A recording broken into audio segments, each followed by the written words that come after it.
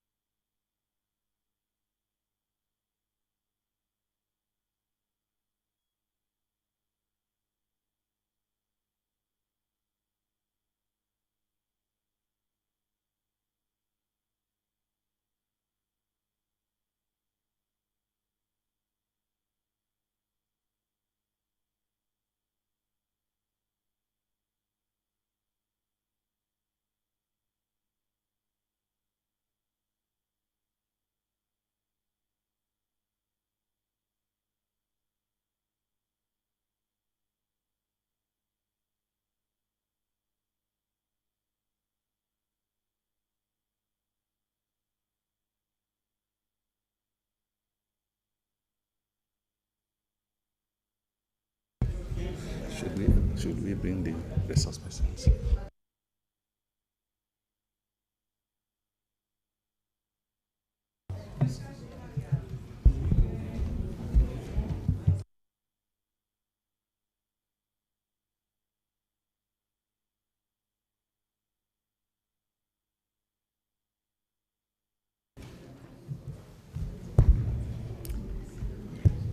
Excellences,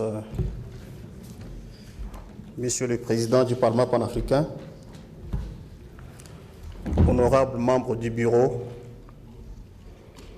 honorables députés, membres du Parlement panafricain, Dr Anthony Francis, le directeur du programme du Centre africain de recherche sur la santé et la population, chers experts, chers collègues du secrétariat général, distingués invités, chers participants, je suis honoré ce matin de prendre la parole devant vous avec l'autorisation de... With the authorization of the President of the Pan-African Parliament, I would like to wish you a warm welcome to this workshop on AI governance for members of the Pan-African Parliament. This workshop, of course, is organized by the Pan-African Parliament with the support of the African Center for Research on Population Research. In fact, artificial intelligence offers Africa today an opportunity which they can grasp in several areas, among which health, education, agriculture, governance, among others. It also offers some risk factors such as misinformation, violation of privacy, and threats to democracy. So it is a double-edged sword, I must say, and we must be very careful in using it. Your responsibility as members of parliament is to support such development in an ethical, inclusive, and consistent way, mindful of Agenda 2063 for adequate support of this initiative. You frontliners should be empowered, and that is the rationale for today's workshop, which has multiple objectives as spelled out in the terms of reference, among which capacity building through knowledge and practical tools to help you come up with a parliamentarian's toolbox to guide your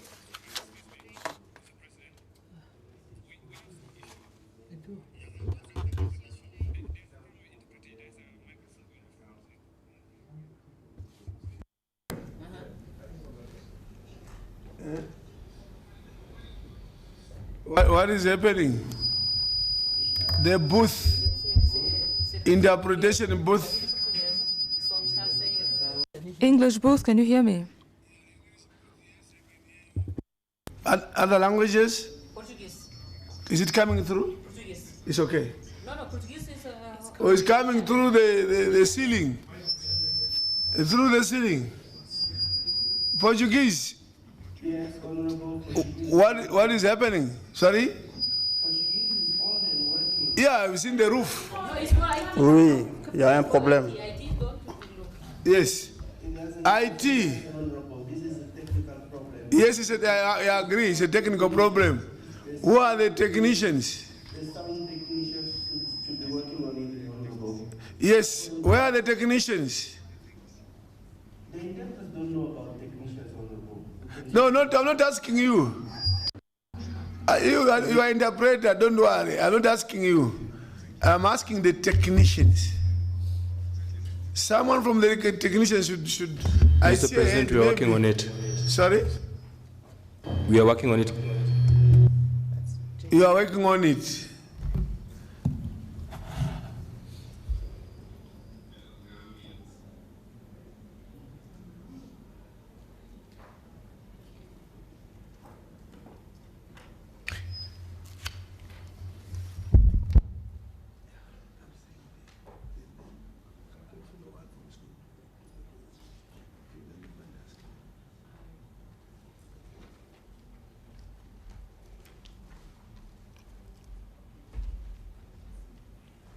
Ça va mieux? Yes.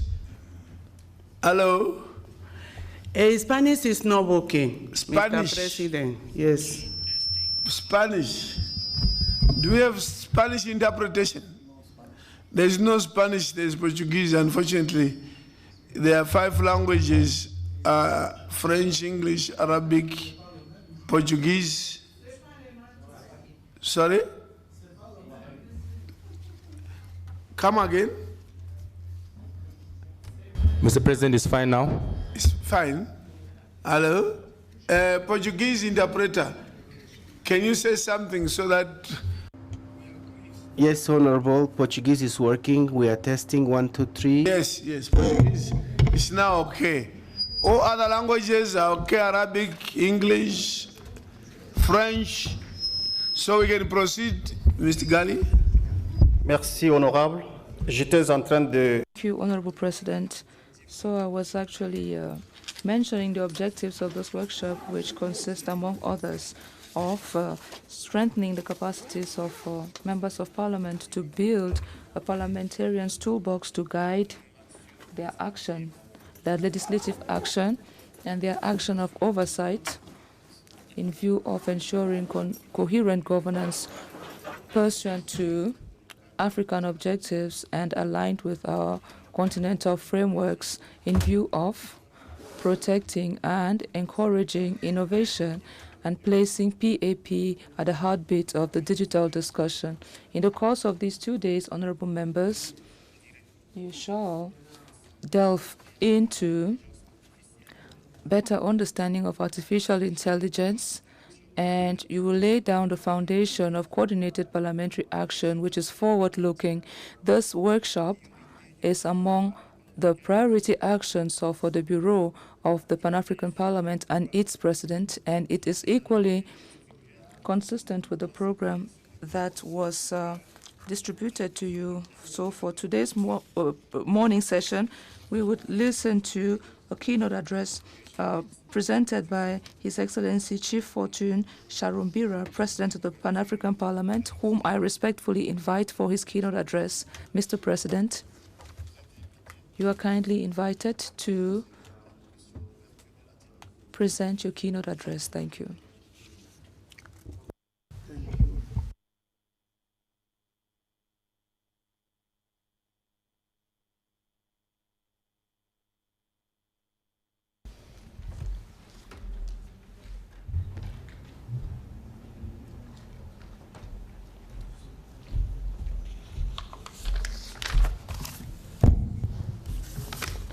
Good morning.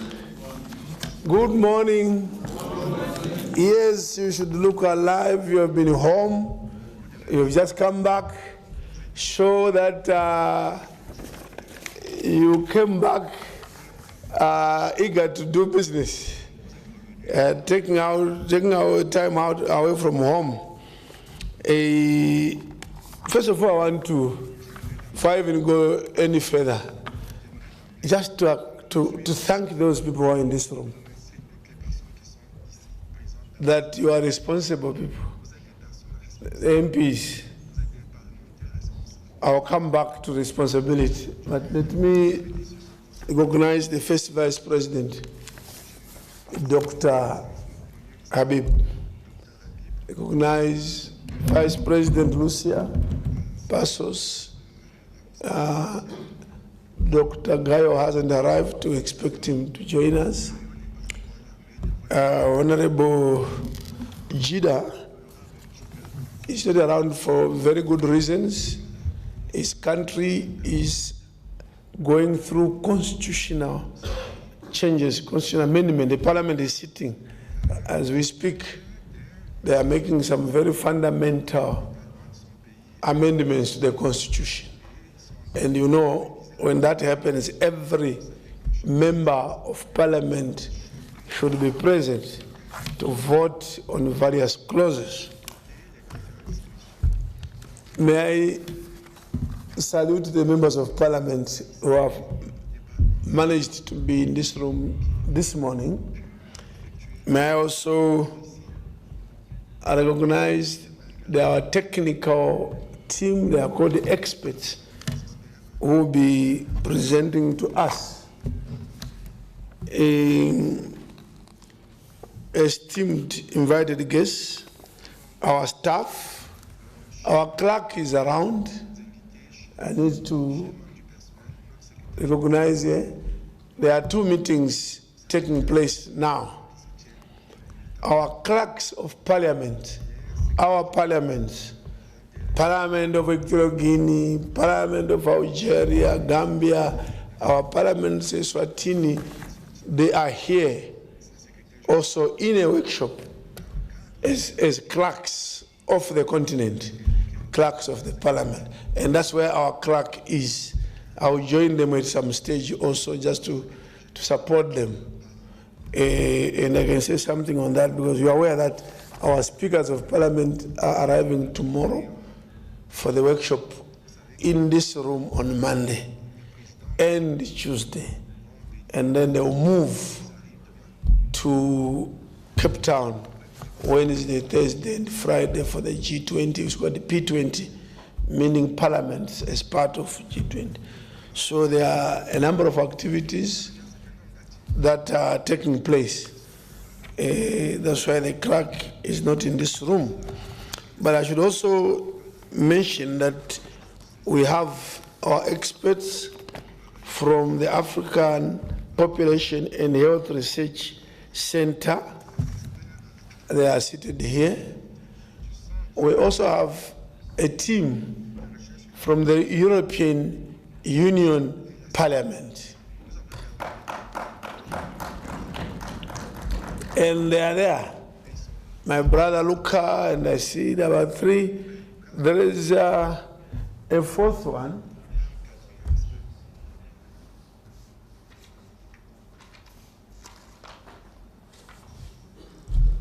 Yeah, from the EU, with the director from the EU Parliament, European Union Parliament, with director in charge of liaison, Mr. Ouma Dombuya. It's not easy to pronounce. Maybe you can pronounce your name yourself so that, hello, Mr. Dombuya, you can just tell us. Sure, I will pronounce my name is Ouma Dombuya. Yes. I was born in Côte d'Ivoire, but I work for the European Union in Brussels. You work for the European Parliament. And of course, we have our brother Luca, a professor who's with us all the time, and Francesco Fraccini. Then we have another who joined us virtually from the European Union, who is the co-chair of AI, Artificial Intelligence Act Working Group at the European Parliament. And of course, that one is Brando Benfei. He will present virtually, I think, tomorrow on the program. Right, I think I'm right. Members of the media here, ladies and gentlemen. This is a workshop. I'll do less speaking, the experts would speak. I just want to announce that we are here for a very important mission. The purpose for being here. Please, I want to thank all of you that are here as MPs. Those that are not here for good reasons, we excuse them.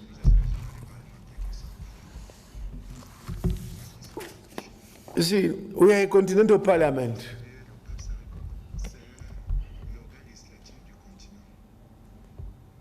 Because we are a continental parliament, we should also show that we are continental in thinking. When we think and when we debate with others, even back home in your parliaments, there should be a sign that this one is a, he goes up there, he's up there, this one. Now when you join others and they tell you what everything that you don't even know, the question is, why did you even have this person up there? So we should take a lead. We should be the pioneers, the champions of issues on the continent and globally. When we speak to these issues, there should be a sign that we are from that top parliament on the continent. That's why we have this workshop. We don't want you to remain behind. Artificial intelligence is the in thing everywhere. And if our MPs at PAP don't know much, we have a problem of respect. People want to respect you. And also you want to assist Africa to go in the direction it is intending to go, which is, as mentioned by Mr. Gali, the issue of Agenda 2063. Someone in New York, a few days, I was in New York for the General Assembly, said, no, but 2023 is too far. Why are you putting development so far? Please bring it a bit closer. But it's Agenda 2063. So we need to take a lead. We need to know the issues. That's why we are here. And our theme is building parliamentary capacity for artificial intelligence governance and inclusive digital transformation. So a PAP MP should speak that language, wherever they are, and show that we are leading in issues of the world, and that AI is now at the core of the developmental strategies. So you cannot talk of development of your constituency, development of the continent, when you are not well capacitated. And the AI has profound, and I'm emphasizing these words, profound implications. It has profound implications in education, in healthcare, agriculture, security, democratic governance, and public self-delivery. That's why we are here. In healthcare, AI-powered diagnosis can bring quality care to remote villages. In agriculture, intelligent systems can help farmers increase yields and adapt to climate change. In education, adaptive learning platforms can bridge gaps in access and quality to education. In public administration, AI can enhance service delivery, reduce corruption, and improve decision making. I won't go into details. I have a lot to say, but we have a youth population, a youthful population. And you are all aware that around 60% of Africa's population is currently less than 25 years old. Some now are saying Africa is the youthful continent of the future. It's across all continents, Africa is the youthful continent of the future.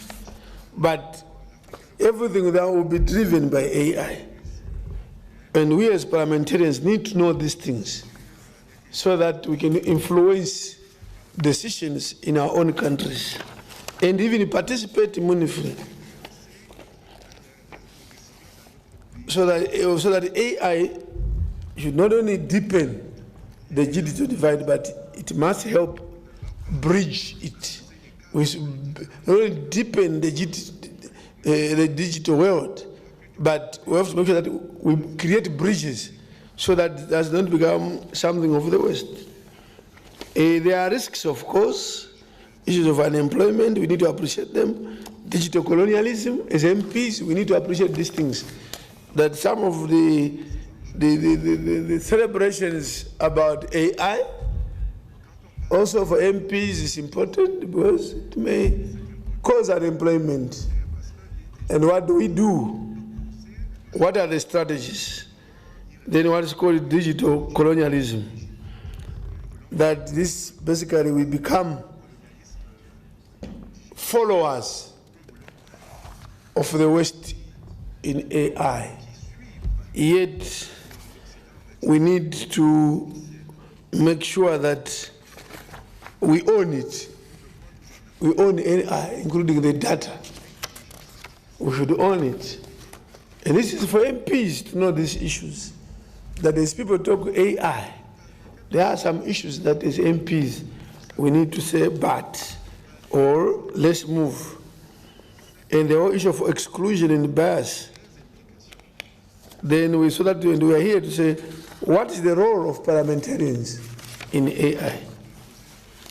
When governments now formulate policies and regulations, we want MPs to be capacitated to debate on these issues with a lot of competency. The issue of ethical oversight. Ethical oversight. We'll be told some of the things that are happening with AI.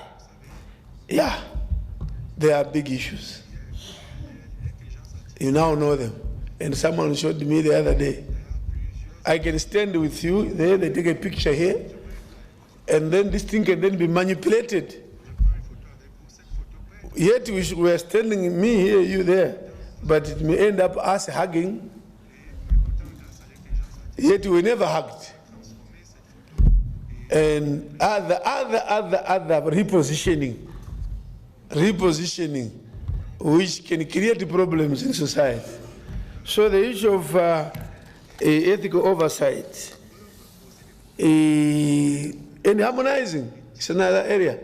We are the Continental Parliament, and the protocol says Pan-African Parliament has to ensure harmonization of parliamentary texts on the continent, so that we don't have fragmented approaches by national parliaments. This one is doing theirs. Certain issues as PAP, we need to bring the parliaments of the continent to understand that as we go the AI route, please, let's be careful.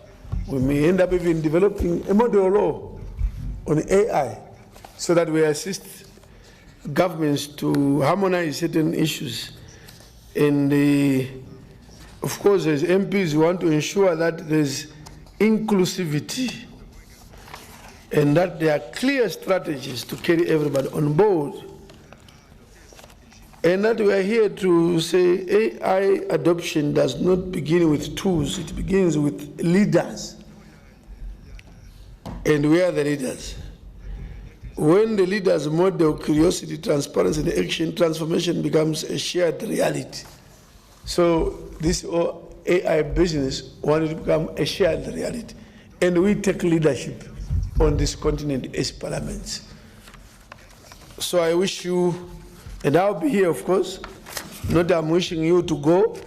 I'm wishing you that, and wish also myself, because I'll be in this workshop throughout with you. We all benefit. So let me end here and leave it to the experts. I thank you.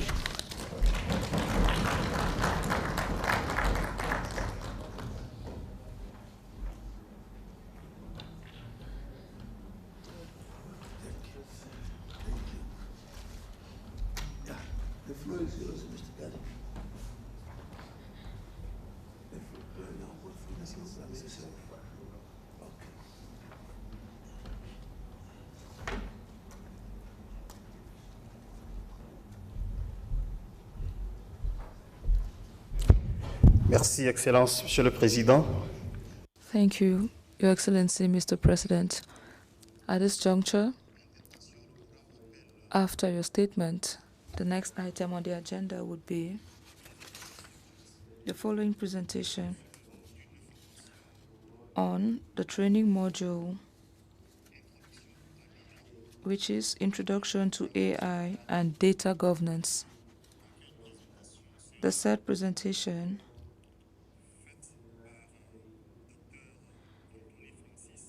Dr. Anthony Francis, and he shall have a number of experts following suit: Dr. Agnes Najuko Kasirie, Mr. Ari Owoko, and Dr. Flora Katanu.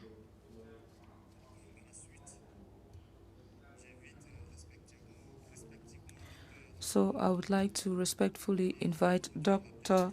Anthony to kindly come forward and introduce the presentation, and we shall have the next set of presenters following after him.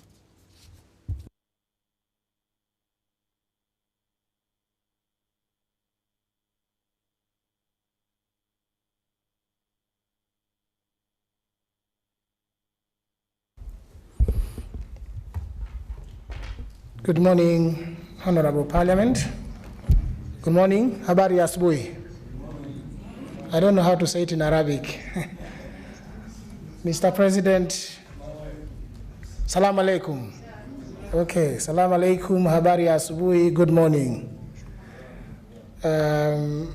We are very much honored to stand before you this morning. But I want to recognize the existing protocol. Mr. President, Vice Presidents, Clerk of the Parliament, honorable members of this honorable parliament, on behalf of APHRC, I'm very much honored to stand before you. I'm supposed to set the scene. Today I don't want to be the expert per se, and my colleagues who are the experts, they will do a deep dive on the subject matter for today and tomorrow.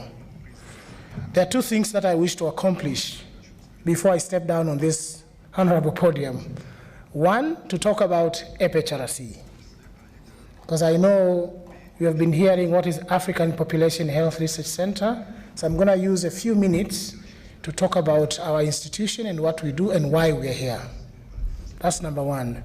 And then number two, I'll dive into my talk where with your permission, I would like to set the scene for what is going to happen today and tomorrow. So allow me to share my screen.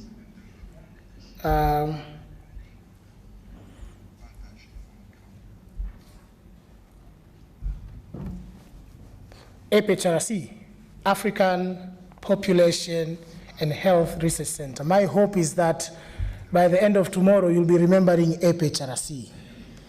My hope is that when you go back to your countries and parliaments, and you'll be thinking of a continental body to work with your countries, you will remember APHRC. So if you don't remember anything by the end of today, just remember APHRC. Okay? So we lead towards impact. And we are a Pan-African institution, and in many ways we do intend to achieve the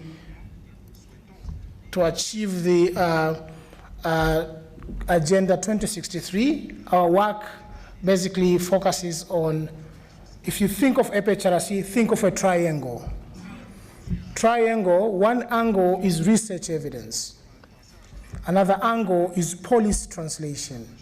Another angle is capacity strengthening. So if you think of this, of a triangle, you'll see how these angles feed into each other.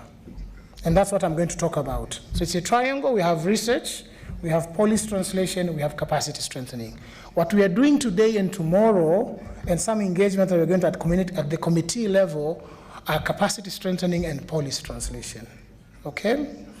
Our work speaks to the Agenda 2063 priority, especially human capital development, employment generation, social protection, gender development, youth empowerment, science, technology, and innovation. We work with so many institutions across the continent and the globe. Pan-African Parliament is one of them. And thank you, President. We signed an MOU with PAP in New York this week. Today is Saturday, yeah, it was this week. That was a good milestone for us to formalize our relationship. So we are very happy. We're looking forward to working with Pan-African Parliament. Our vision as an organization is to transform lives through research and policy. We do research. Research is our business. Policy translation is our business. But we don't only do that, we also build capacity. Because we believe for Africa to be self-sufficient in research and development, we need to create more Africans with the skills and capacity to actually do research that speaks to our needs. And that's why we do capacity strengthening. We generate evidence, we strengthen research and related capacity in the R&D ecosystem in Africa, and we engage policymakers to inform action on health and development on the continent. Our work, you are the final users of our work to shape policy discussions in your countries, to shape legislations in your countries. So we believe that our evidence, if it finds its way to you, then it is in the right spaces.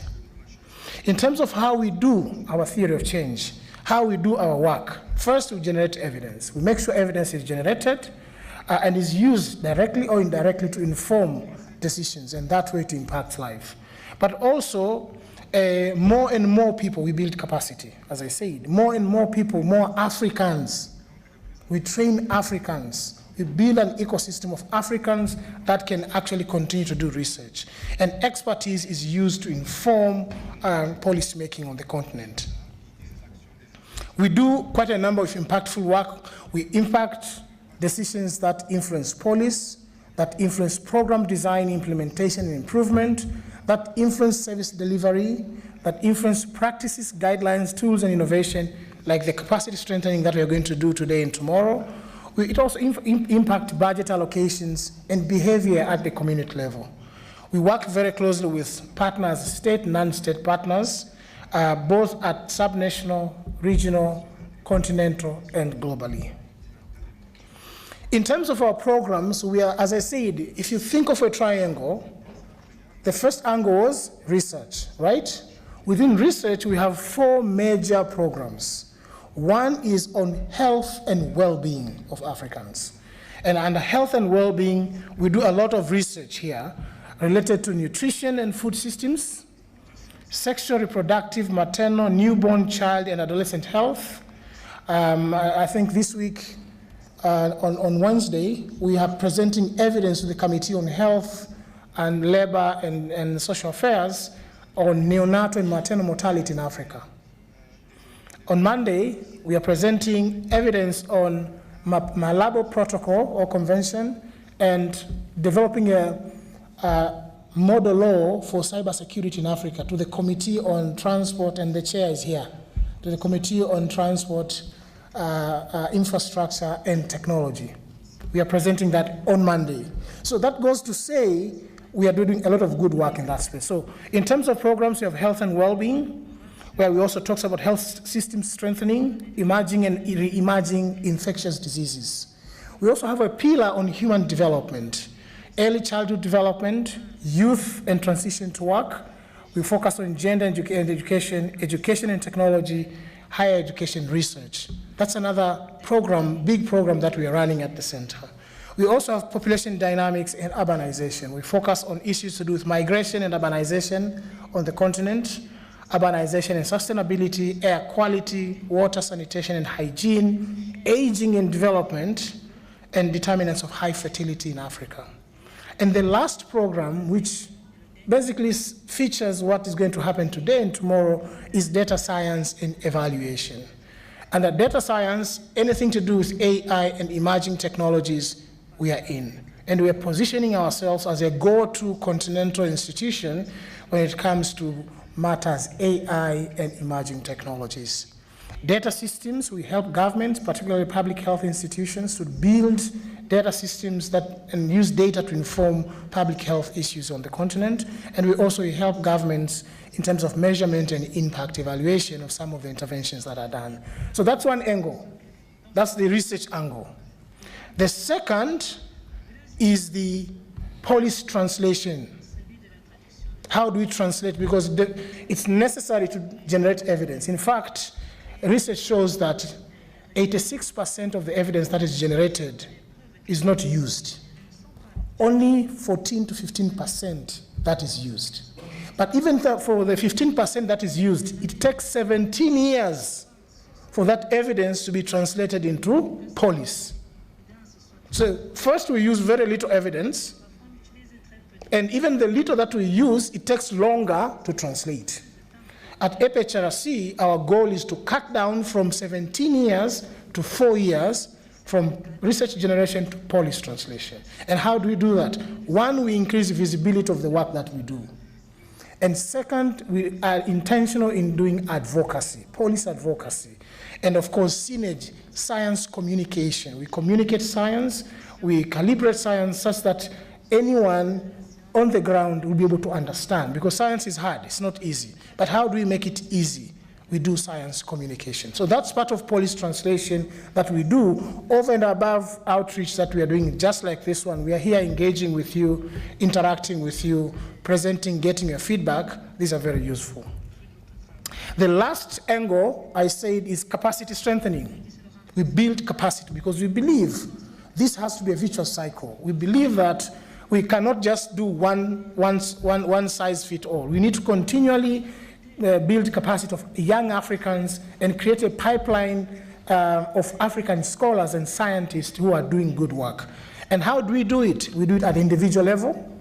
Today's training and tomorrow is individual capacity strengthening of members of parliament to build your abilities to inform policies, to shape policy discussions in your individual countries and at the continental level, as the President said. We also build capacity of institutions. We work with institutions, higher learning institutions, universities, to build capacities, to make sure that as institutions, they are able to create pipeline of scholars.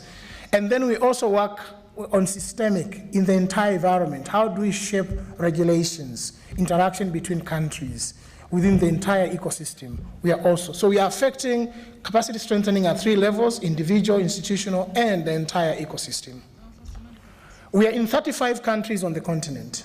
Our headquarters is based in Nairobi, and our regional office is in Dakar, Senegal. But you can actually see the geographical spread out of our programs across different countries on the continent and the different projects that we do. This shows that we'll be more than happy to engage and see how we can help your country, how we can help your government. I know we have received a request a few weeks back from Botswana to help develop some of the policies. We are doing that. I know there are plans to work with the Kenyan government, and we are working with so many governments on the continent. We want to be your partner. We want to help share our evidence, at the same time build capacity of your beautiful countries and institutions. Now, as an organization, we are about 330 employees. We are quite big, and out of those, we have about 100 PhD holders, African scientists, about 100. We are not a small institution. We are big institutions. We are ready to catalyze and enable R&D ecosystem on the continent. And we are reputed for excellence. A few years ago, we did some survey for our stakeholders, and allow me to be boastful a bit. I think it's not a crime to boast, right? At least in front of this parliament. There are 2 big people who said these remarks about us. This is not me cooking through AI, no. This is someone saying, and we quoted verbatim. 1, overall APHRC is recognized as a very solid organization, often peerless in its space, with the ability to deliver on several levels simultaneously. That's one person saying. The second said, APHRC can only be described as an impressive success story of an African-led institution working for Africa on African issues. I was hoping, Mr. President, to hear a round of applause. Thank you. The MPs are hearing nice, sweet things. But unfortunately, they have also seen very good politicians who can speak very sweet. Okay. But they can't deliver. So the taste of the eating is in the pudding. Yes. Let's see what you deliver by by lunchtime tomorrow. Okay. And then we even praise you louder than you think we would do. Thank you very much, Mr. President. Thank you. All right. That was a preamble to tell you about APHRC. I think, at least, as I said, by the end of these 2 days, when you hear APHRC, you'll be able to say something about us. Now, let me go into the meat of the conversation. And my conversation today, to set the scene, will be about driving digital transformation with data-driven policy-making and legislation in Africa. We are in an era of AI and emerging technologies. And right now, Africa cannot afford to be left behind this fast-moving train. We are in the 4th industrial revolution. What are we going to do about it? So first of all, there are foundational pillars that drive digital transformation, data-driven digital transformation in Africa. First of all, there's AU, Digital Transformation Strategy 2020-2030, which identifies 4 major elements. Digital infrastructure is critical, although now, recently, there's an article that came out arguing that Africa has to tread carefully when we think about digital infrastructure, because the level of innovation is so fast, so you might put in a lot of resources, and before you know, your infrastructure is obsolete. So how do we manage that? Digital infrastructure is a very important element. Enabling environment, policy, and regulation, very critical. And I think standing before you and doing what we are doing now is a way of us to ensure that we have an enabling environment and policy and regulations. Digital skills and human capital. Africa has approximately 1.5 billion people. 65% are young people below the age of 25. There's a huge demographic dividend. If harnessed and built the skills that are needed, Africa will leapfrog development in the fastest ways that we have not envisioned yet. Digital innovation and entrepreneurships are very critical. So these are 4 pillars that are identified within the strategy that I'm going to sort of try to unpack them and what it means. But let's see first the current state of affairs. What's the current state of? Let's paint that picture. And I'll start off by looking at mobile internet connectivity in Africa. UNCTAD, the 2019 report, was talking about digital transformation by the UN. And it talked about a number of things, supply side and demand side constraints. On the supply side, we are talking about connectivity and cost of internet. And in 2019, in that report, I remember, it said 1 out of 5 Africans have access to internet because mobile connectivity is expensive. But then again, the infrastructure, the broadband that is needed to connect Africa is also very expensive. But let's see what's the current state of affairs. And this is based on GSMA report, Africa Digital Index report. 710 million Africans, 2/3 of the population, don't use mobile internet despite coverage. Coverage is there, but they can't afford. At current rates, closing this gap will take 30 years. 2/3 of the population don't have access to mobile connectivity. And yet, we are talking of AI, revolution, and taking advantage of that.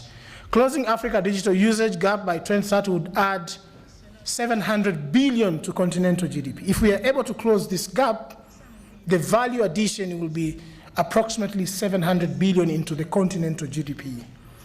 GSMA Digital Africa Index shows that countries with enabling policies and political will achieve higher digital development via mobile broadband adoption. So the need for countries to adopt mobile band and prioritize Africans, their citizens, to have access to it. Only 4 countries score above 50 out of 100. And these countries are Kenya, Mauritius, Seychelles, and South Africa. If you look at the digital index, in terms of maturity, these countries are making way more progress than other countries. So that means there's room for other countries to do more. 473 million Africans actively online, with 3 million more likely to join by 2025. People are becoming actively online by every day, and what we need is to find ways to take that demand into a positive force for development. There are infrastructure gaps on the continent. Less than one third of Africa's population are connected to broadband internet. Less than 1/3 are connected. Infrastructures, but connection is missing. 21 out of 25 least connected countries globally are in Africa. Even if you take a global ranking, 21 out of 25 least connected countries are in Africa.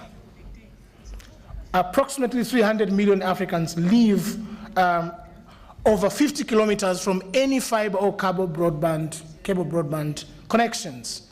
And Africa needs approximately 100 billion for universal quality internet access. This is based on Broadband Commission report of 2019. 80% of investment needed for core infrastructure to establish and maintain broadband networks. So investment is critical. Africa currently holds only 1% of global data center capacity, with approximately 2/3 of it is in South Africa. We are holding only 1%, and a huge chunk of that 1% is concentrated in South Africa. My colleagues who are AI and data science experts will talk more about this. To achieve similar density to South Africa, about 700 new data centers of at least 1,000 megawatts capacity are needed. This is infrastructure that I was talking about, very critical for Africa. Frameworks. We have inadequate regulatory frameworks.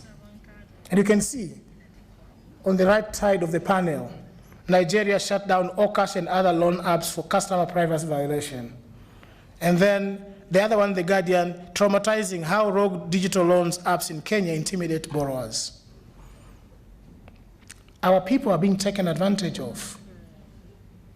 What are we going to do as parliamentarians, as policymakers? So this massification of new technologies is leading to vast data accumulation, including clinical and epidemiological data in global south context. However, data sovereignty for both communities and nations and its impact on ethics, including health services, research, and global health remain unexplored.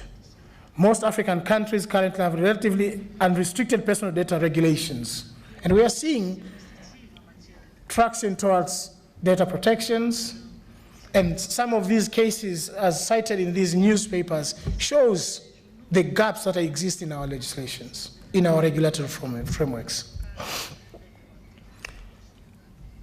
Further on regulatory frameworks, it's like modern day slavery.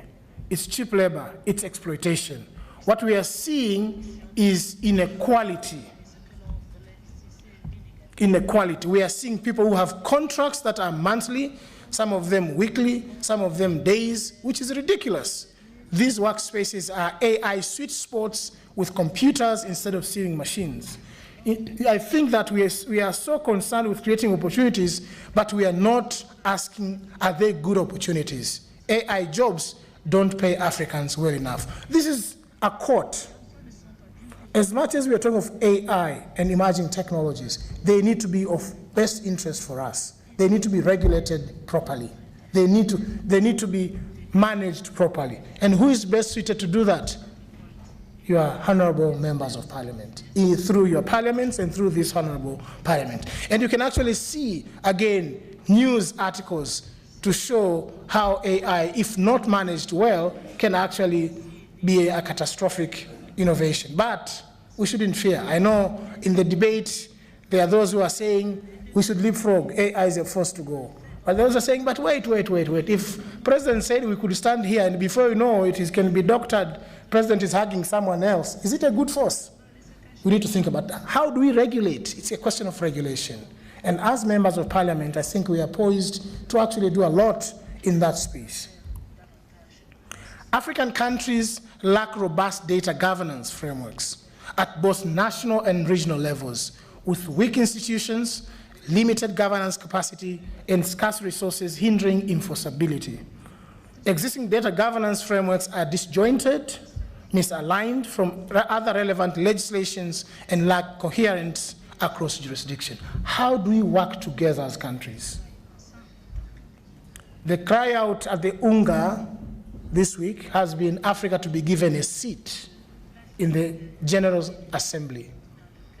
And indeed, we should be given the seat. But even if we are given the seat, are we cohesive enough? Are we speaking with one voice as a continent?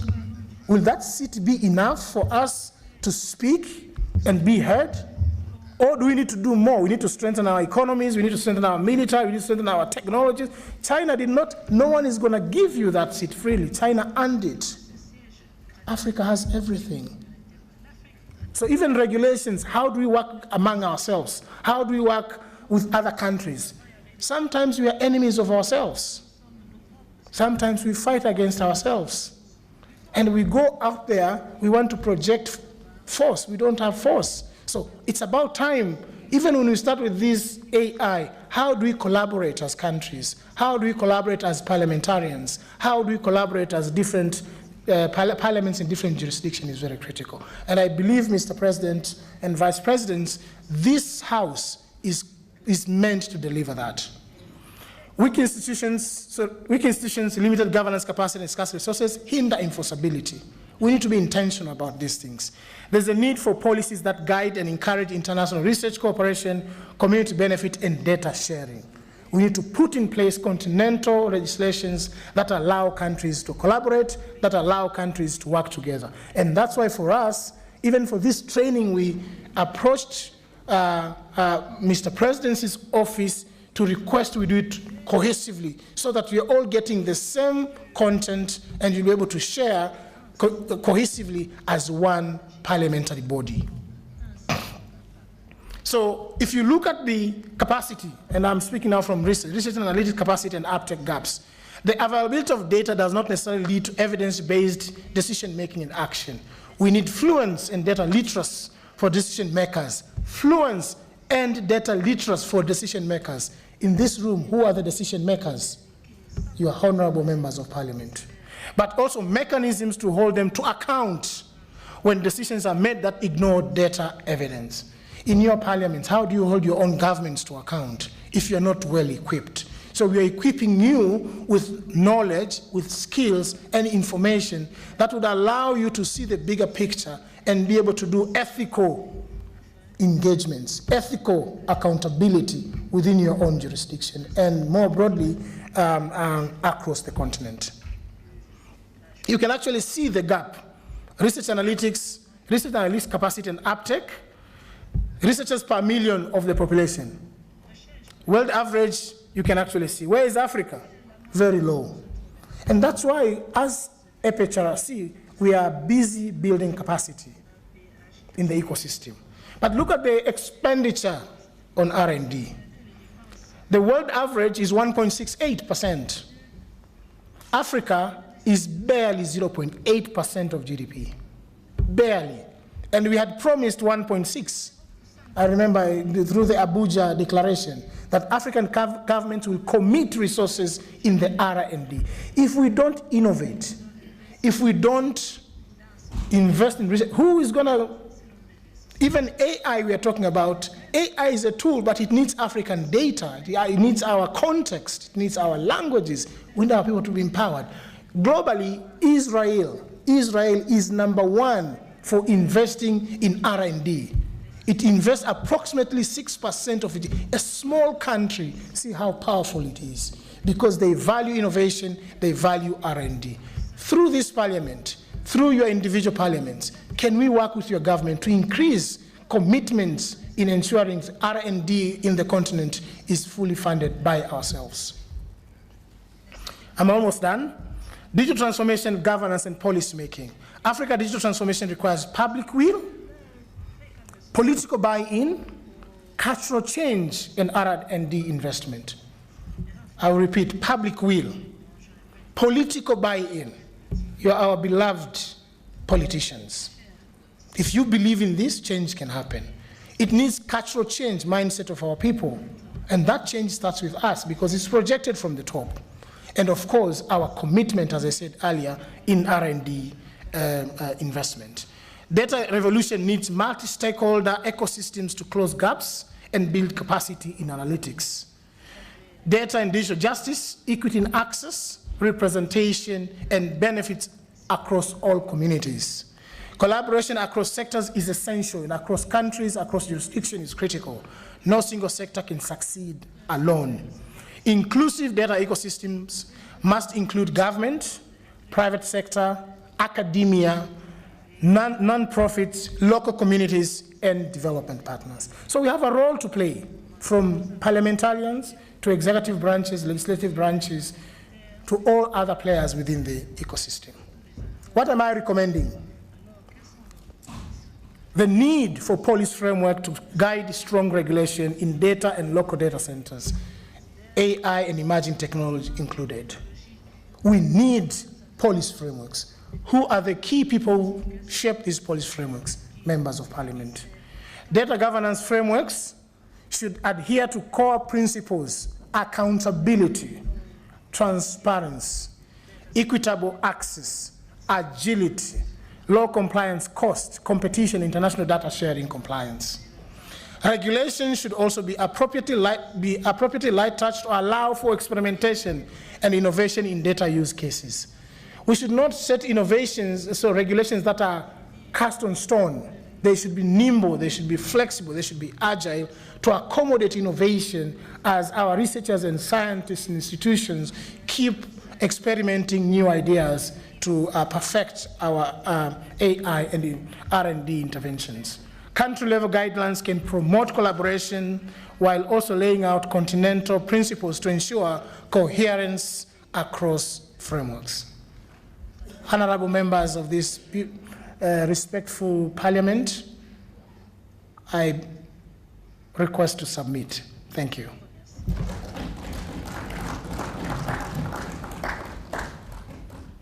Before you leave the podium, I have received already requests that this information will it be shared by everybody in the room, and how, and when. I can share now. Excellent. I will share, just to show that we are impactful. How do you share now? I will share with the IT team, and then it will be circulated with everyone. You send to MPs through email, via email? I think I can share with Jacob, and then he will find ways to get to the members of parliament. But you will get all of it. Yeah, speaking on behalf of MPs, I think this is the administration, the secretariat can use emails, but also, if it's possible, some find it easier with WhatsApp. Yes. So if Jacob and others use caucuses, because everyone is on a WhatsApp group at caucus level. So you share both email, PAP WhatsApp, even PAP WhatsApp, caucus WhatsApp, so that we ensure that everybody gets the document. So within 2 hours, we want to confirm with everybody that they've received the document either through WhatsApp or through email or any other means. Yes. Printing, I don't know. Printing, I don't know. But can we clap for him now and say thank you for the promise? Thank you.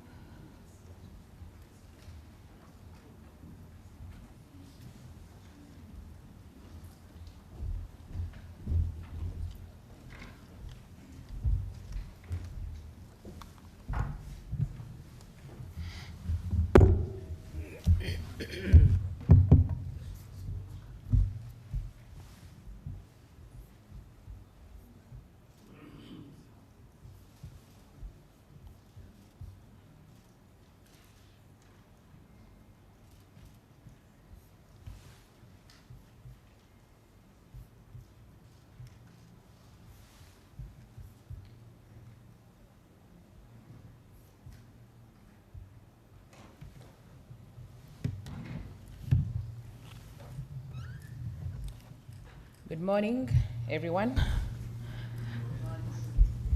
I'm excited to be here. My name is Agnes Chiraga, again from the African Population and Health Research Center.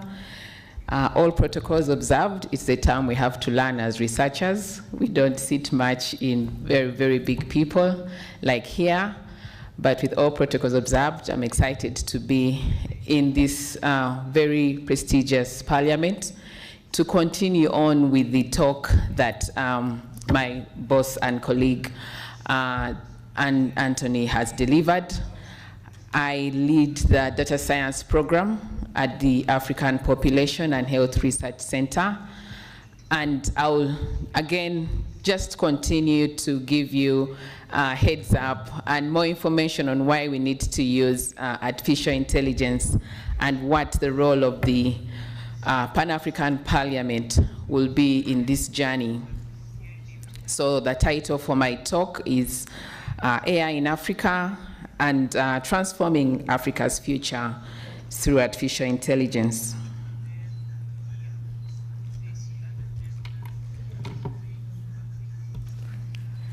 And I won't repeat this slide because I think Anthony has already talked about that. And we really work with a lot of our partners here to ensure that we deliver research and its impact on the continent. And we'll hear more about some of the presentations from our colleagues. But I want to start with this happened in New York, and I think Anthony has mentioned it. Honorable President, we're excited to see you sign the MOU on Tuesday. I think it was Monday, And we also believe in a lot of partnerships. Our being here today is a continuation of the role of partnerships. We signed partnerships with GSMA, signed partnerships with PAP, and also had an MOU signed with other other organizations on the continent as a way to continue to make advocacy that for us to move AI, we need to work together as different local partners and make sure that we drive this agenda and own the drive and agility of AI in Africa. So I'll start with some of the projects that we do at some of the projects that we run at our center. We've done a lot of work around creating platforms that are AI-based, platforms that are harnessing data that is driven through our research projects, platforms that are supported by artificial intelligence. We are doing work around mental health. As we know, Africa is at the forefront of lagging behind in terms of access to mental health data. We are trying to see how artificial intelligence can be a tool to bridge the gaps in mental health in Africa. We are doing some work around climate. How does extreme climate weather affect mental health? And that is also through using different AI tools. We do have various projects, one of which is the Data Science Without Borders project, which is the reason that has supported many of us being here. It's a project funded by our partners in the UK, the Wellcome Trust Foundation, and we are in this space to really promote data science across the borders of Africa and see how different member states can learn from each other. We are also going to talk about how AI is being used for policy research.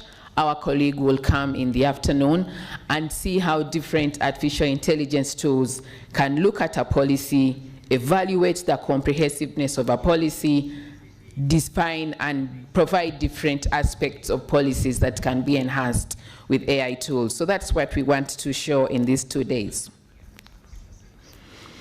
This is our Data Science Without Borders project. It is running in Ethiopia, Cameroon, and Senegal. Is there any MP from those 3 countries? Oh, that is Senegal. All right. Hey, bonjour, bonjour. My name is Agnès in Senegal. We are excited. We work with the IRISEF, which is in Jemiado, and we work very closely with a team there to use the data from their research center. In Ethiopia, we work with Aham Hansen Research Health Institute with Professor Lemsegad, trying to see how we can harness all that data from the research institution with AI to provide more evidence in Cameroon, in Ethiopia. In Cameroon, we work with the Douala General Hospital. This is a routine public hospital. And again, how can we leverage AI tools to provide and make the life of clinicians providing care in Cameroon a lot easier? So that is our program, and we want to enhance the data systems. As we've seen, the systems have to function for AI to work. We need collaborative innovations. In Cameroon, we are helping with AI tools to modify the way they run their blood bank. And of course, we are also creating platforms that allow analysis at the different sites. So I'll go straight to AI in Africa. Are we going to be a consumer or a creator? What do you think we should be positioning ourselves as? We are already consumers. We have no choice but to consume. It's like air. Sometimes people are afraid of AI, and but it's like the internet. When the internet first came, some of us are very old. When the internet came, we had to walk to an internet cafe and see how to use the internet. It found us at the verge of starting to use the internet, and that is how AI is going to be. Whether we like it or not, it's going to be part of us, and we are all benefiting from the advance of AI. And I know that many of you have definitely gone through several sessions on what is AI, and I will not bore you with this, But just to emphasize a few things, it's the ability of a machine or a computer to perform tasks that were typically driven by human intelligence. And I'll show you an interesting video that we saw recently. And AI really depends on algorithms. These are the backbone of every AI system. They're like the blood of AI. Without that algorithm, the tools can't work. So they are the ones that drive the innovations. They rely on instructions given by humans. So all this fear of AI taking over humans might happen, but there's still a long journey, because humans need to develop the algorithms. They need to guide the development of these tools. So we are here to stay, and we cannot be thrown out of our existence. Humans have to be present. And then algorithms are tailored to specific tasks, of course, at hand. And they definitely rely on a lot of languages, computer languages, and how they do this. And one of the things we've seen is that they need a lot of data.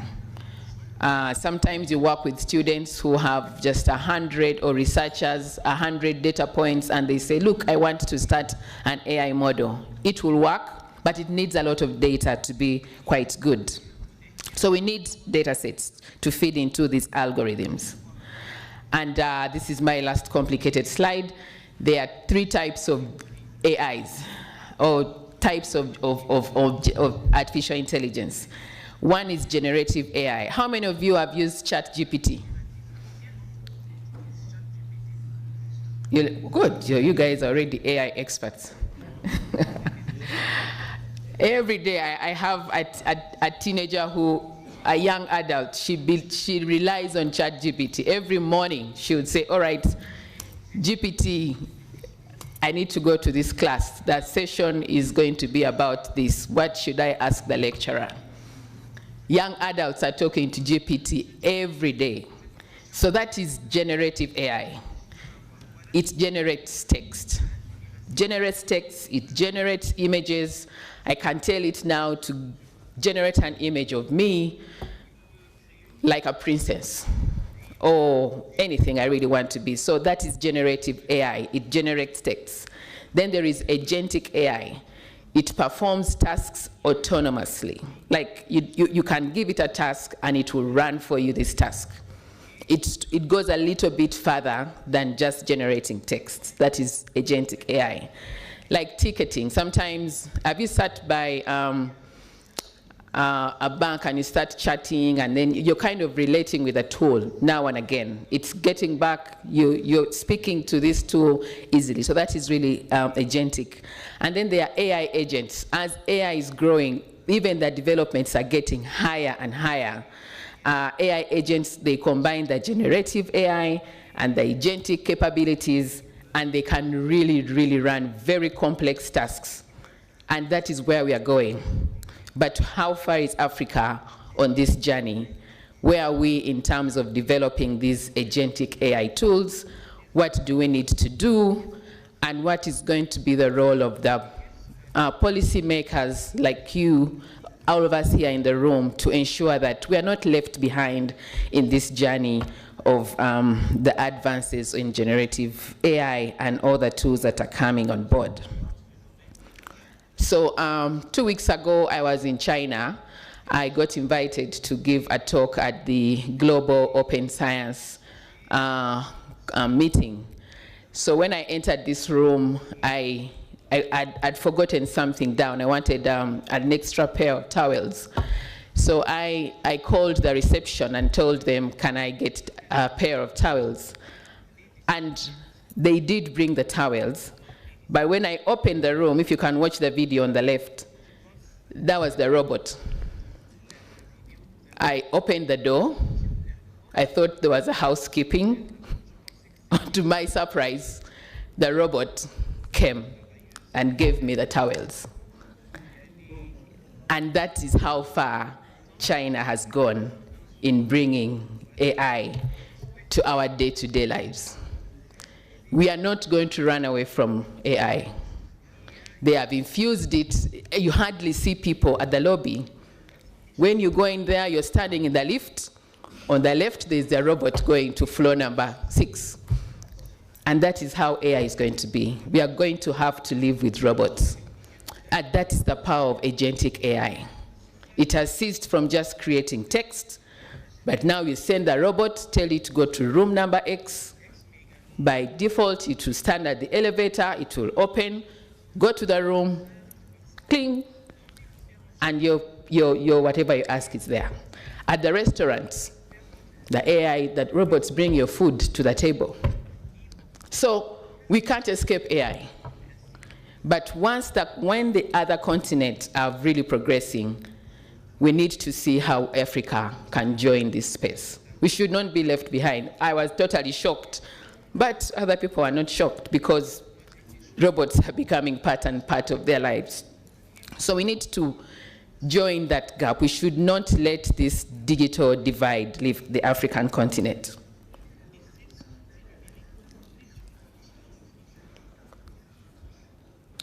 And so the future is here, like I said. We know that for Africa to be really competitive, without AI, our GDP remains very low. With AI, I think it's projected that with AI we'll have an increase in Africa's GDP to 2.9 trillion. That's a very common figure you'll hear people talk about. When will Africa get that 2.9 trillion with AI? But there are different pillars that have to happen. And there are 6 pillars that are going to be very, very critical for AI to be functional, for us to see that 2.9 trillion added to Africa's GDP. We need the data, we need the talent, we need the infrastructure, we need the governance, and use cases. These are real live examples of AI, and these are the ones that we'll promote. In Africa, they say you want to first touch something to believe. People want to see things for them to know that AI works. And of course, we need the investment to really accompany this growth. There was an interesting quote by the World Bank chair. He said it is important that we move AI from just a buzzword to a practical tool. The true potential of this technology lies in enabling organizations, institutions like the Pan-African Parliament, institutions like APHRC, other types of institutions to ask and answer questions that were previously impossible with human systems alone. If you have any question that you need to be answered, now is the time to pull out these superpowers like AI. Like we said, we recently got a request from the Botswana government. Can you help us do a very quick analysis of how our cybersecurity law fares with the other continental laws on cybersecurity? With the power of AI, we could do that very quickly. With the power of AI, you can generate data in a very short while. And it's now time for us to really look through our docket. What questions do we have? Which institutions can you reach out to? And how can we ensure that AI is really helping us function? And it definitely can help the parliamentarians and other policymakers in that space. And we'll look at it today. So there's a lot of data-driven policies. We need to make sure that the data is in real form, the data is available, that we can scale. There are many opportunities in health, in education, in agriculture, and I'll take you through this very briefly. But I like this picture because it says, where is the African data? And if you look at the continent in Africa, our continent is all squeezed because we do not have data that is feeding into the AI tools. Many continents are using their data sets globally, but we have very little data sets. And there was somebody this week at the UN General, Ambassador Selma Haddadi. She said the hand that holds Africa's data will be the hand that will drive Africa's future. I really liked that quote because whoever is going to own our data, is going to be the one that is going to drive our technology future. So let's own our data sets. Let's own them, but share them responsibly. I've seen people, when you hold the data sets and not sharing them, it also doesn't help. These AI tools need data. For example, if you're going to one ATM, you can see different industries have gone beyond the activities of not sharing data. Financial services now share a lot of information. Airline and the airline industry shares a lot of information. So we need to do the same for AI and see that the data sets are shared and being used equitably. If you look at the number of African data sets represented in AI models, we have less than 2%. Africa has 2,000 languages, 2,000, but very, very few languages are used in these AI models. When you look at some of the new tools that are coming out, I saw that the Apple had headphones that can now translate. And in my head, I was thinking, okay, what are they going to translate? Probably a few languages, but many of the African languages will remain behind. So we really need to see that African languages are represented in these AI tools, in the AI models. Out of the 2,000, if we can get even 1,000 in AI models, then Africa will be at a good pedestal. In terms of talent, like we've seen, we need to harness the talent and make sure that our youth are both creating AI tools, but they are also the consumers of AI tools. One of the reasons why India is advancing a lot in its AI use, because of the power of their numbers. Any tool that is developed now in India is absorbed very, very well. The youth in India are driving the innovations. The AI models are generated in the US.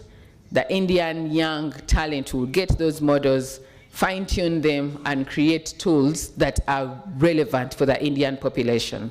So we have a very tech-savvy population in Africa. We need to harness that and make sure that 65% of our population that are really young are using AI, and they will be the users and the developers of these AI tools. So let's harness our population, because we know by 2001, half of the youth in the world will be Africans. So we need to harness that population. In terms of readiness, different countries, like we've seen, are already out there. South Africa, Tunisia, Egypt, Kenya, these are already on the track to a lot of advancements. And if you look at the number of African institutions, education, universities that have now embedded AI in their curriculum, they're still very, very few. I think it's only North Africa where we are seeing a lot of investments in the higher education institutions that are specific to incorporating even generative AI in their training. So we need to move fast and make sure that we are at the forefront. And then in terms of talent, we need a lot of talent. 83% of the startups in Africa, in just few countries. The rest of the continent remains underrepresented. And we need to train, train, and train. I think that message has come out clearly. In terms of data, where will this data be processed? There are different opportunities right now. Africa is a very rich continent. Can we harness our resources to power these data centers? We need very strong data centers to process this data. And to do this, we need to invest in some of these data centers. Most of the centers that are in Africa are in South Africa, and then Kenya, Nigeria, Egypt, Mauritius, Angola, Ghana, Morocco, and Senegal. The rest of the African countries still need a lot of data centers. We need a lot of efforts to make sure that we are working with partners, the private sector, MTN, Microsoft, to help us make sure that we can get some of these data centers on the continent. And as we do that, we are recognizing that we need to account for the high costs that will be needed to run these data centers. and supply of the supply and limitations of the infrastructure are going to be important. There's been some investments by the private sector. I don't know how many of you know Strive Masiyiwa. He's a recent upcoming private sector investor who is doing a lot of work in investing in technology in Africa. So maybe the government officials can focus on the governance, and we relay some of the infrastructure to the private sector, and that way we shall have AI develop at the same rate. In terms of governance, you need to mention that he's from Zimbabwe. Oh, he's from Zimbabwe? Thank you. Hands up to Zimbabwe. Yes, he's really leading the drive of AI, and we're excited about this. They are going to roll out, I think, over 100 centers in selected countries, and we are really looking towards this investment as a boost to having local data, local servers run by local Africans, and that way we shall drive AI on the continent. So hands up to him, and we're excited. We need to see more of him on the continent. Yes, and then of course, governance. We are here because we believe that you're important participants and drivers of AI governance. There's been a lot of discussion. So if you create an AI tool, Africa has about 2,500 AI startups. How are we going to adopt these tools? Who gives them the regulation and says, yes, this tool is good, roll it out? We need governance over AI adoption. Which tools? Some of the tools are not safe. Some of the tools are using data that is not representative. Some of the tools skip out different populations. But for these tools to be accepted and adopted, we need you in the room to help us create adoption frameworks, evaluation frameworks that will help us use safe and responsible AI on the continent. And that is what we are saying. We are really leveraging the work done by the Continental Artificial Intelligence Tool Intelligence Framework, but again, which is promoting the Agenda 2063, but again, trying to see how we equip the youth to be at the forefront of making sure that this framework is implemented. And then in terms of AI strategies, we are very keen to see how we can support the member states, work with you and the different parliaments to create national AI strategies. Currently, 16 of the 54 countries have developed national AI strategies. We need to see more. But how do we move from these papers or the strategies to real live use of AI? I think that's where we need to work together and ensure that the strategies don't remain on paper, but that the AI itself is, the tools are being used and they're impacting lives in Africa.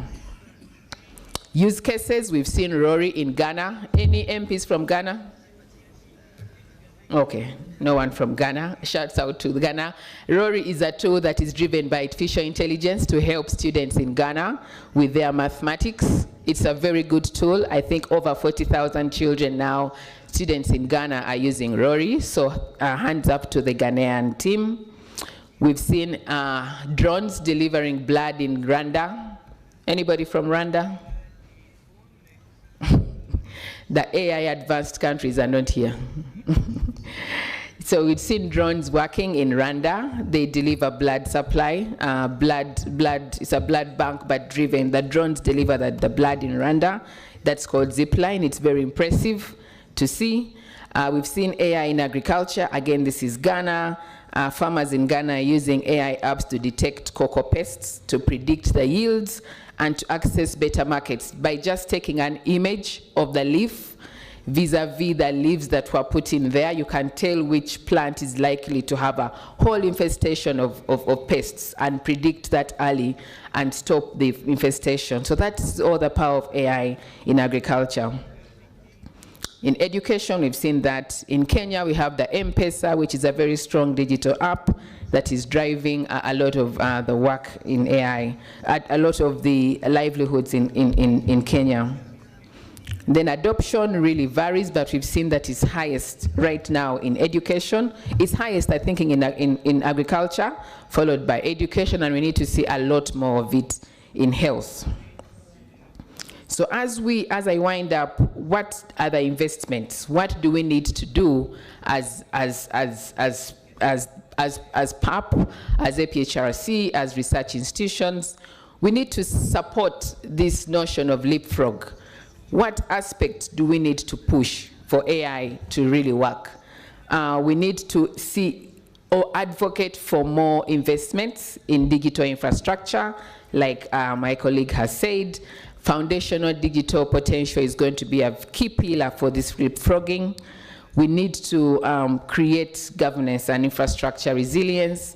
How do we have online freedoms, governance, basic infrastructure? How do we skill the people in Africa and also ensure that we are moving these different pieces for us to leapfrog and catch up with what the world out there is doing? As policymakers, our call is to ensure that you help us with framework formulation, oversight of impact of AI, governance of tools, give us the direction for the investments with your different national, your different parliaments and countries, and also digital cybersecurity, which is going to be very important as we roll out AI. So that is what we want you to partner and be players in the journey to AI. We need to invest in the talent, the research, provide frameworks that will enhance startups. Startups really struggle in Africa. If we can provide advocacy for startups and see how they can be promoted through national budgets, that would be important. Education and infrastructure are going to be key. There could be some risks, definitely. AI comes with risks, but they should not outweigh the benefits. For sure, the benefits of AI will be, there are more opportunities than the risks. And I think I'll end with this quote: until AI can speak the languages of vulnerable communities, its potential to advance the sustainable development goals and reduce global burden and diseases will remain limited. We need to have the local voices, the local people at the community benefit from AI. So in summary, we want to work very closely with the Pan-African Parliament. We recognize the potential of AI. We recognize the potential of the youth, but we want to work very closely with the PAP to support the different investments, advocacy for investments that will help the leapfrog. We want to work with PAP to develop model laws on AI governance, model laws on AI evaluation. We are also looking towards partnerships that will help us create a health policy framework which will guide policymakers in responsible AI and advocacy in the different countries. We want to identify areas where compatibility of policy frameworks across the African countries is enhanced. If an AI strategy in Nigeria speaks to different aspects of an AI strategy in Rwanda, how can this be compatible? And we can support this with different AI tools. And in short, we're excited about this opportunity, and we believe that us being here in this very prestigious room will lead to a couple more collaborations and partnerships with PAP. So with that, I end my talk, and I'm happy to take any questions. Thank you.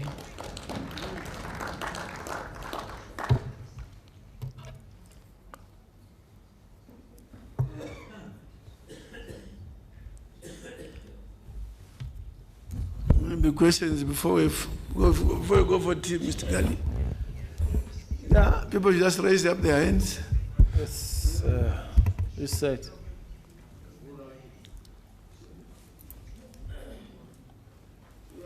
No record, but just raise your hands. Their hands up. Yes, I can start with you. Honorable. Start on the corner. Start on the corner. Start from the corner? Yeah, to your right. You're not looking to your right. Okay, if I start from the right, I'll start from there. Yes. Yes. Mr. President, thank you, Mr. President, and thank you for this beautiful presentation. I think one of the most critical things that you have said is what our role can be as legislators at this level. And I really want to appreciate the fact that you have mentioned that we need to create a partnership with PAP so that we can develop a model law for the governance of AI that we can probably replicate across our various countries. Yeah. I also wanted, because you are in the field of statistics, if you can also try and work out some figures. Because when you say investment for infrastructure is required, and then it's not specified, and then you say most of it in some few countries, it would be important for you to tell us what is required, for example, in Kenya, what is required in Zambia, what is required in the north, so that when you are engaging with governments, you are able also to engage in a specific manner, so that we can quote figures, we can deal with figures and deal with matters. I think that those are the 2 points I wanted to make. And then we also want you to look at timelines. Like when we say you want to engage with PAP in terms of generating model laws, when can this start? Because we want it like yesterday. As you said, we are being left behind. So we need also you to look at timelines, and also number 2, the point I've just made, to look at figures specified to countries. I thank you, Mr. President and Presenter.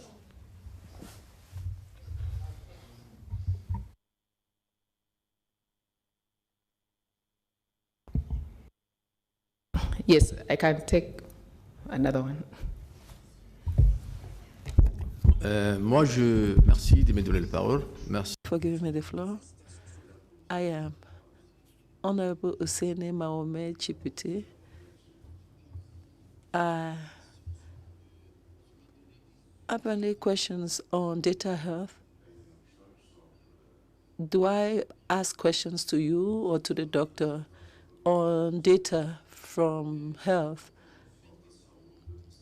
My first question, I would like to say this is a sensitive and an important theme, that is artificial intelligence, which is a topic to which all Africans are looking at. My question is, how can you blend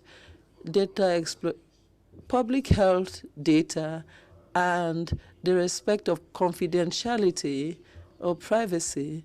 And the next question is, how do we guarantee the protection of data, that's health data, in a context of artificial intelligence, analysis of sensitive medical information? Those are the 2 questions which I thought I should raise in this first round of questions. Thank you. Then I'll answer. Merci, Madame. Thank you very much, Madame. I am Senator Gao from Senegal. I would like to, from Côte d'Ivoire, I would like to thank PAP and the President for this session on artificial intelligence, which we really like because the world is making progress, and as lawmakers, we cannot stay behind. Digital transformation is a revolution which is touching on global governance, and we cannot escape it. So we need to be able to have a mastery of this tool. We need to be able to orient it or put it in a certain direction. So here are my concerns. Firstly, how can we avoid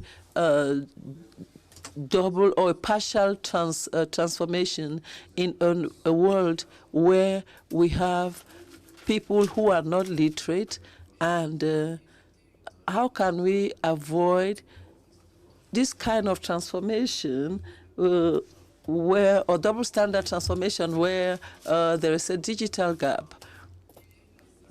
Secondly, there is an absolute need of not just being consumers, but to be creators, so as to be able to adapt, to create, and be able to serve the silent majority.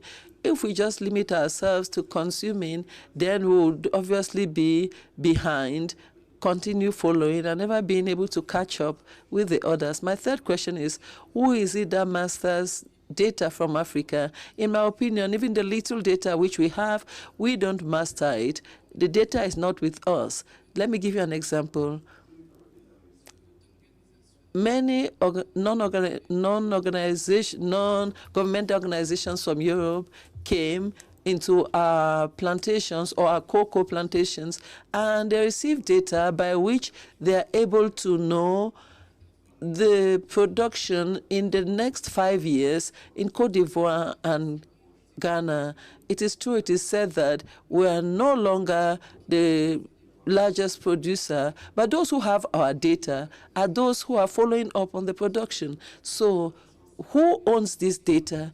And can Africa not have organizations which will be able to preserve their data so as to be able to safeguard our independence? Those were the 3 questions I thought I should put. Thank you. 5 in 1. Thank you. I'll take these 3. All right. Can I take all of them? All right. I'll call on my colleagues here. Okay. Yes, Vice President. Merci, Monsieur le Président. Je voulais... Thank you, Mr. President. I would like to avail myself of this opportunity to thank the President for this opportunity granted us to have more knowledge on artificial intelligence. I would also like to commend the 2 speakers for the papers they've presented. We all agree on the pertinence or the importance of artificial intelligence and the role which it plays in the development of the continent. We all agree on this point. And like you mentioned a while ago, there are risks and there are advantages. I would just like to know how we can be sure of protecting data from our continent, because like the senator said a while ago, there's a possibility of this data being unprotected and that it be used by people against our interests. So how can we protect this data? Is there a way of safeguarding our data or keeping our data in some spaces where they are not, they cannot be accessed by others? Or is this data all out there and it can be used freely by everybody? Thank you very much, and congratulations. Yes. Vice President. Muito obrigada. Junto a minha Thank you. I join my voice to welcome the President for his leadership, for bringing experts on this issue. The artificial intelligence is a reality, and we need to know how to live with new reality to take advantage and minimize the disadvantage of this new reality. So my concern is when you were presenting, you showed the robot who took the tower to the room. I was commenting with my colleague. It's always good, but I don't know if there is a survey in terms of imbalance, be it in having the using of labors. For example, at African level, we have a high rate of unemployment. And if we start, or if the big companies start using the robot services to provide services, how it will impact the level of access to the working market for our youngest people and for women who are the most victims of the unemployment at African level. I thank you very much.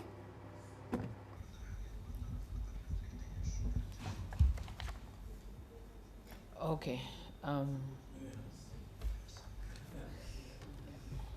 Yes.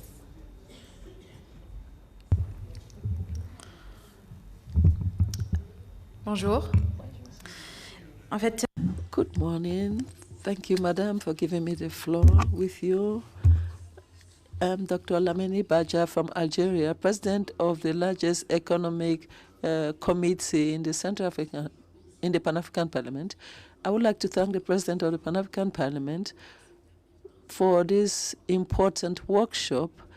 My question has to do with the main stakes or opportunities that have to do with digital transformation, for which we, with regard to developmental pillars, for which we can accelerate digital inclusion. That is my question. Thank you, Madam.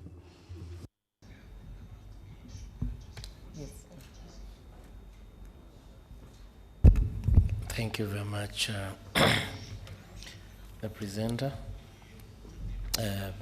We really appreciate you because this kind of information is a new area of knowledge for us. And mine is something simple. I just wanted to know from your perspective the kind of investment African Union is putting around AI development or data collection or data management. And you gave us examples of countries and private individuals, but I want to hear which countries are advancing in terms of building governance, AI governance infrastructure, which countries are advancing in terms of setting up regulations, and probably that could guide the rest, and which countries are leading the rest in terms of investments in artificial intelligence in Africa. Thank you. Are you from Uganda? Yeah, I come from. I can tell my fellow accent. Yes. Merci, Madame, pour la parole. Thank you, Madam, for giving me the floor. I am Honorable Sakata from the Democratic Republic of Congo. I listened to your presentation, and I would like to thank you for its pertinence. I also heard you say that AI in the future will not replace humans. I would like to wonder whether this replacement would happen at the level of services, if it were possible. For instance, you mentioned a robot which was going about in hotels, but I would also like to find out whether in their conception it is possible for AI to replace humans. For instance, I am in the social sciences.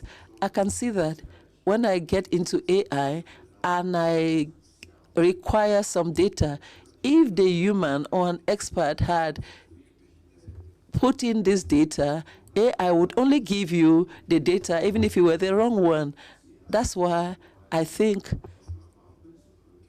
in the social sciences, like in the technical sciences, that the humans will have their place, specifically with regard to conception. Otherwise, without humans, I don't see how AI can have center space. Thank you very much. Thank you. Yes. Thank you very much, Madam, for the wonderful presentation. My name is Honorable Alhaji Mbo from the Gambia. My question is along the lines of the issue of infrastructure. In the continent now, more than 50% of the population are still not connected. And you can clearly see when the whole world is divided into developing and underdeveloped, in Africa also, we are seeing the connected and the unconnected, which has a great impact on the data collection, etc., etc. what would you suggest for members of parliament? Because again, we work directly with our governments, and we are also responsible in approving budgets. But you can see most of us, our countries, still now we lack the infrastructure, whether we encourage the private sector or is the government at itself. What do you think we need to do to ensure that we bring the unconnected on board?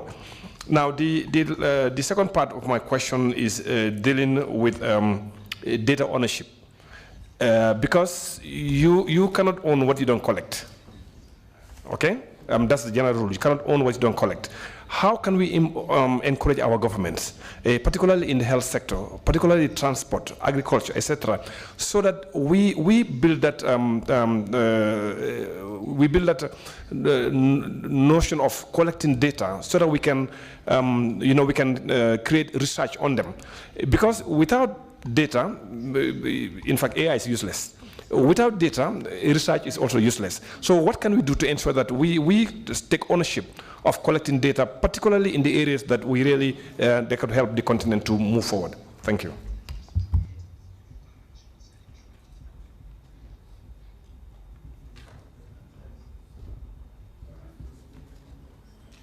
Yes, from Dakar.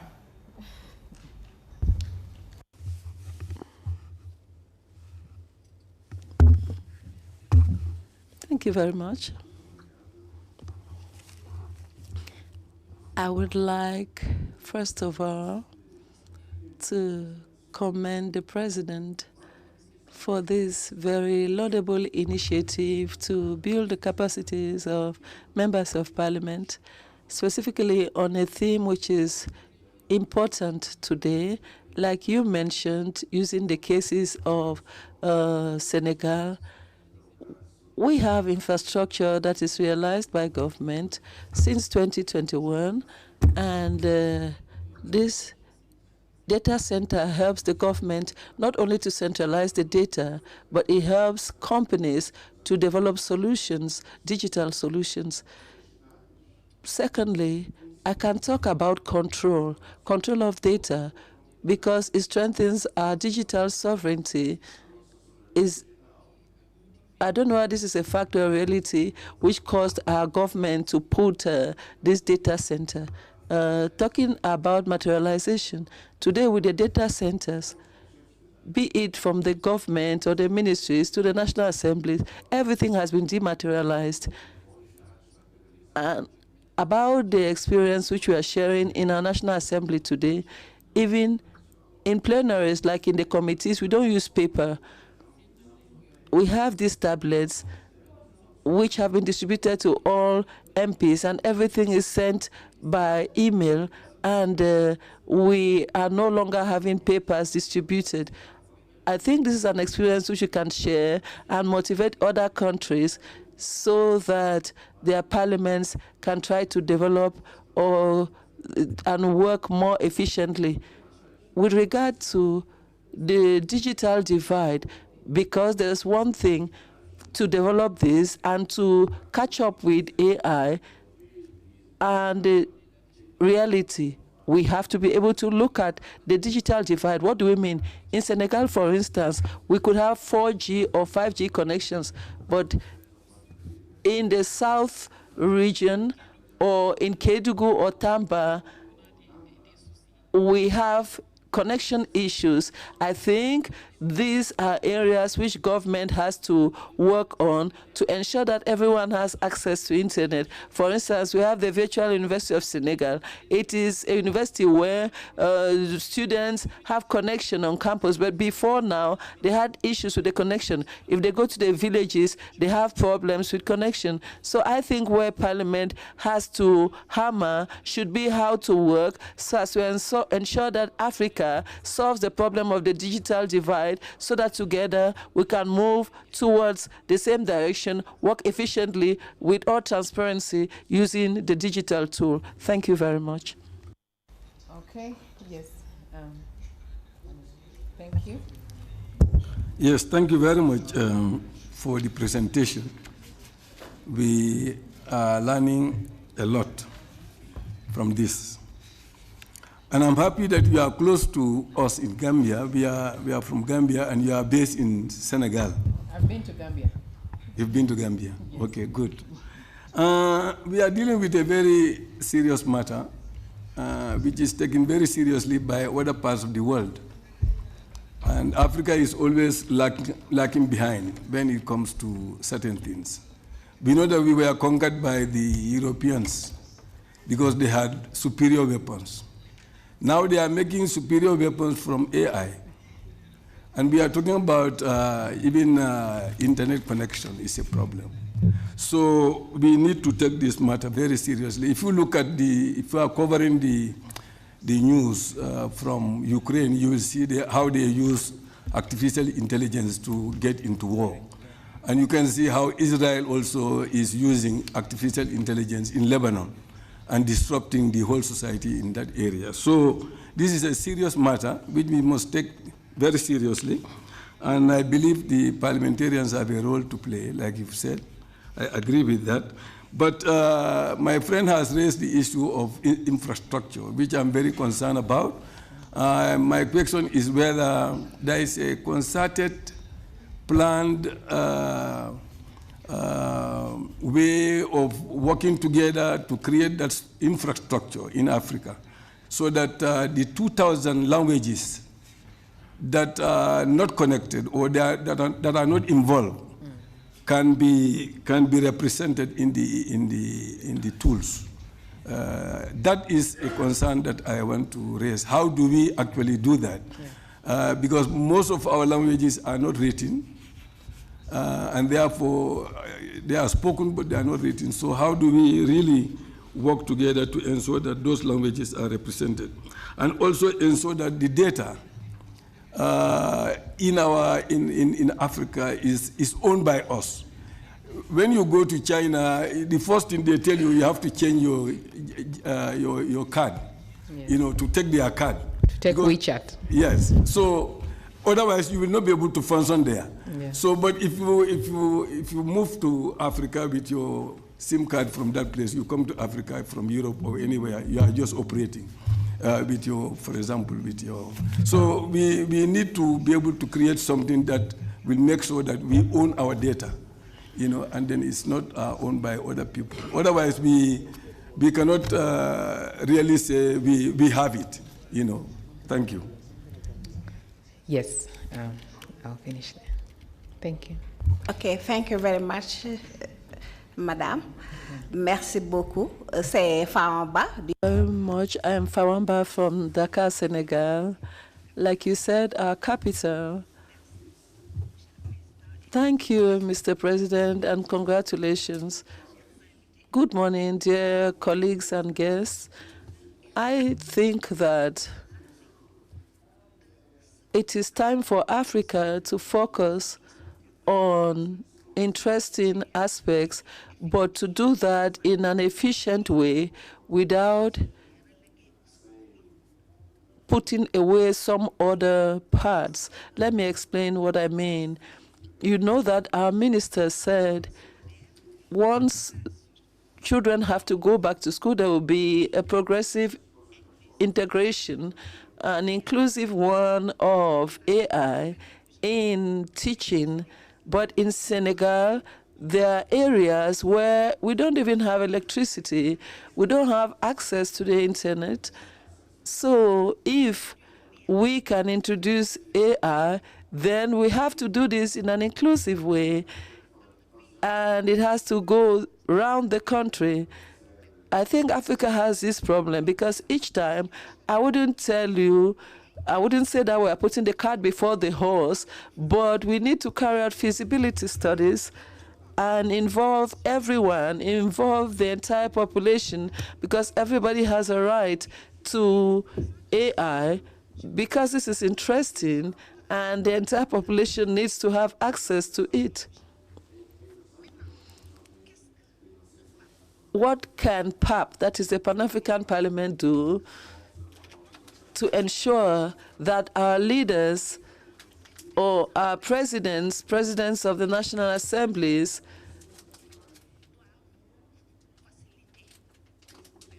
what can PAP do to see that the presidents of the national assemblies help their governments so that they can start using AI. Madam, did you think about risk management? Because we're talking about personal data or sometimes sensitive data. We have enemies which can take advantage of this data and use it against you. So what has PAP done so far to ensure that it mitigates the risks before, during, and after the use of AI? Thank you very much. Yes, Mr. President. Honorable, not Mr. Thank you. I'll stand up. I want to declare that I am a supporter of AI because we can't escape AI. If you don't embrace it, then you'll be left behind. But anything that is technologically based, always you have to be careful in terms of where it may take you. You should make sure you control it. So they say garbage in, garbage out. I want to read this, a recent thing about AI in Zimbabwe. I'll make other contributions much later. But for this one, I have confidence in AI, but just to be careful. I'm reading an article which appeared recently in Zimbabwe in July this year. Professor Welshman Ncube apologizes to the Supreme Court over AI-generated fake case citations. I will not read the whole thing, but just to see where it is going. Professor Welshman Ncube, a top lawyer in Zimbabwe, has issued a formal apology to the Supreme Court after filing legal papers that cited non-existent case law, which he said stemmed from unverified research generated by artificial intelligence. I'll end there. I'll take to my time.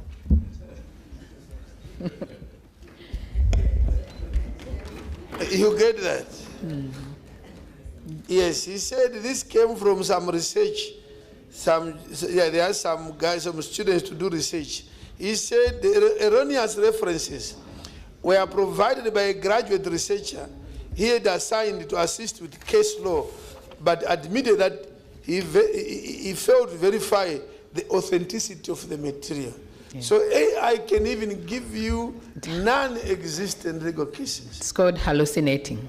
Yes. So, yeah, thank you. Yes, I can respond to that, then I take the last questions. Yes, Mr. President, AI does hallucinate. AI has deepfakes. AI can get your voice now and put your picture and look like you're saying something. It can do all that. It fakes data. It can hallucinate. The models can crash. And we have to take caution. But specific to this question around academia and AI, it's important, and my colleague, Dr. Karimi, will talk about it. There's an advent of using AI for research. As students just go in, I have a topic, they put it in ChatGPT, it gives you wrong references, makes up references, but we need to be cautious. And what we are telling the scholars, acknowledge when you use AI, use it responsibly, and what the AI community does now is, can we train people so that you ask the right questions? That's called prompt engineering. Ask the right questions.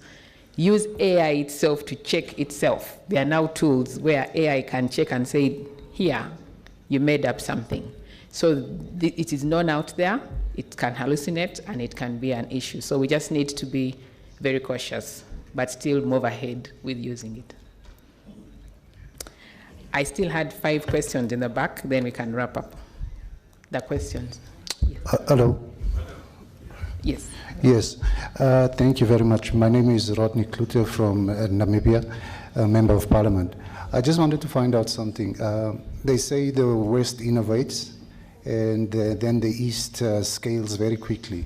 So what would be that niche area that Africa can position itself in to ensure that we take advantage of this frontier area in terms of AI and technology? Thank you.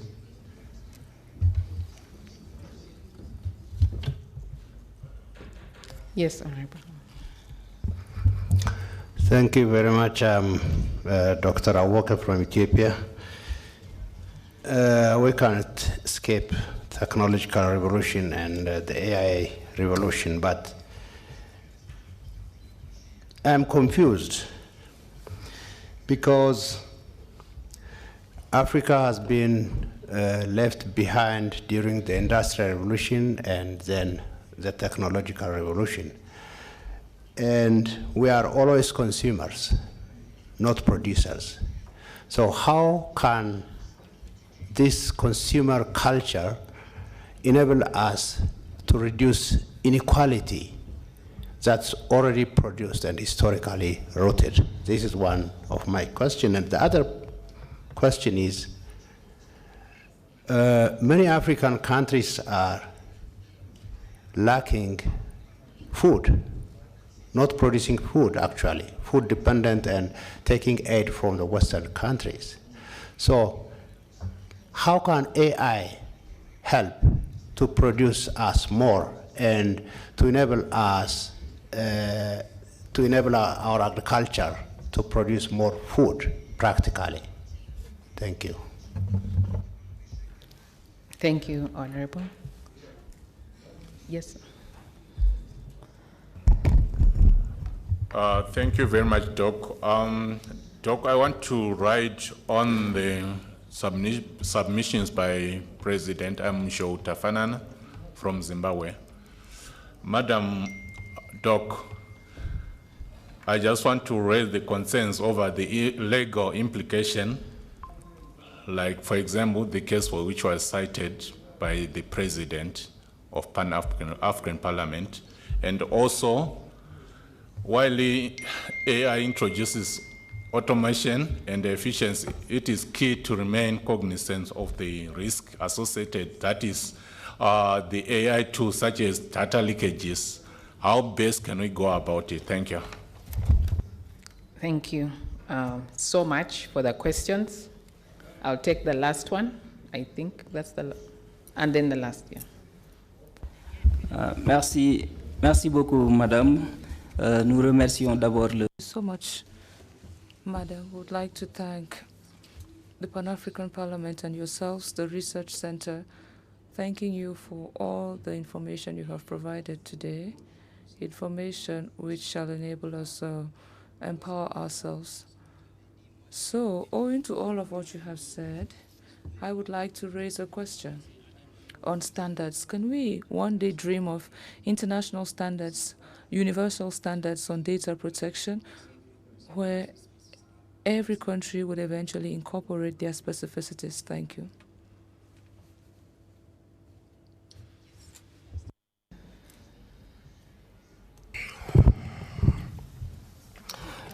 Non.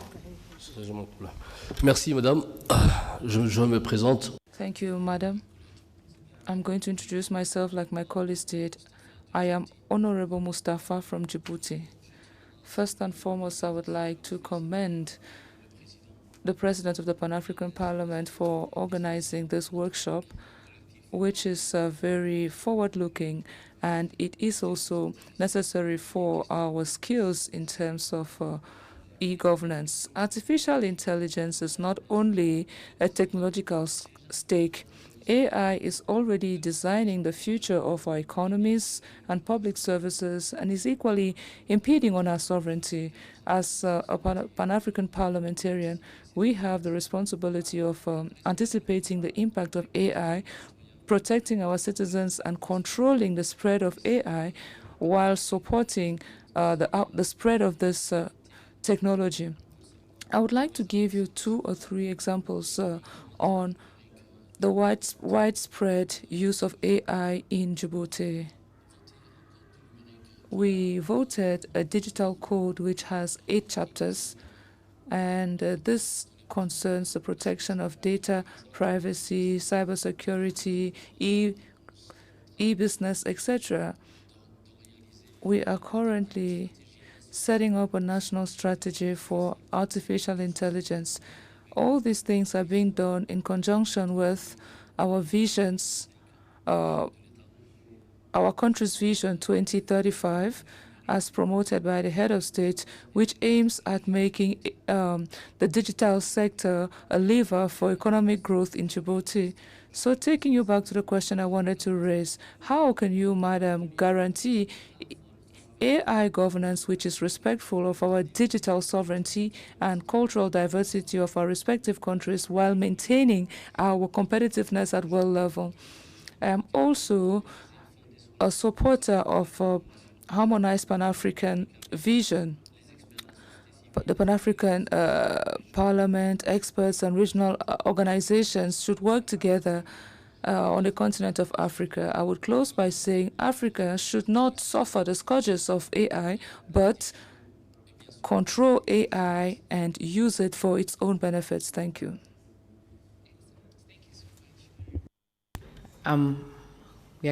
We'll take the session, the questions after. Sorry.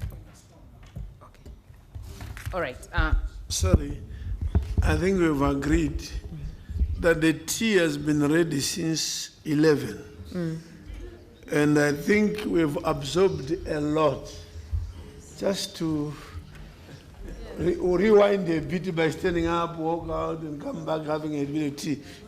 And then we continue by 20 past, 10 minutes for tea and refreshing a bit.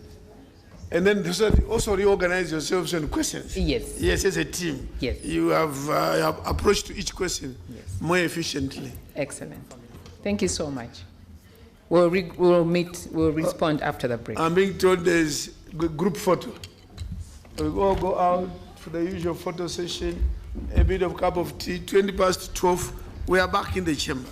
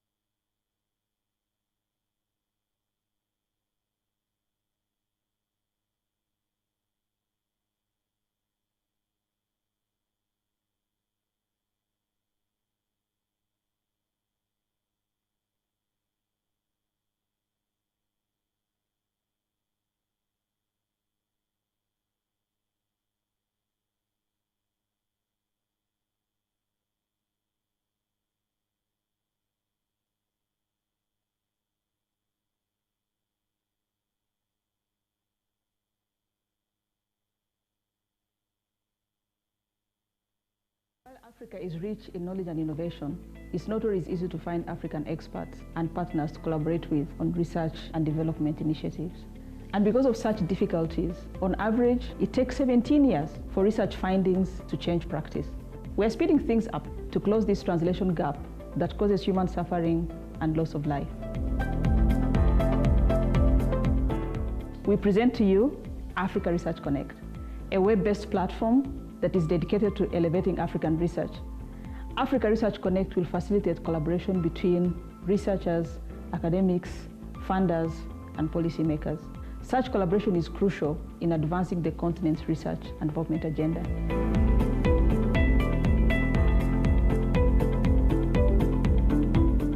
Discover and explore millions of African research products and the profiles of the researchers and institutions that generate them.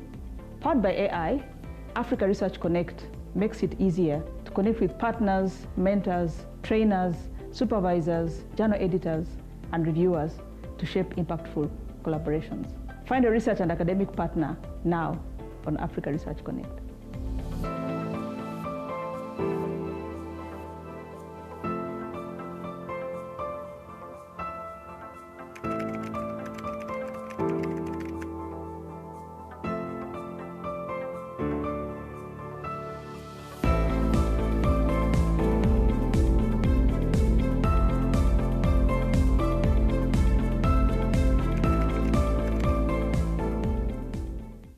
African Population and Health Research Center, abbreviated as APHRC, is the continent's premier research and policy organization exploring population, health, and well-being questions. APHRC is a proudly Africa-based, African-led institution headquartered in Nairobi, Kenya, with a West Africa regional office in Dakar, Senegal.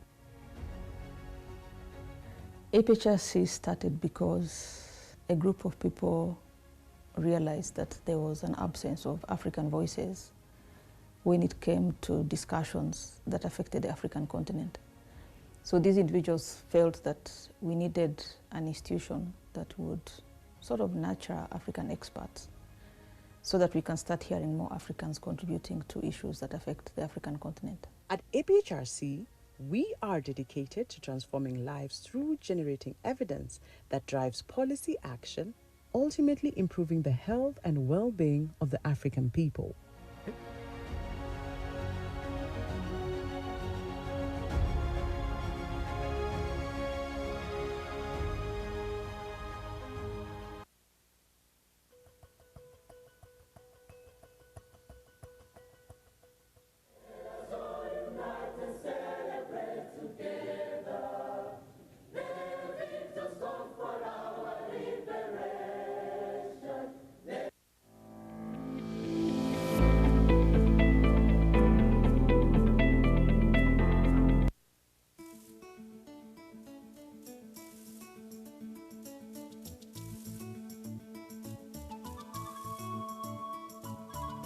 "20 years ago, in March 2004, the Pan-African Parliament was established as a legislative body of the African Union with a vision of fostering unity, peace, and prosperity across the continent.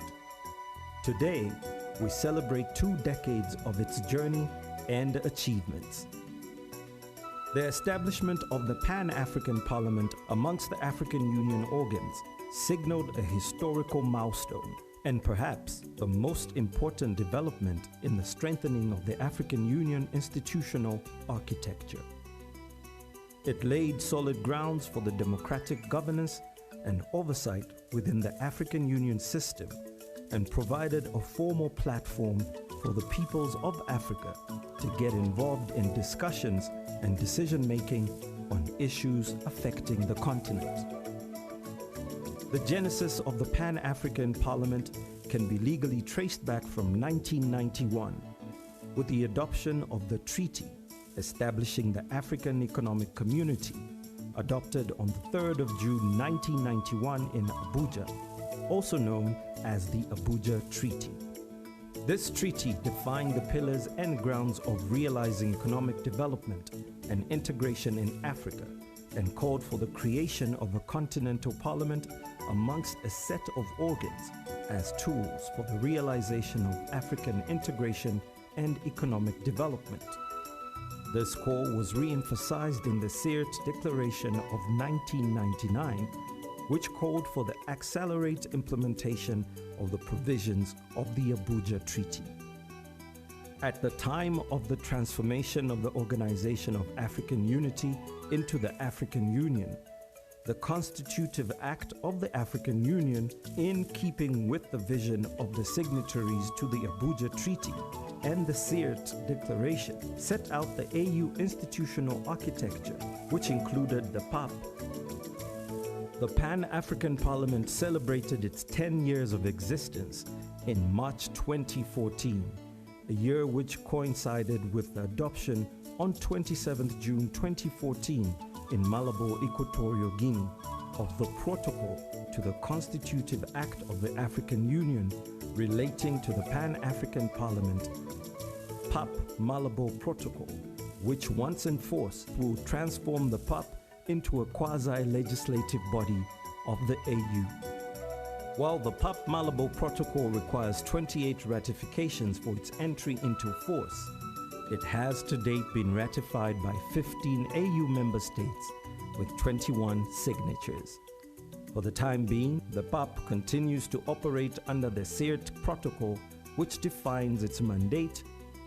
6 parliaments have been inaugurated since 2004. So we cannot revolutionize the situation of Africa if we don't take the women seriously and don't change the work of women into a better, with technology, applying technology and science.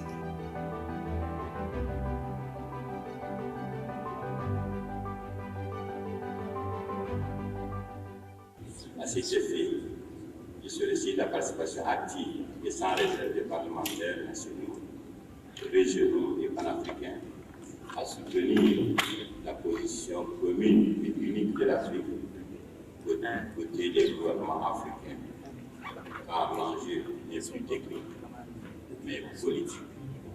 Il s'agit d'affirmer le soutien des parlementaires que nous sommes à tous les échelons régionaux pour que vive le protocole de Kyoto pour la survie de notre continent.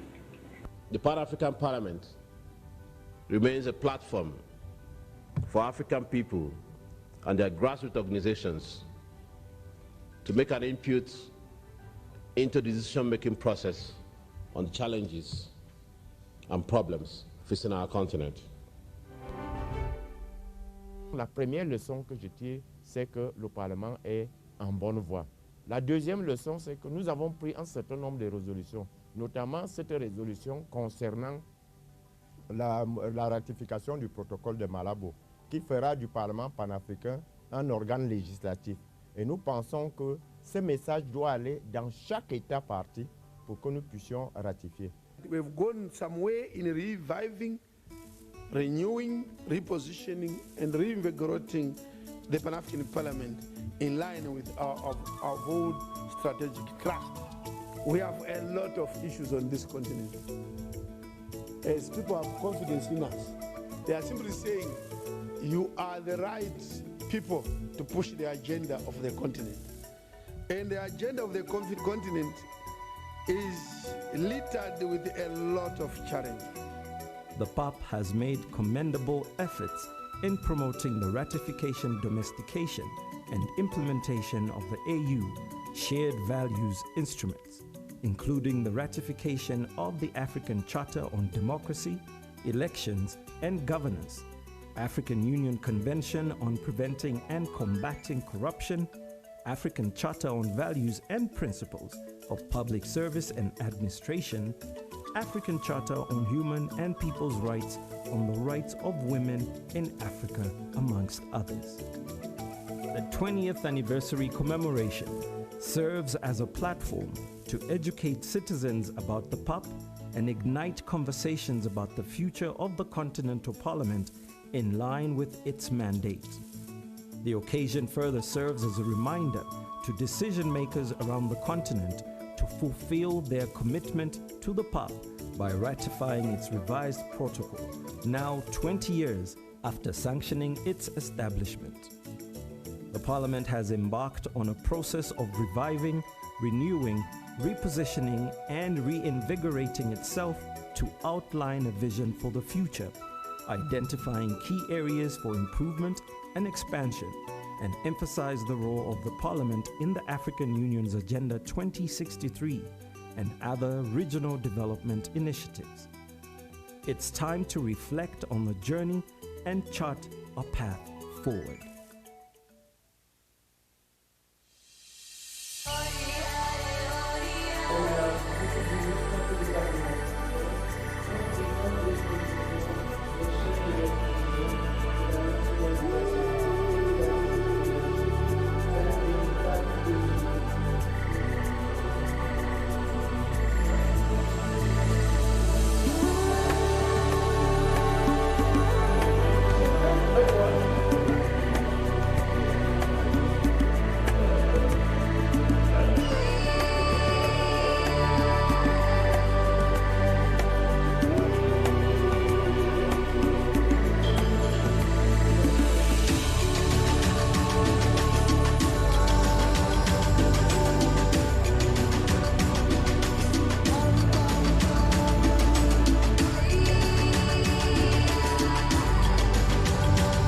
Je suis l'honorable Mariam Dao Gabala, sénateur de la République de Côte d'Ivoire et présidente de la Commission de l'égalité en genre, de la famille, de la jeunesse et des personnes handicapées qui préside cette réunion. Cette réunion est une réunion technique de relecture du premier draft de la loi type sur l'égalité en genre en Afrique. C'est une loi qui, pour nous, est importante parce qu'elle doit permettre à nos États d'avoir un cadre légal pour accélérer l'égalité en genre, mais aussi pour nous permettre d'arriver aux aspirations de l'agenda 2063 de l'Union africaine. My name is Honorable Victoria Kingston. I'm from Malawi.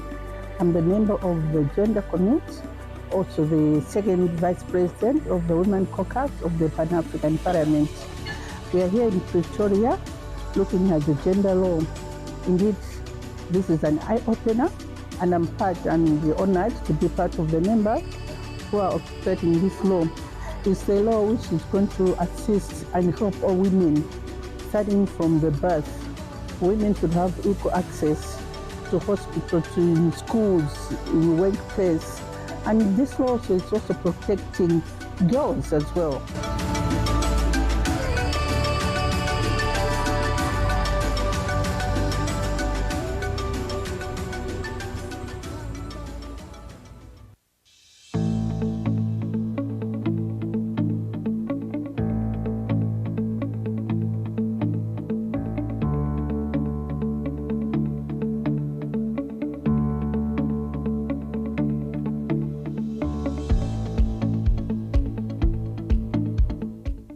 APHRC at the African Day Summit as one of the sponsors, and we are here because this is a very, very important forum for different reasons. It aligns with almost all parts of our mission because it's a summit where people are sharing evidence about what works and how they've done all these assessments of different programs and interventions. So it's a forum to share evidence, and for us it's important to know what is out there, who is doing what is the latest evidence about certain things which are of interest to us. So that's one thing. But then, of course, it's also a capacity strengthening forum. There are a lot of fellows from, one of the organizers who are here to learn. And for us, anything that has to do with capacity strengthening, we are there. And then the last is the so what. Because the kind of evidence that is shared here is not just evidence that is academic, it's also evidence that really, in most instances, supports governments to make decisions about different things, about programs, about policies. So almost everything that is happening here is aligned with what we do. APHRC conducts research across different thematic areas. And these thematic areas of our research can focus on health and well-being, on human development, on population dynamics and urbanization. And those are the ones that we work closely with to conduct our impact evaluation. Some of the work that they do, or we do as an institution, really focuses on implementation research or implementation science.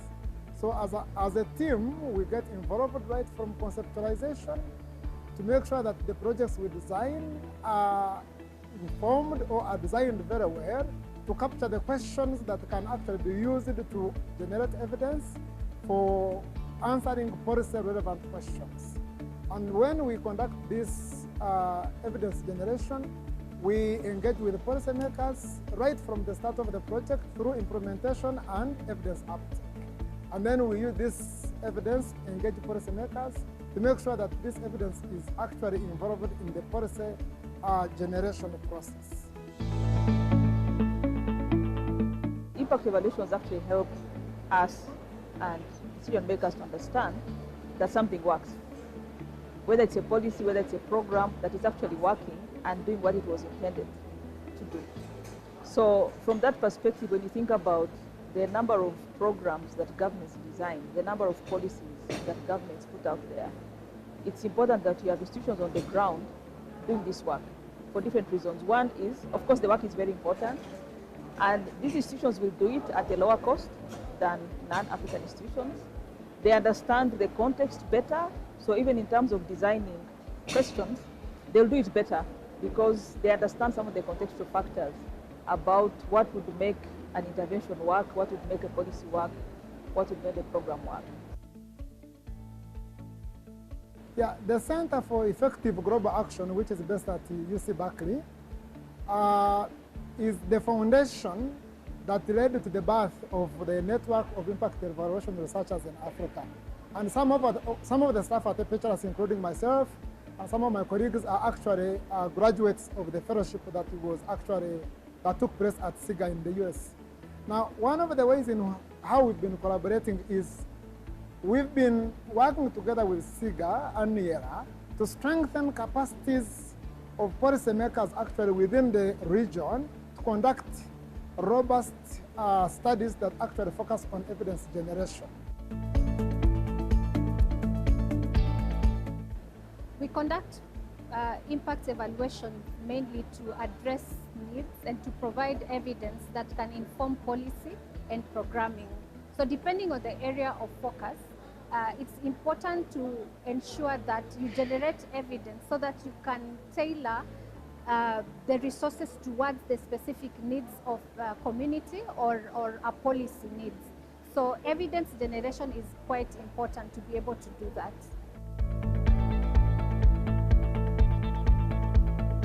I believe African-led impact evaluation really matters, especially at this moment, is because one, Africa has a persistent challenge that really needs to resolve by African institutes and African researchers. The second reason is to promote accountability and ownership. African institutions should really lead because they need to understand, or they understand their own context. So to promote ownership and accountability, it's really important to be led by African institutions. The third one is, we need to improve the efficiency. Policymakers require good evidence to improve their own decision. It should be rely on good data, should be analyzed by African researchers or African-led researchers who knows the context very well, so that policymakers could understand where to invest their resource. We are involved in training policymakers and technocrats from the ministries in the different countries in the region and the continent. We are also part of the community of practice that actually promotes evidence use and evidence uptake. So this is an ongoing process, and every year, of course, as is happening now, we attend these conferences to showcase what has been happening over the previous year. As an institution which promotes evidence use in decision making, This is maybe like one of the most important forums to be present at, because what is being done here at Africa Evidence Summit is almost 100% aligned with the Center's mission. So it makes sense that we're here.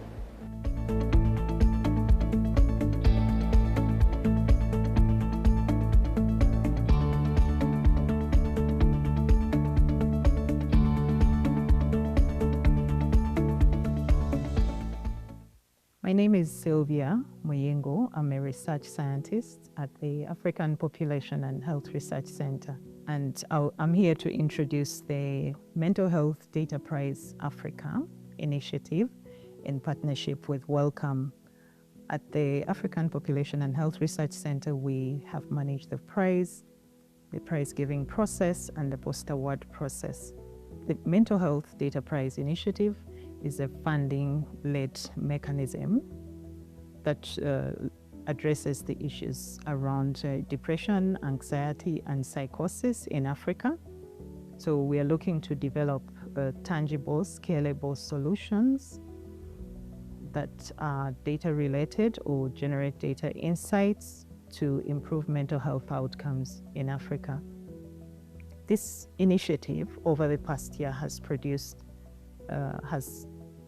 taken charge of the capacity building for mental health science, research initiatives, and data science capacity to inform the applicants and integrate lived experience in their applications. Over the past year, those initiatives have resulted in the applications that actually drive solutions for mental health. The initiative produced close to over 100 applicants, and of these 10 awardees who are part of the team here today will showcase those solutions. We are really excited because these solutions bring about the potential to scale, to improve mental health outcomes, but also that solutions that are contextualized. So in terms of the values that we bring with us on board, particularly for trustworthy data science, is to embrace diversity across Africa in terms of the solutions that are provided, but also mental health research is inherently collaborative. We are also looking at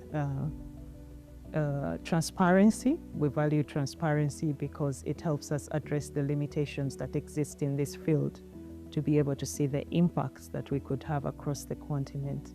So we're really excited to be part of this initiative and the solutions that are showcased to improve mental health on the continent. We couldn't have done this without the communities across Africa, the voices, the policy issues around the continent that have helped drive the visibility of these projects.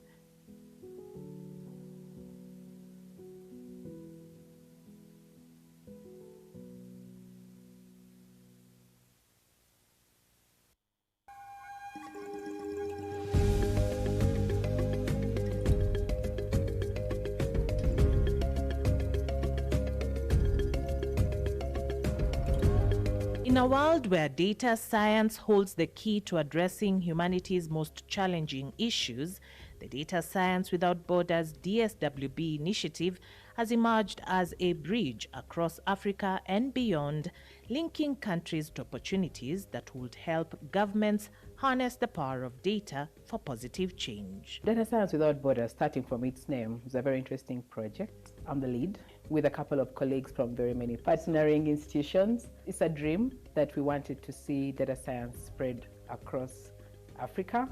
We always know that Africa has been known to lag behind the Industrial Revolution, but with the advent of AI and data science, we wanted a project that will bring partners in the African continent. We'll look at institutions coming together to start to harness the power of this new technology, to leverage their data sets, and to build capacity in data science and AI to help Africa realize its dreams through data. Launched in February 2024, DSWB continues to empower African scientists to champion data-driven solutions. By breaking barriers and strengthening systems, DSWB is driving innovation and creating lasting impact across Africa. Many times it's been said Africa needs to leapfrog. Yes, we need to leapfrog. We need to catch up with AI. We shouldn't be left behind, but we need to fix the processes that will get us there. Look for the data. Where is it? Is it in good quality? Do we have the people who are going to mine this data, analyze the data? Do they have the skill sets? Do we have the infrastructure to actually do the analysis and punch all these analyses out there? And of course, the governance. You know that Africa has a lot of data governance, diversity. How do we get to that point? How do we learn from the different countries? And once we fix these important pillars, even as we leapfrog, it will be the success for effective use of data science and AI in Africa. With passion, commitment, and collaboration, we can continue building a future where borders do not limit progress and where data science empowers us all.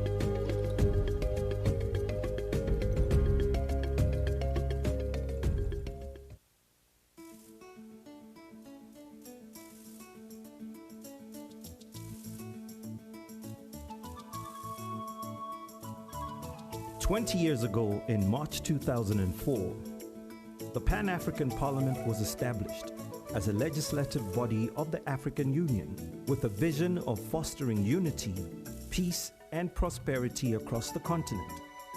Today, we celebrate 2 decades of its journey and achievements. The establishment of the Pan-African Parliament amongst the African Union organs signaled a historical milestone and perhaps the most important development in the strengthening of the African Union institutional architecture. It laid solid grounds for the democratic governance and oversight within the African Union system and provided a formal platform for the peoples of Africa to get involved in discussions and decision-making on issues affecting the continent.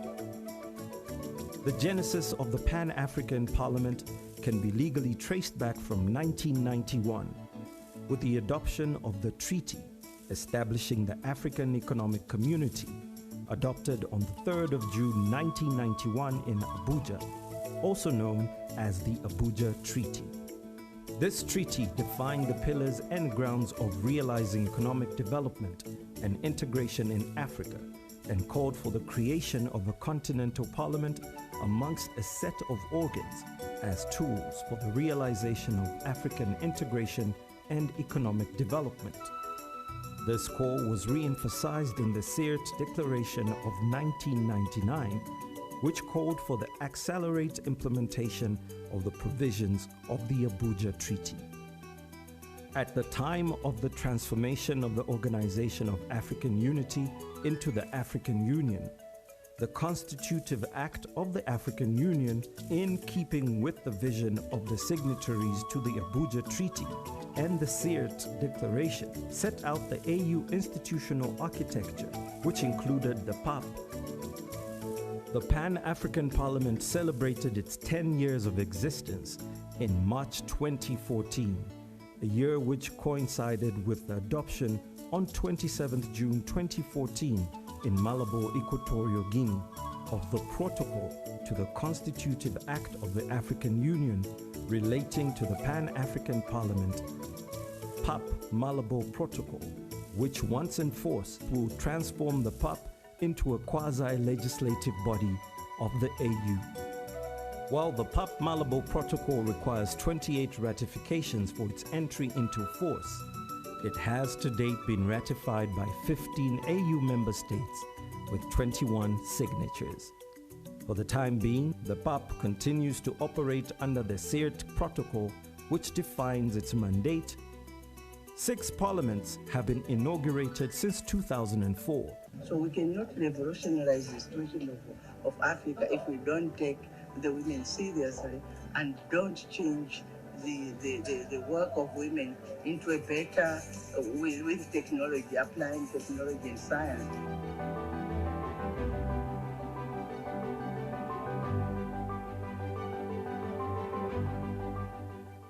À cet effet, je sollicite la participation active et sans réserve des parlementaires nationaux, régionaux et panafricains à soutenir la position commune et unique de l'Afrique côté des gouvernements africains.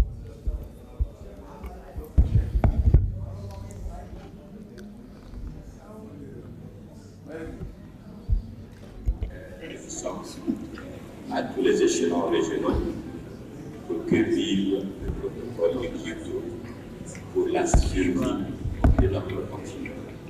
The Pan-African Parliament remains a platform for African people and their grassroots organizations to make an input into the decision-making process on the challenges and problems facing our continent. La première leçon que je tire, c'est que le Parlement est en bonne voie. La deuxième leçon, c'est que nous avons pris un certain nombre de résolutions, notamment cette résolution concernant la ratification du protocole de Malabo, qui fera du Parlement panafricain un organe législatif. Et nous pensons que ce message doit aller dans chaque État partie pour que nous puissions ratifier. We've gone some way in reviving, renewing, repositioning, and reinvigorating the Pan-African Parliament in line with our old strategic thrust. We have a lot of issues on this continent. As people have confidence in us, they are simply saying, you are the right people to push the agenda of the continent. And the agenda of the continent is littered with a lot of challenges. The PAP has made commendable efforts in promoting the ratification, domestication, and implementation of the AU Shared Values Instruments, including the ratification of the African Charter on Democracy, Elections, and Governance, African Union Convention on Preventing and Combating Corruption, African Charter on Values and Principles of Public Service and Administration, African Charter on Human and People's Rights on the Rights of Women in Africa, amongst others. The 20th anniversary commemoration serves as a platform to educate citizens about the PAP and ignite conversations about the future of the Continental Parliament in line with its mandate. The occasion further serves as a reminder to decision makers around the continent to fulfill their commitment to the PAP by ratifying its revised protocol, now 20 years after sanctioning its establishment. The Parliament has embarked on a process of reviving, renewing, repositioning, and reinvigorating itself to outline a vision for the future, identifying key areas for improvement and expansion, and emphasize the role of the Parliament in the African Union's Agenda 2063 and other regional development initiatives. It's time to reflect on the journey and chart a path forward. My name is Sylvia Moyengo. I'm a research scientist at the African Population and Health Research Center. And I'm here to introduce the Mental Health Data Prize Africa initiative in partnership with Welcome. At the African Population and Health Research Center, we have managed the prize giving process, and the post-award process. The Mental Health Data Prize initiative is a funding-led mechanism that addresses the issue. Chers honorables, je vous prie de prendre place. Nous allons devoir reprendre notre... Dear colleagues, I would like you to come back to your seats. We're going to... Le président et les autres membres du bureau sont présentement... The president and other bureau members are busy attending to other business, so they will join us later. I urge you to come back. I would invite the presenter to come provide responses to the questions that were put to her before we went out for a break.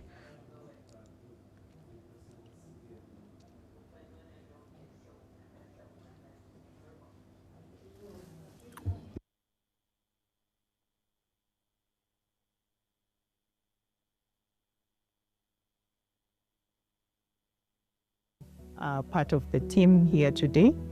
will showcase those solutions. We are really excited because these solutions bring about the potential to scale, to improve mental health outcomes, but also that solutions that are contextualized.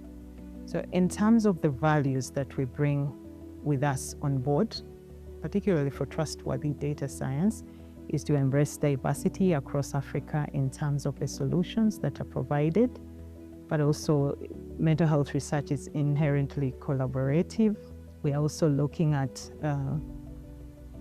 transparency. We value transparency because it helps us address the limitations that exist in this field to be able to see the impacts that we could have across the continent. So we're really excited to be part of this initiative and the solutions that are showcased to improve mental health on the continent. We couldn't have done this without the communities across Africa, the voices, the policy issues around the continent that have helped drive the visibility of these projects.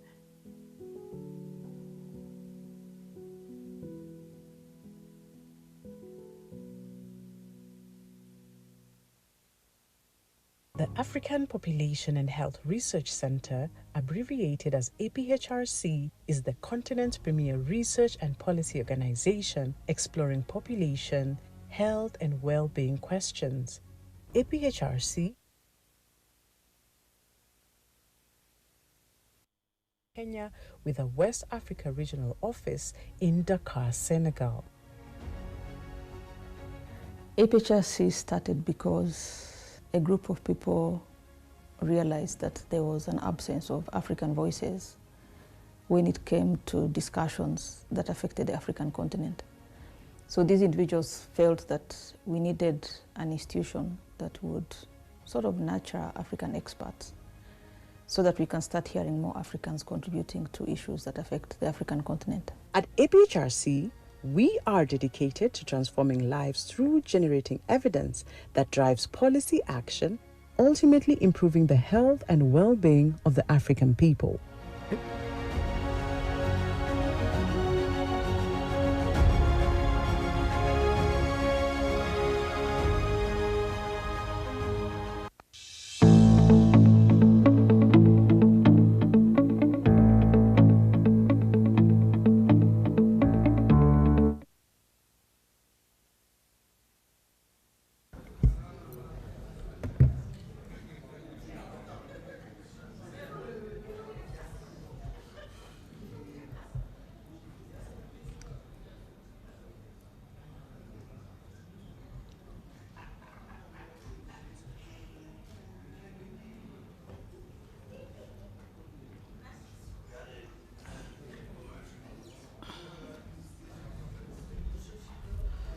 All right, welcome back, everyone.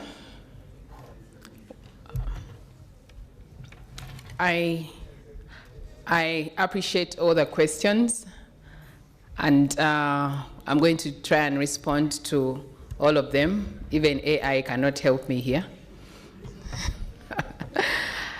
When we are doing artificial intelligence, there's something called human in the loop.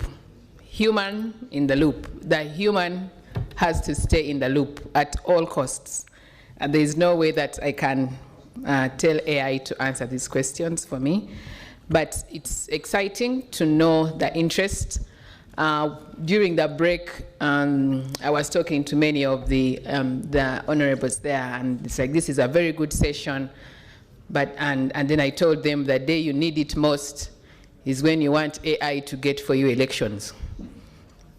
When you want to win elections, how can AI help you?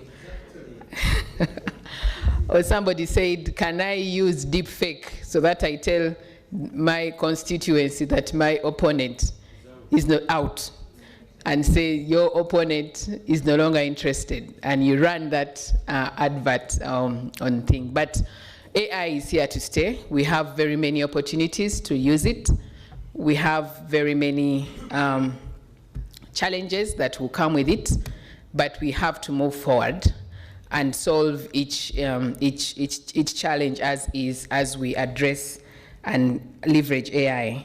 So there are many questions. I'll just try to go through a couple of them. The first is infrastructure. I think this has come from many of the, many members here. How do we invest? How do you see legislators like the PAP advise national governments on investment for AI? I think you're the right audience to make advocacy for investment in AI. But invest how? One of the things, when Africa lags behind, sometimes it's an advantage because we let other people try out things, then what doesn't work for them, we don't bother. So that ability, and that's why you see people saying, can we leapfrog? We don't have to go through all the pains that the other countries have gone through. So what is coming out now, and we can share that article, it came out the other day, very strong article that said, do we need to invest in very, very heavy infrastructure in Africa as national government? Or do we let the private sector do the investment? So your role here as the, our legislators is to guide the government. And some countries out there have gone ahead and said, when we invested in some of these very, very expensive AI models, like I don't know if you know OpenAI. OpenAI is the one that drives the ChatGPTs. When they invested in all of this infrastructure, sometimes the return on investment is not that strong. So now we have the ability to learn from what our developed countries have said. The investments in data centers. Data centers are very expensive. I showed a slide there. The majority of these data centers are in South Africa. Other countries are starting. We need centers that will process this data. And the assumption was that these centers are going to mine a lot of data. But sometimes these AI tools don't need, like the large language models, and again, I skipped many of the technical bits of AI, but the large language models that drive most of the generative AI use a lot of compute, a lot of computational infrastructure. And some investors are saying, look, maybe we can create solutions in Africa that use our languages, and they are small language models. We can invest in the infrastructure, but in the meantime, can we use small language models to come up with solutions that will speak to Africa's problems, that speak to languages just in Africa? Maybe a tool that speaks to Wolof in Senegal. When we were in Dakar, we were reached out, I think the National Poison Center wanted to create a Wolof translation. If somebody calls, I've gotten this bite by the snake, can I use voice to text in Wolof? And I refer the person to the nearest treatment center. So sometimes those tools don't need very heavy investments. So our role here is to help the national governments look at what is available, what resources are available, and invest wisely. Somebody said, give us the numbers. What can I tell the government of Kenya? What can I tell the government of Uganda to invest in? We need to do a deep economic analysis. My colleague here, Anthony, is better at me as that, and guide the governments on where do we invest, what is going to be the greatest return of investment. If the developed countries have seen investing in very heavy infrastructure doesn't bring return on investments, can we invest in smaller, as we also think of allocating resources for the bigger data centers, bigger compute infrastructure, and combine these two in a manner that makes use of Africa's very scarce resources. So it's a journey we have to learn.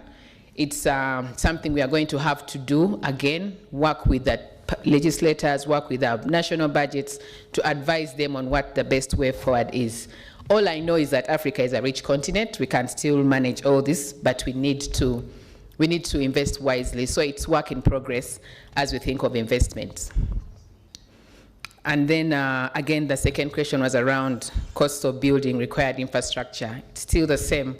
We need data centers. We need centers that will host our data. Like I said, I was in China 2 weeks ago, and for once, I was really blown away by the investments they have done in their data center. They are creating centers for every piece of data, literally every piece of data. There's a center looking at all the lakes, resources, the rivers, like all that is one set of data. Another looking at the health-related data. The other is looking at space, climate, the satellite remote data. Another is looking at education-related data. Like every piece of data is being collected. And we were with colleagues from the African Union, and I told them, why is there a plan to do the same thing for the African data sets? Can we create a center on just minerals in Congo? Document all the minerals in Africa so that we know how much they are, where they are, their value. Go to East Africa, what is there? Look at the forest data. Like every piece of data is something we need to do as a continent, and your role will be to advise and promote this advocacy in the different forum.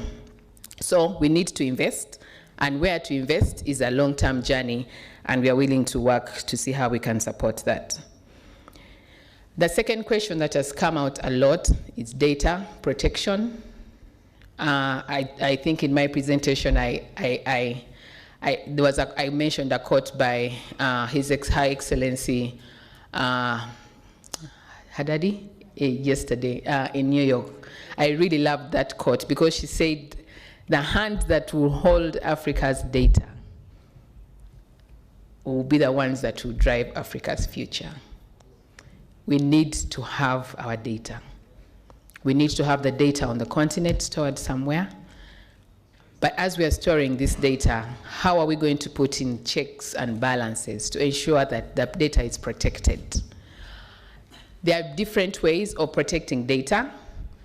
And there are tools now where even before I send the data, I first create some, I encrypt it. How many of you know, I won't say no, how many of you use WhatsApp? All of us use WhatsApp, but your data is encrypted. So there are tools right now that encrypt that should encrypt any kind of data that is coming in the continent, that should enhance privacy.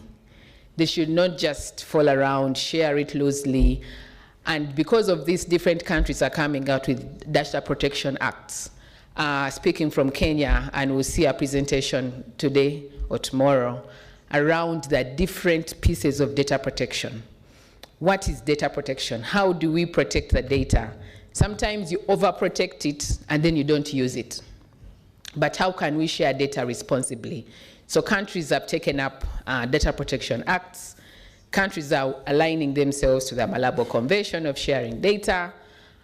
But we need very strict policies that ensure that the data is going to be protected and does not leak, it does not breach confidentiality. And there are tools out there, I've said there are tools that are embedded already. At APHRC, we run sessions on data anonymization. When I'm sending this data, how can I anonymize it a lot so that nobody can trace where this data was coming from?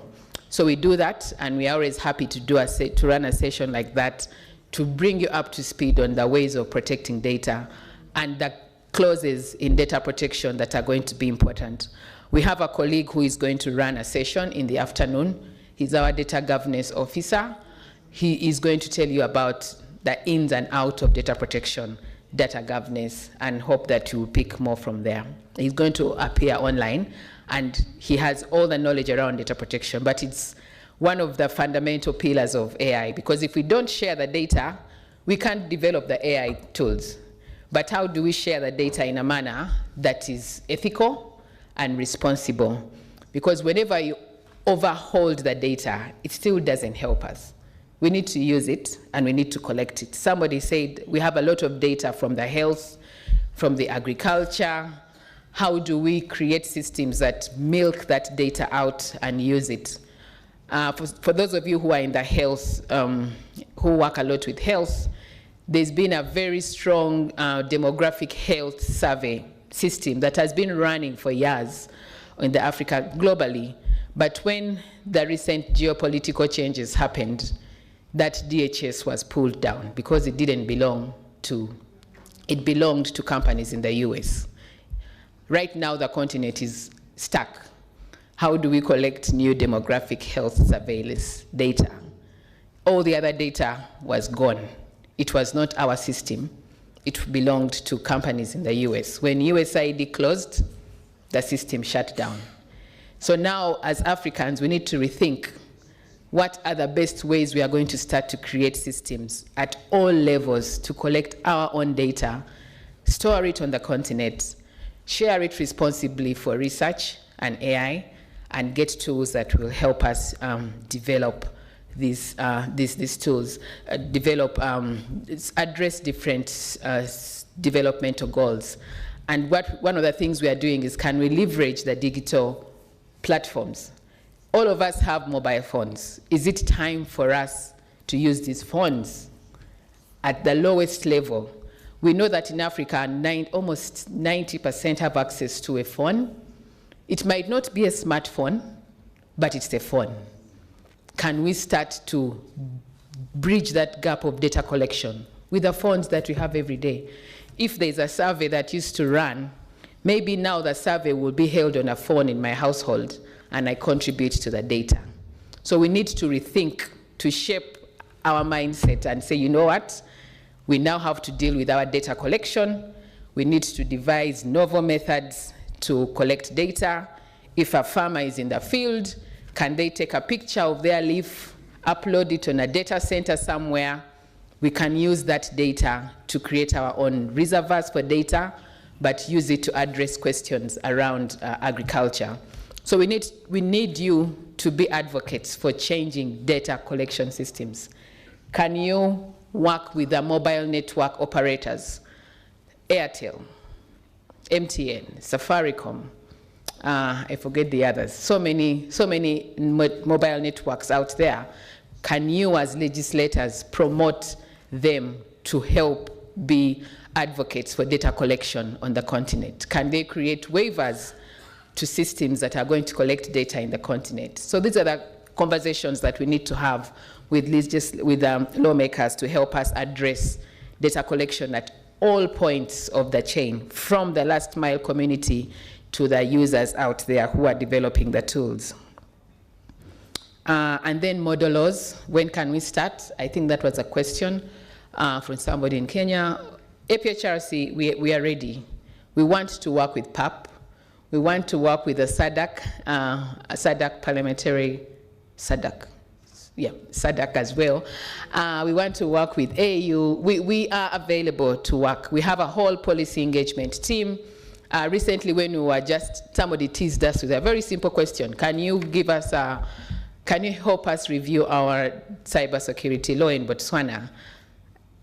Within 2 weeks, we had done it. Only that the MP told us, oh, sorry, I had to submit very quickly. And our input will be presented later on today by my colleague there, Henry. But we are ready to work. We are ready to support, because we have to be in that space. We have to work as a team. We are ready as a local organizer, as a local institution, to be amidst the discussions around creating model laws. One law that we are really keen to work on, and it has come out during the break, how do we responsibly promote AI? Somebody has said on their phone they have a tool that can test for HIV. I mean, how is that done? Maybe it can be done, I don't know. A tool that can tell your blood pressure immediately.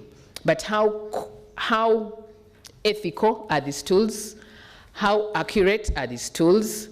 So we are going to need your support in creating frameworks that are going to allow safe adoption of AI.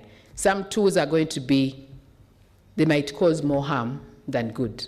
If it's a tool that is going to tell you you're HIV positive, when it was created in the wrong data set, it might cause more harm.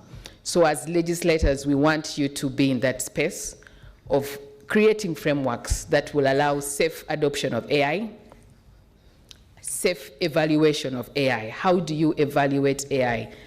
Technically, I can tell a tool how good it is based on the data, the algorithm, but beyond that, in the real world evidence, in the real world, how do I test this tool?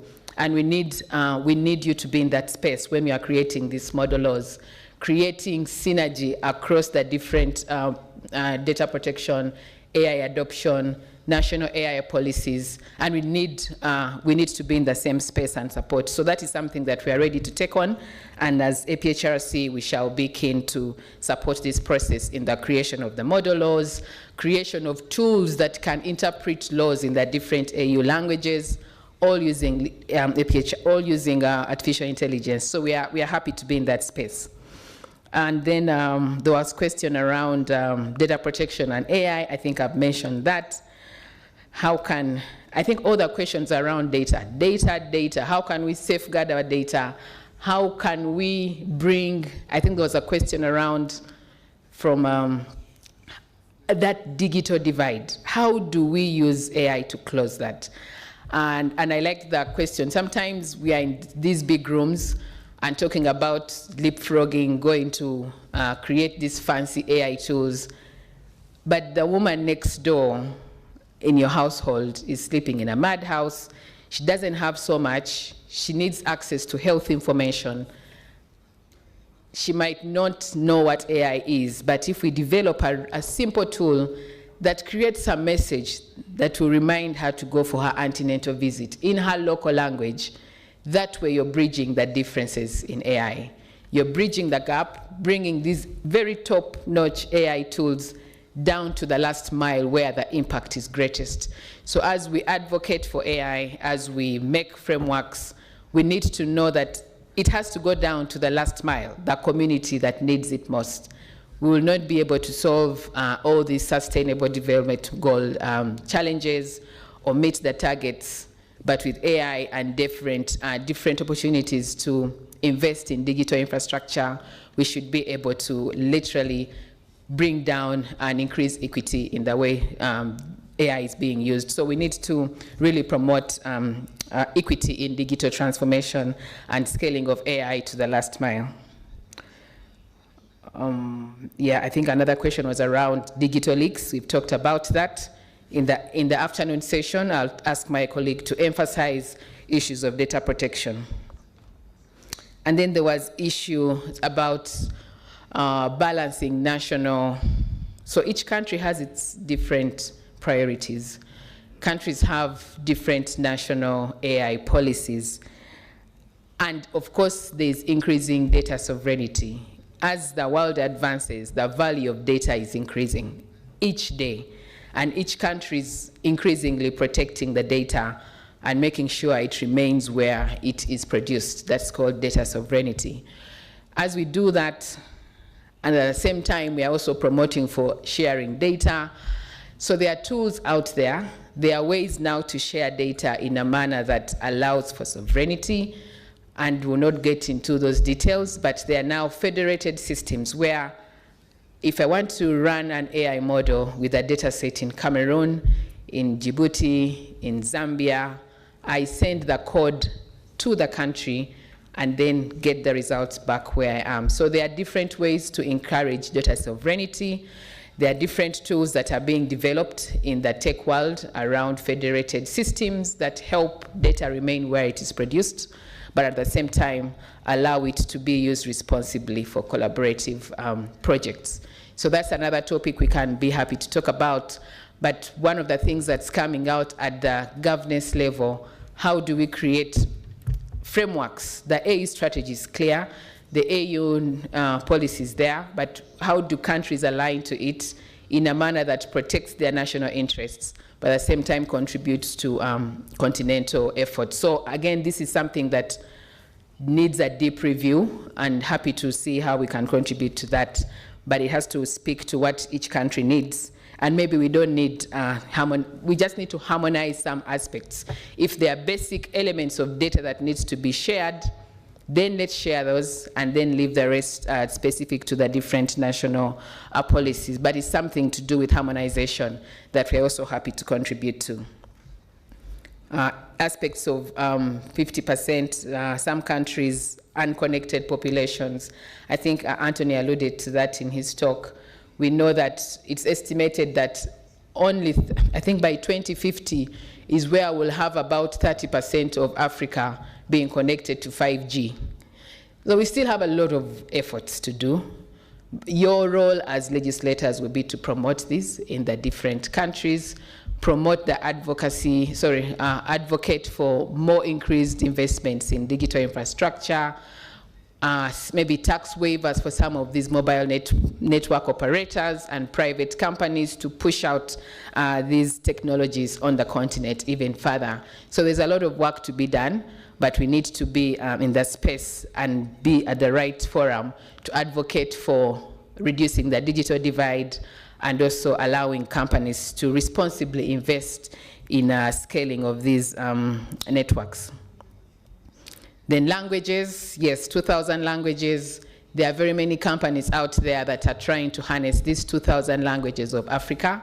I think Google Africa, Masekani in South Africa, Orange, the Senegal AI Hub, they're doing a lot of work in languages in West Africa, languages in Southern Africa, and I think everybody has understood the value of having African languages in all these AI models. I think Google has now, I think there are 100 languages right now on Google that are African. So out of the 2,000, still less than 2%, but we are getting there. It's a process, but we are getting there because they have to be in these spaces for AI to be used equitably in all the populations. So we are happy. We are happy with that progress, but we know that there's still a lot of work to be done, and this is where we need that advocacy coming in from legislatures. Can you dedicate different budgets to AI? How many of the budgets are now responding to AI demands in each country?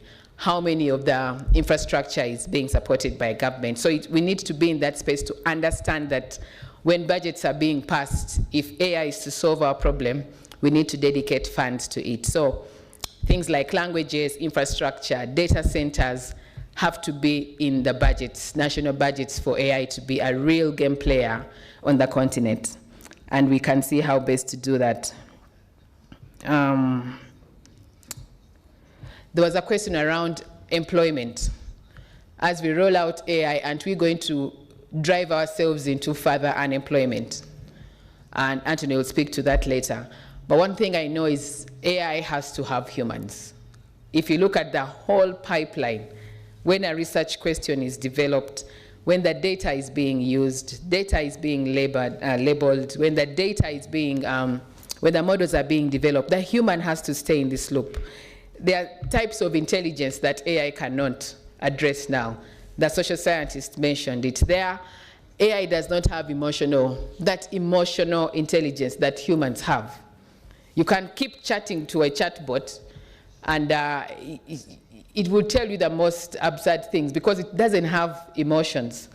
There's a paper that was written recently about, I think it was a talk I was listening to, and this student said, I want to kill the Pope. Somebody was chatting with an AI tool. I want to kill the Pope. And then AI said, oh, I'm impressed. I'm impressed by your brevity. It has no emotions. So humans still have to be in the AI development. We cannot run away from it. Of course, to what extent do humans stay will depend.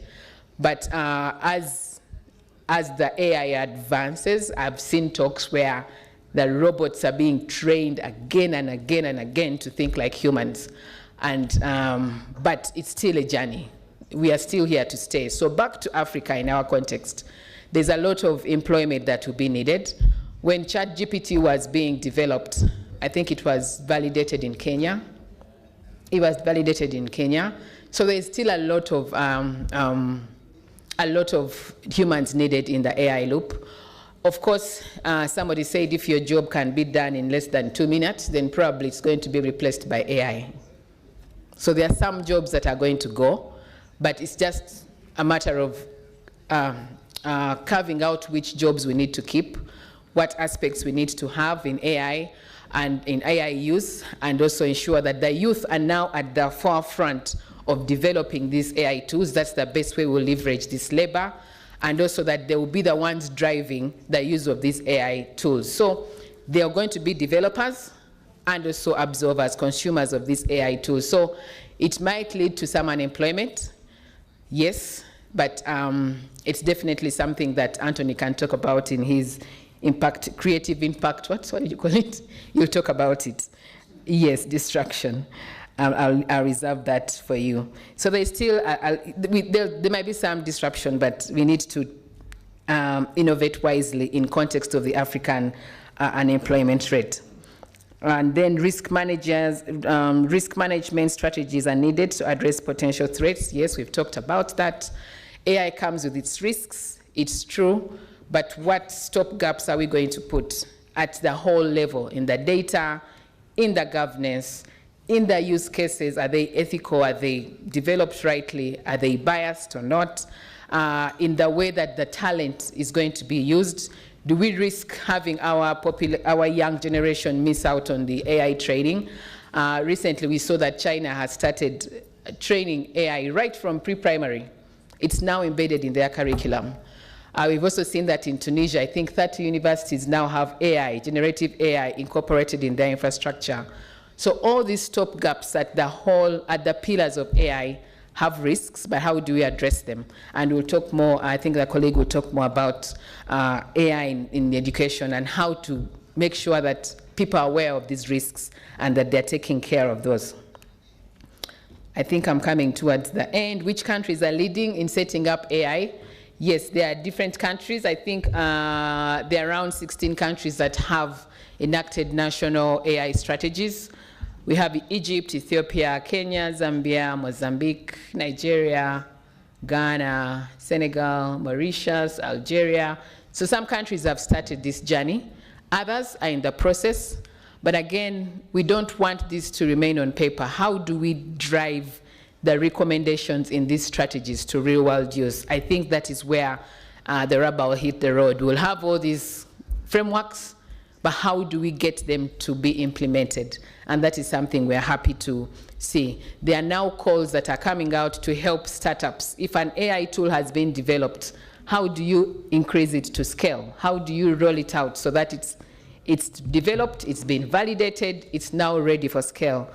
And how does it be scaled according to the national policy that is in the country? So some countries have already started that, but we need to join the bandwagon. We need to promote AI adoption in real time as the tools are being evaluated and created.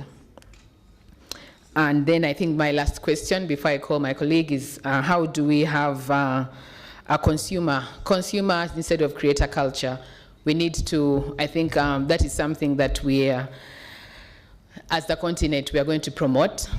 There are a lot of AI tools. I was speaking to a couple of colleagues. They are fundamental AI models. Maybe we need to see how we can use the open AI, the DeepSeeks of China, the different tools that are out there. We might not need to invest in them now, but how do we use those AI models to create tools that speak to our challenges? If there's a tool that has already been done by OpenAI's a generative AI tool, can we just use that foundational model to create tools that speak to us? So that way, we are creators, but also consumers of these AI models. And we are happy to have a whole session on what exactly are the fundamentals of AI development. Where do you come in as legislators? What are the pain points? Where are the blind spots that countries should be aware of as they do roll out AI? And that is a session we can also hold again. But we are very excited with these questions. There have been very many, and it just shows the interest. And to Honorable President of PAP, thank you for this session, and excited that it's raised a lot of questions and interest from the members of Parliament. Over to you.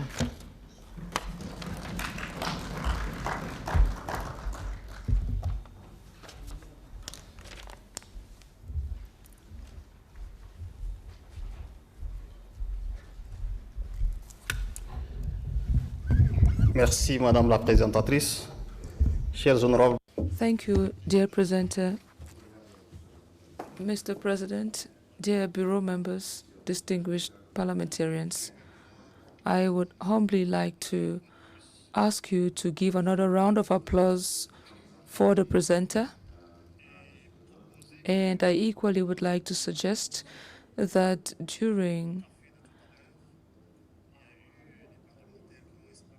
I would like to state that during coffee break, some parliamentarians had expressed the need to have more questions, time for more questions.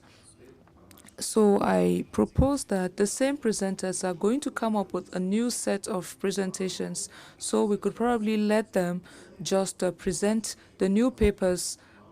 If you agree with me, I would offer the floor now to the presenters so that they would come and give us more information, and we would together determine when exactly we would want to break for lunch. This is my proposal. I'm all ears. What is your suggestion? What is your take on this? So your claps give me information that you are willing to have us take the second presentation.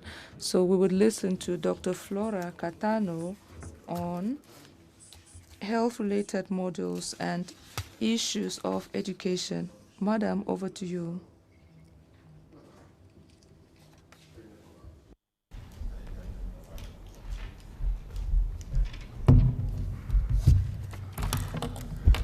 All protocols observed. Honorable members of parliament, good afternoon. I will start off from where Dr. Agnes stopped. Allow me to share my screen first.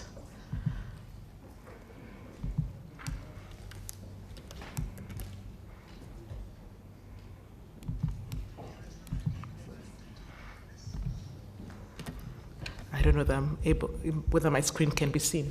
Oh yeah, good. Yeah. And thank you for the invitation that has been given to us. Honorable President, we really appreciate this opportunity to just come and have a discussion, or even just open your minds to various aspects that touch on AI. Most of the questions I was going to ask you, I am a teacher by profession, so I thought I was going to ask you questions, but you chose to ask the questions to us. So some of my slides will have some of the questions you asked, and so I will just pass over them.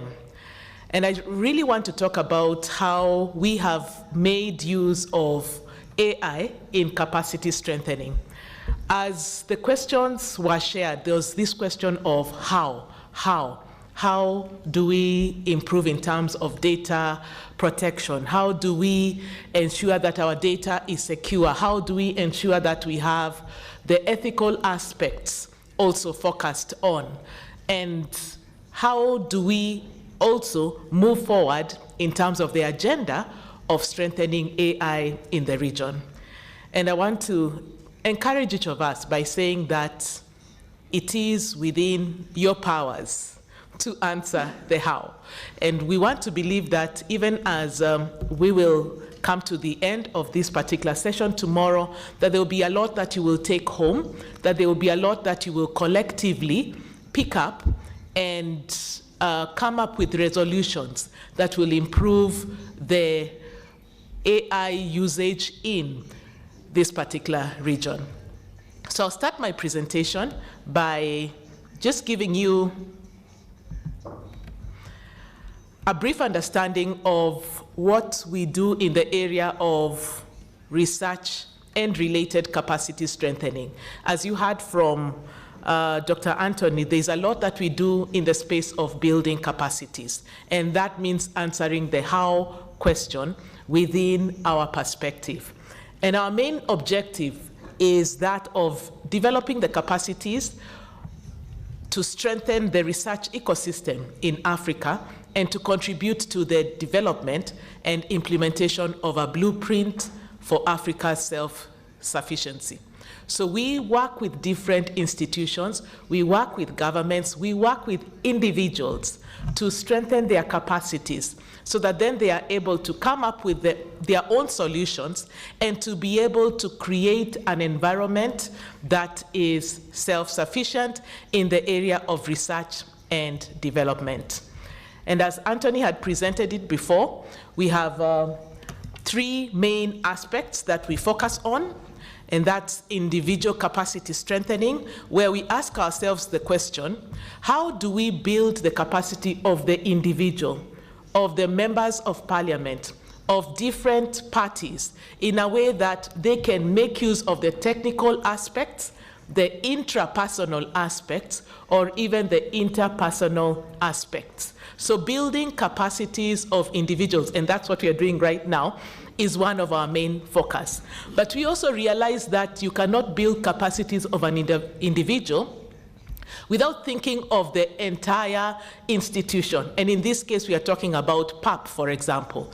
We're asking ourselves, how do you build the structures, the processes, the systems that are necessary to help PAP move to the next level of implementing what is required in the area of AI, in the area of research, or even in the area of development. But beyond that, we realize that as PAP members, you're not working on your own. You will have to go back home and implement some of the suggestions that have been made. So how do we work with you at the national levels, at the regional levels?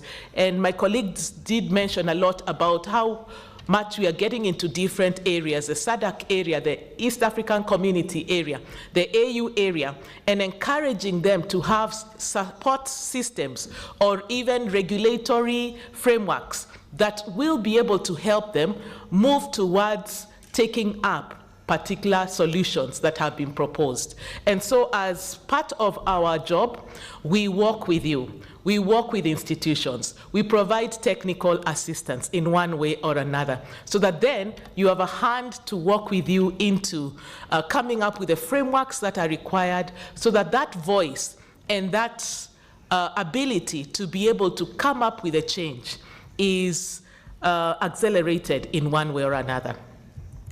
And so we focus on those 3 angles, and we focus on them in different models. We have trainings that we carry out, but we also give postgraduate fellowships and also internship programs. As my colleague was talking, I kept on thinking to myself, there are many times we are talking about AI, and we talk about how we do not know how to move forward with the data that we are using towards getting a solution.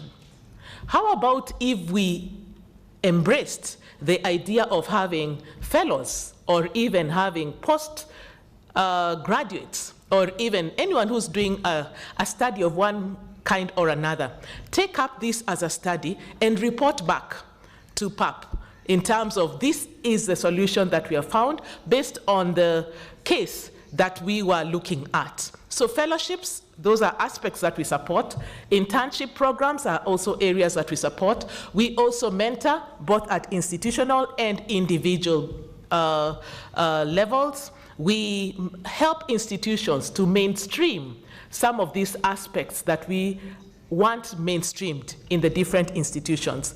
And my colleague did talk about how we need to start asking ourselves, how do we mainstream good practices in AI within the institutions that we are in? So those are areas that we can work with you in terms of ensuring that we have efficiency, timeliness, and effectiveness within the different institutions that surround us, but also encouraging collaboration and supporting platforms that are able to help you come up with strong AI infrastructures around you. So those are different aspects that we focus on when we are talking about research and related capacity strengthening. So what we are bringing to you is our ability to work with you as PAP, our ability to speak into the different hows within your context and helping you to work in that way. Just to give you some of the examples that have applied to the African Population and Health Research Center, I want to start off by, first of all, just giving you some statistics that we need to keep on pondering on as a region. Now, when it comes to research and development in the region, the SDGs spell out the fact that the higher education institutions are well placed. Actually, they are the highest placed to be able to affect development within the region. They are the ones who can be able to impact development through research, through human resource, through innovations, through providing us with the evidence that we need in the institutions. But unfortunately, there are very few times when we reach out to our higher education institutions to come up with the solutions that we need in the different countries. A case of time that I keep on referring to is that during COVID period, our institutions may have been well placed to give us solutions to how to address the COVID vaccine. However, did they? Yes, thanks for speaking back. Yes, they did not. And why did they not? I would want to engage you a bit. Why do you think our higher education institutions did not give us the solutions? Or why is it that, as members of parliament, we did not consider it worth talking to the higher education institutions? Just trying to engage you a bit.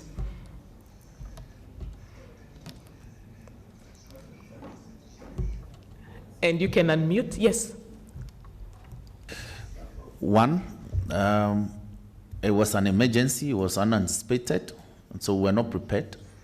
And even when the disease struck, when we didn't have the resources to respond to the health problems that it brought along. So we're handicapped. Okay. So in your thoughts, because it was an emergency, let me talk about myself as a mother, or even when I was younger. When I was in a strange situation, the person I would run to is my father, my mom.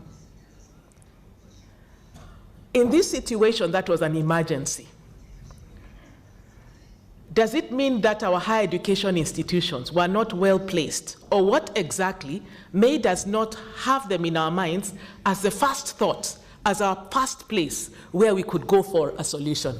Someone, yes, go on. Thank you for the opportunity. I think it was because we never thought of it as a educational matter. We only thought of it as a health issue. Mm-hmm. Okay, we thought of it as a health issue. Any other reason? Go on. Someone, yes. Yes, I think for me at that time we were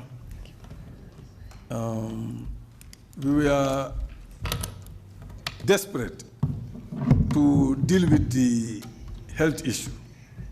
And we were thinking of prevention. How do we prevent ourselves from this particular disease from spreading? And the immediate information that gets to our parliament was how to provide hand basins, etc., in villages everywhere, and advise people. So we were concentrated on that, and we don't have the capacity also to be able to reach out to the educational institution. We don't have that knowledge at that time. Thank you. So it seemed there was a gap between our higher education institutions and our policy or our legislators.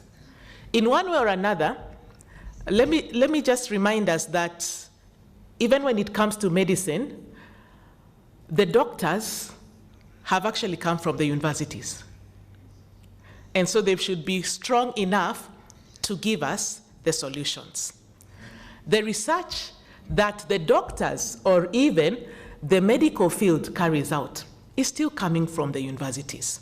And what the universities needed to do is maybe make themselves relevant to provide the solutions. One of the honorable members has mentioned that they considered it to be a health issue, but health issues can be tackled through evidence which comes from the universities. So unfortunately, there has been a gap between the researchers, the higher education institutions, but also the policy actors.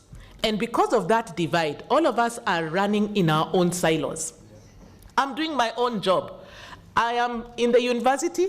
I come from Kenya, so let me mention a university in Kenya, and I'm not putting them on the spotlight. So I have done maybe my degree from University of Nairobi.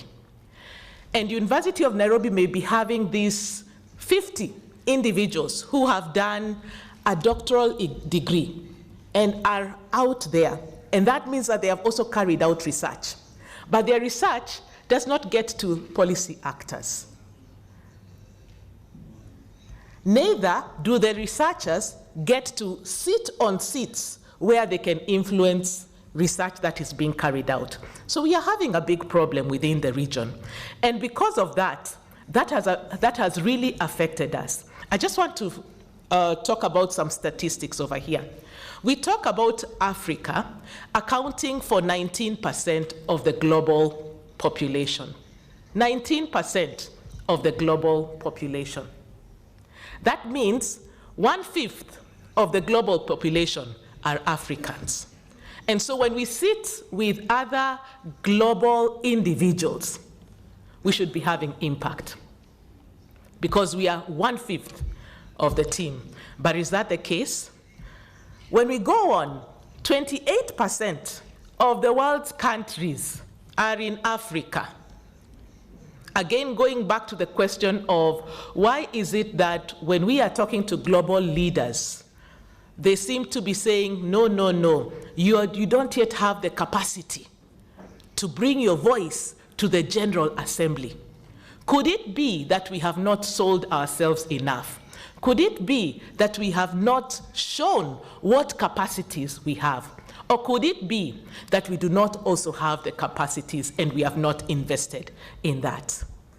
So Africa's investment in the R&D ecosystem continues to remain low, and my colleague did mention the same. And we account the kind of investments that we have in the R&D ecosystem accounts for only 1.3% of the global investments. Regardless of the fact that we occupy 28% of the world's countries, and we occupy 19% of the population. There is a mismatch there. In addition to that, Africa continues to account for 83% of the lowest income countries. Does that concern us? Does it concern us that even within Africa itself, 80% of Africa is really placed in the area of low and middle income countries? When you look at our outputs, Africa accounts for 1 to 2% of the research and innovation outputs. Does that concern us? Does it concern us that we are at 1.1% of research scientists, despite the fact that we are saying our population occupies 19%? And so the question that continues lingering in our minds is, what is it that we should do? And it is good to see us here as regional leaders who together can be able to say, no, things need to change. Are we going to change these things using AI? Maybe. Are we going to change the different aspects or even the perspectives of Africa using collaborative methods? Maybe. Are we going to change the aspects that are lingering in Africa using a lot of commitments and making sure that whatever we discuss in our different parliaments, even at AU level, comes back and is implemented in our different countries? We need to ask ourselves these questions. But we also need to be aware that much of what is affecting us also results from the fact that we have disparities in the lands. And we have kept on mentioning some of the countries, where when we talk about AI, we are talking about Kenya, South Africa, specific countries.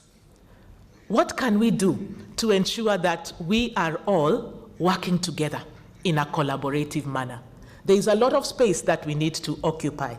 Another aspect that seems to also affect us is the fact that we are dealing with different languages. I just heard that we have 2,000 languages. I think that just blew my mind off. But yet, everything, most of what we talk about, especially in the line of research and development, we talk about it in English. So what is it that we are doing to ensure that we have brought on board everyone else? What do we need to do in that environment? So these are aspects that have continuously lingered in our discussions as the African Population and Health Research Center. And we've asked ourselves the questions of how do we build capacities? How do we remove these divides that seem to be there? How do we reach more individuals? And so we have quite a number of innovations that we have come up with, which may, in one way or another, be supportive to answering the how that we were asking ourselves earlier on. How do we ensure that we have data protection? How do we ensure that we have ethical considerations when you're talking about AI? So one of the main aspects that we have dealt with at the African Population and Health Research Center is that we have developed a strong, robust virtual academy. I had someone, one of our honorable members of parliament, refer to the fact that we have virtual classes in our universities, but how impactful are those virtual spaces? And so we have taken upon ourselves to create a robust virtual academy, which has two aspects. It has an aspect of a learning management system and a community of practice. And I will talk more about this. And as a result of having that virtual academy, we've been able to reach much more people than we would have if we only dealt with our traditional classes. I will refer to that later on. The other aspect is that we have embraced AI in different aspects, and we've been able to use AI to help us translate our materials. And so any material that we have, learning material that we have, we are able to translate it into French. We are able to translate it into Portuguese. And through that, a wider group of people can be able to access it. Again, the tools that we use for this are AI tools. But we are not ignorant of the fact that AI has to be used in a responsible way. So beyond just doing a translation, and I'm sure some of you may have encountered this, you translate something and what you have actually gotten is different from what the meaning was. And so we go further and say any translations that we have made have to have a human review so as to be able to verify what we are talking about. Because if we do not do that, then we will continue staggering in terms of the communication that we are making. We need to be careful to ensure that whatever we are communicating and whatever translations are made really have the right meaning. A case of time, I would just want to give you an example of a case that we dealt with in the recent past, where we as APHRC carry out fund management. And so we have all these projects from Lusophone countries, from Francophone countries. And we expect these institutions that we are working with to report to us. So they would report to us either in French or Portugal. And we are looking at their documents and telling them, no, what you have provided us is not the right thing. And the reason we would do that is because when we translate their information, it doesn't seem to give us the right translation. And so we started a process of ensuring that whenever any document comes to us, we will have a one-on-one meeting with the specific project teams, so that then we are able to ensure that we verify the information that we are given. Again, through this process of translation, we've been able to communicate and have an improved turnover time when it comes to giving responses at different times. Something else that AI has enabled us to do is that it has helped us move out of the traditional content development, even when it comes to using the virtual academy.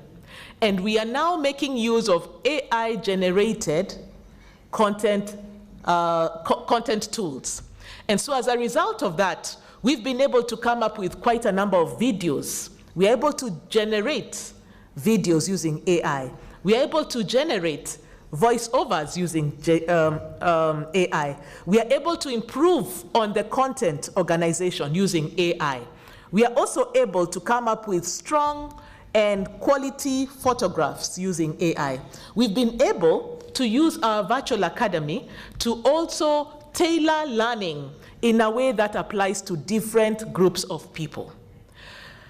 Beyond that, we've also been able to ensure that our outputs are visible and that we are able to link our outputs to different policy actors while also being able to have policy briefs. And I want to just introduce 3 platforms that we have used, one of which is called the Consortium for Advanced Research Training Evidence website, and I will define it further. Another one is the Africa Research Connect and the African Journal platform. I will talk about these 3 platforms and how we have used them to be able to improve linkages between the different institutions, but also to match individuals and also form repositories. We've also been able to use these particular platforms to be able to index, summarize information for policy recommendations. Then we also use AI a lot to ensure that we are able to continuously discuss or talk or engage with our different participants. AI has also helped us to refine writing. AI has helped us identify research gaps. In the past, there were times when, as a researcher, you would take a long time trying to get to understand what is this research gap, or even what objectives apply, or even what literature exists. But now, using AI tools, we are able to support our researchers to be able to carry out such analysis. We are also able to help our researchers think of feasibility analysis. I'll give an example of a project that we were carrying out, or that a proposal that we were writing in the recent past. And after writing this proposal, we sent it out to our partners, and our partners were from Africa and from other non-African regions. And one of the partners sent a note to us and said, I've just carried out a feasibility analysis, and I've gotten these gaps that exist in your work. So AI has helped us also be able to carry out feasibility analysis of the different projects that we have, to be able to determine, is what has been given to us worth promoting or not? What gaps still exist?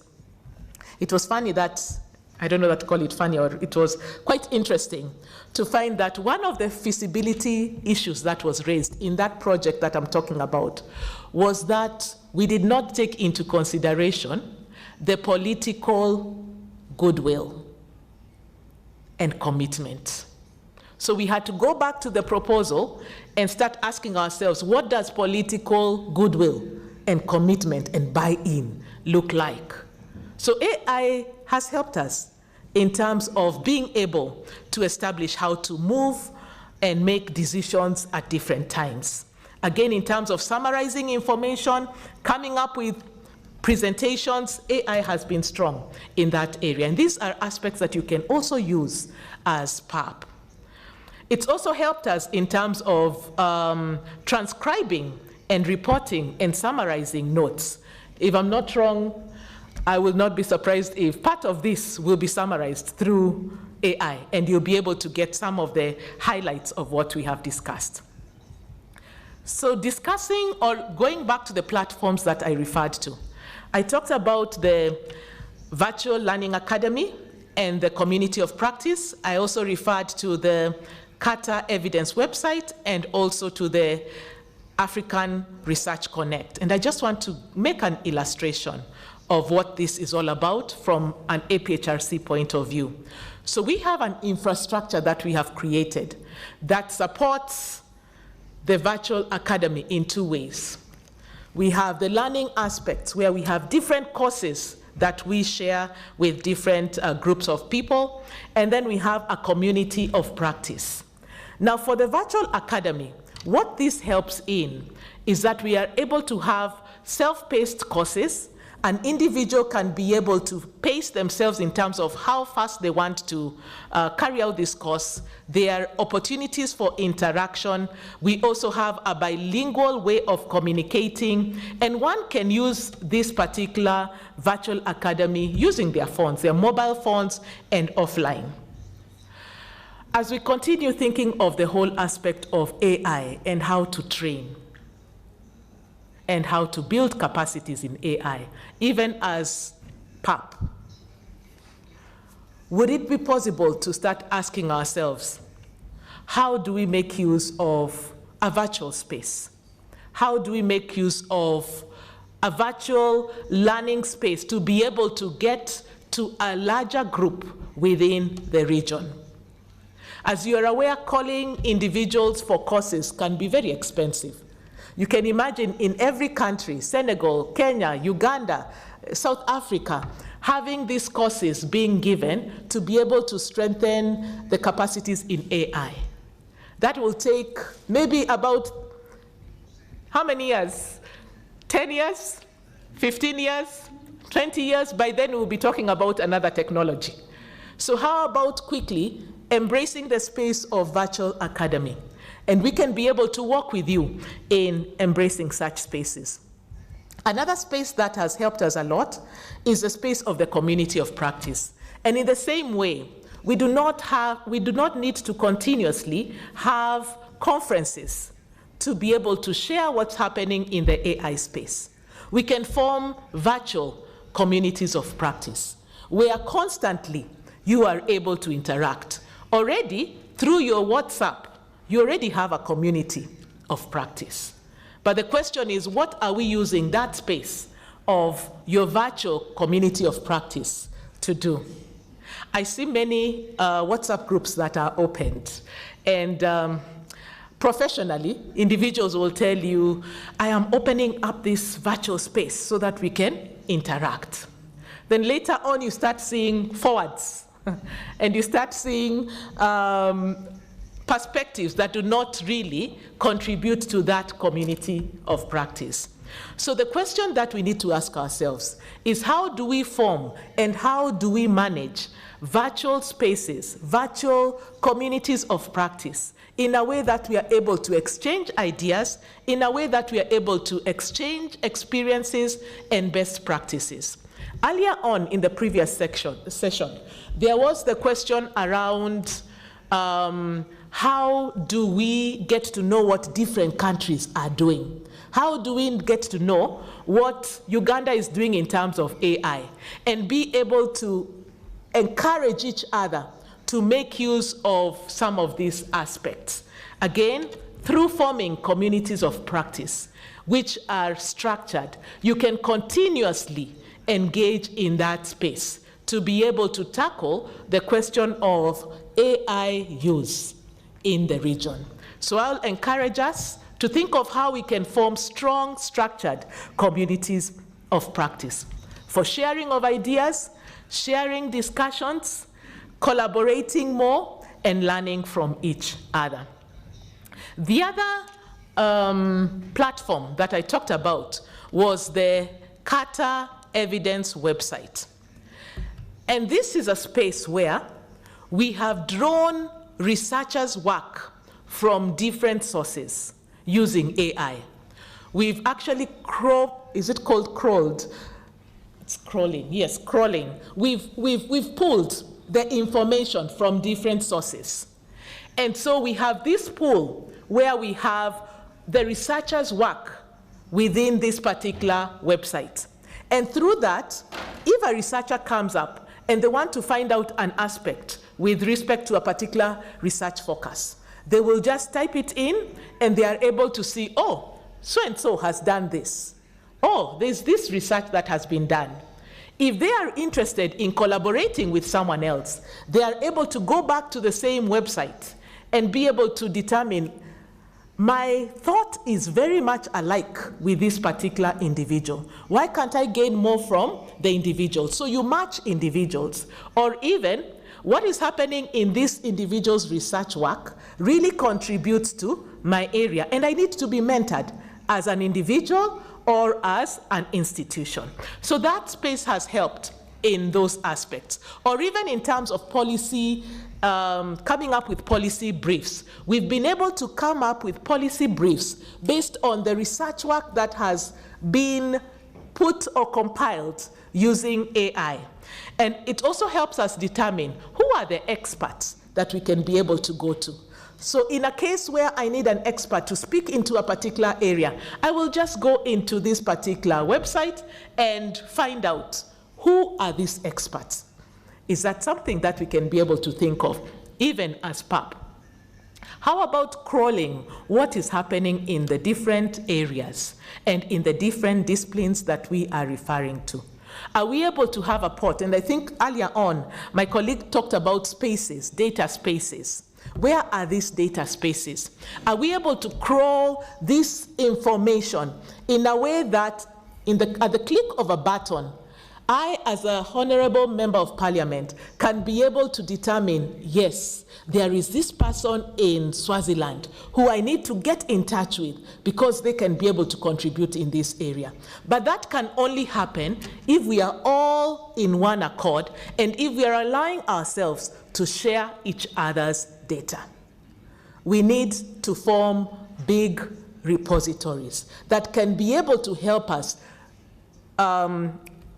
move forward in terms of development, that can be able to help us stop duplicating efforts, because those are some of the aspects that have affected us in moving forward in the region. There's so much of duplication of efforts. There's so much of siloed information. There's information that you need on this end, but yet, because you don't have it in a common pool, what do? We repeat the same work. There's so much of competition amongst us. Honorable members of parliament, is it time that we start asking ourselves, how do we share our data for the development of the region as a whole? Recently, and I will refer to, I won't say recently, I'll say 1 year ago, I was involved in a study where we were collecting data in East Africa about faculty. And it was funded by a particular funder.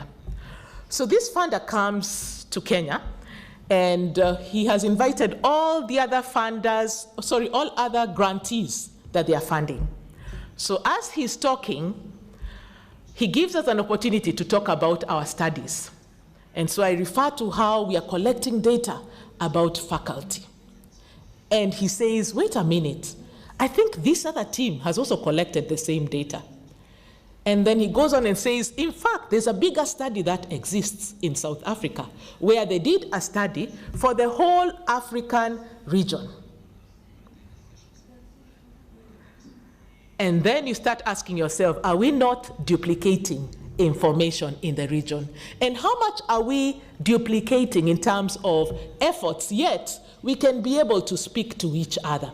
And we can be able to say, this is the way that we are going. We are going to collect our data from this particular source. The other platform I want to share with us is that of the research matching platform.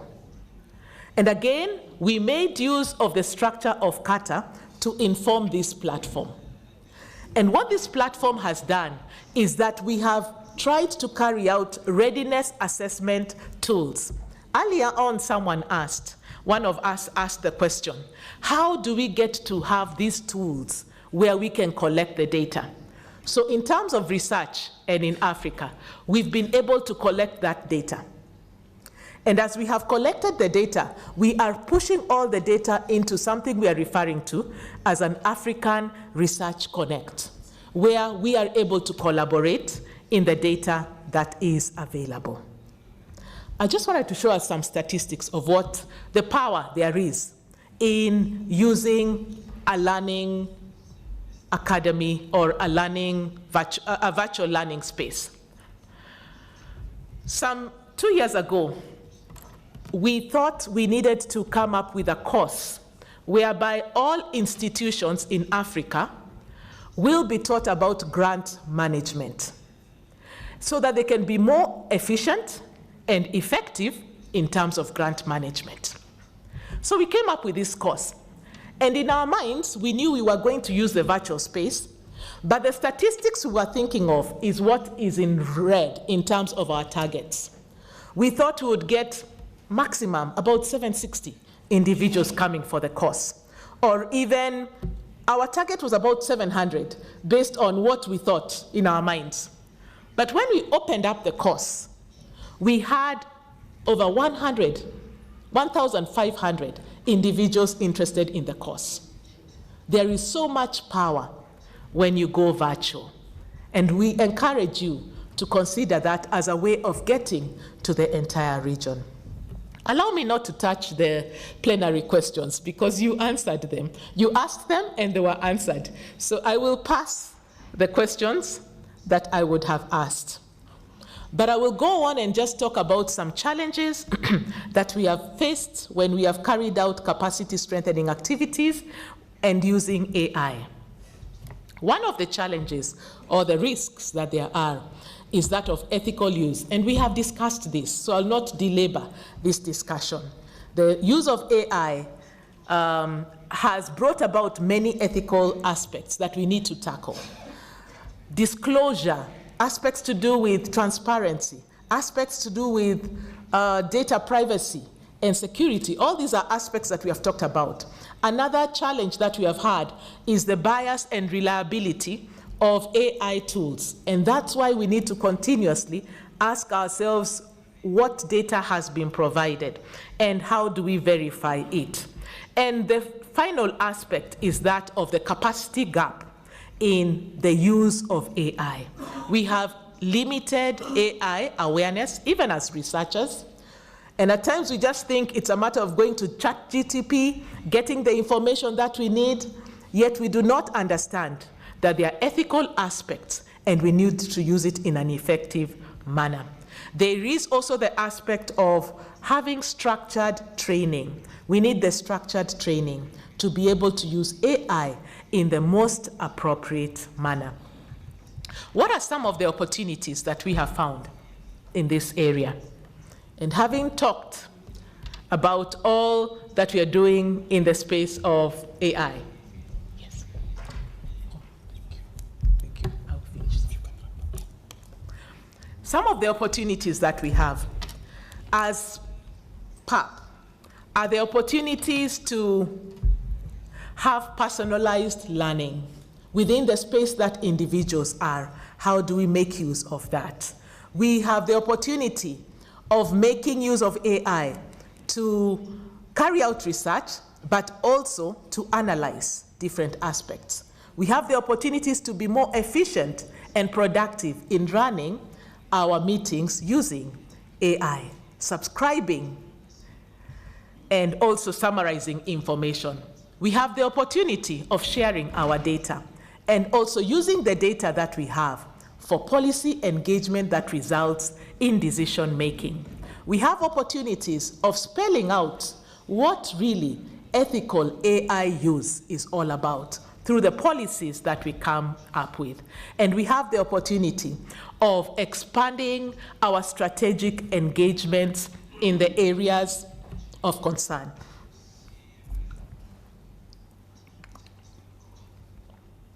So as we are thinking of this, I will encourage us as members of parliament, to start asking ourselves, how do we make use of AI, and how can we build the capacity of those who work around us to embrace AI in a responsible way?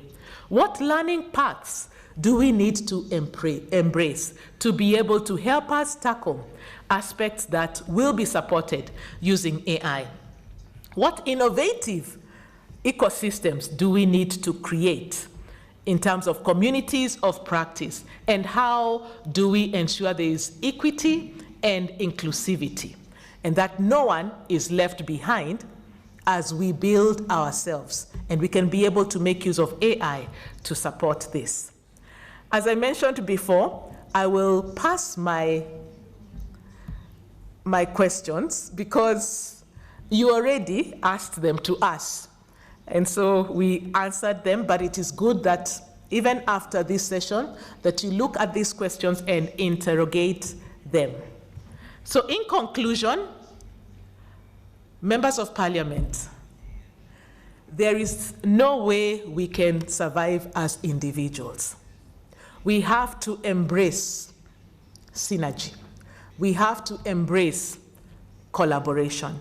We have to ask ourselves, what are the strengths in each of the countries and regions? What are the gaps? And how do we support each other to complement each other, even as we pursue what we need to do? We need to ask ourselves, how do we avoid time wastage, duplication of efforts, and unhealthy competition using AI? How do we have meaningful relationships, strategic partnership engagements, and collaborations beyond the PAP environment? And finally, how do we embrace AI in partnerships in the area of policy engagements, writing of proposals and programs, capacity enhancement, project management, development of different tools, quality management, data analysis and sharing, and finally, application of knowledge, including upscaling and innovations. With that, I submit. Thank you.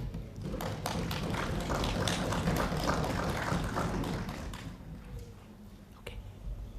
I don't know whether there are any reactions. Maybe it would be more of reactions. I'm not very sure that we have time for that, or, yeah, thank you. Honorable member. Honorable members, Mr. President, dear Bureau members, dear parliamentarians, it is 11 minutes past 2 p.m. I think it is humanly permissible for us to break for lunch now. Lunch will be free, and we would come back at 3 p.m.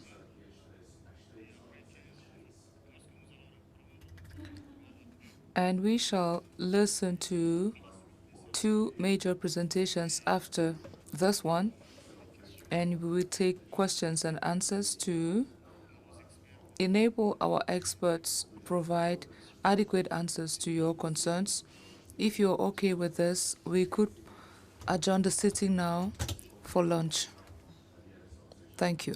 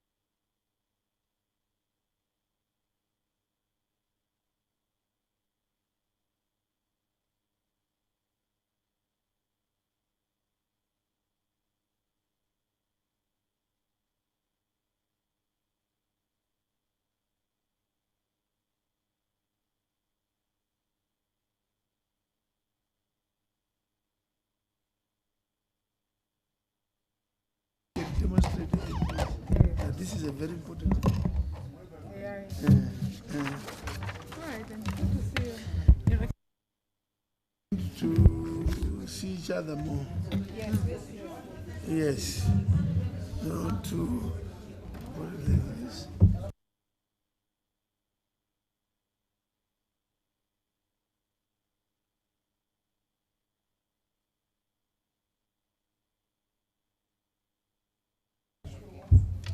There's no mistake. It should be MPs. Are you sure? Let's see. I think they are over 40. Ah, why not for just good one? No. Yes. This one is brilliant. This one. This one is brilliant. Two great people.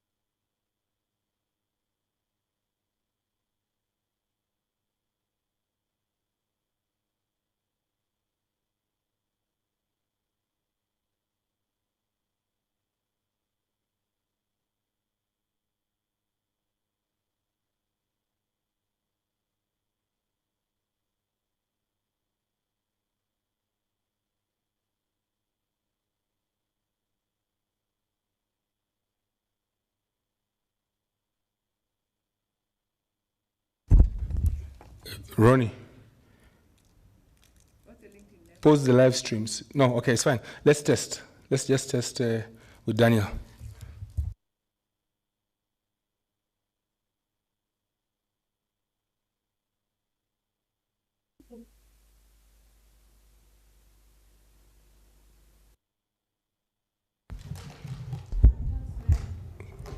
Daniel, IT, please switch to the remote participants so that you can see them.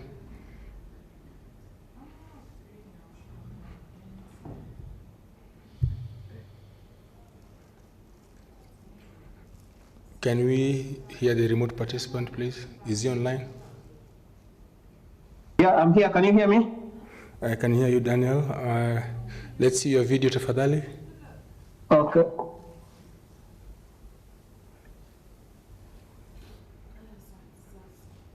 Christine, please confirm the voice on that side. Just say something. Hello, can you hear me? Hey, what's up? Yes, Dan, we can see you and we can hear you. Okay, cool. Just improve your setting.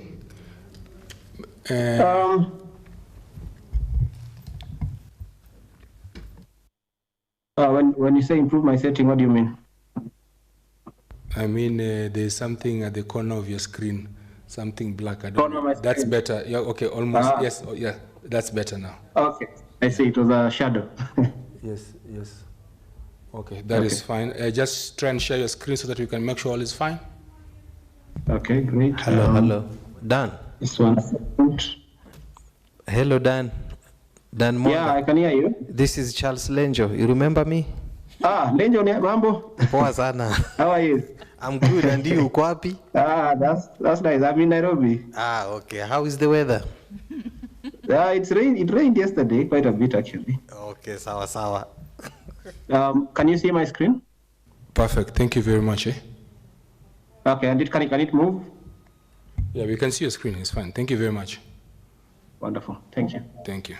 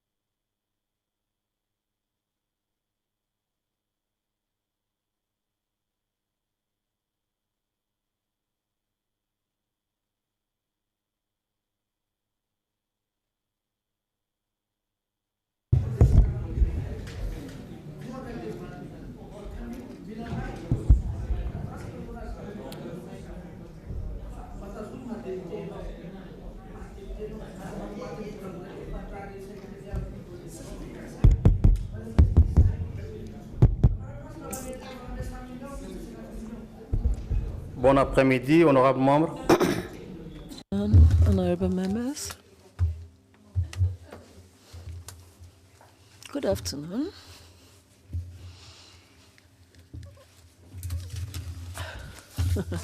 I believe to do justice to those who are already in the hall and who are waiting, we should begin with the papers while expecting the others to join them. I would humbly like to request that you keep your questions for the initial papers after the next phase, so that those who would be coming up now for the next two topics, that is Mr. Henry Owoko, and we would also have Mr. Daniel, who will be working online. We'll have two speakers for this sitting, after which we will take questions and provide answers. So I would like to invite Mr. Henry Owoko to take the floor. Thank you.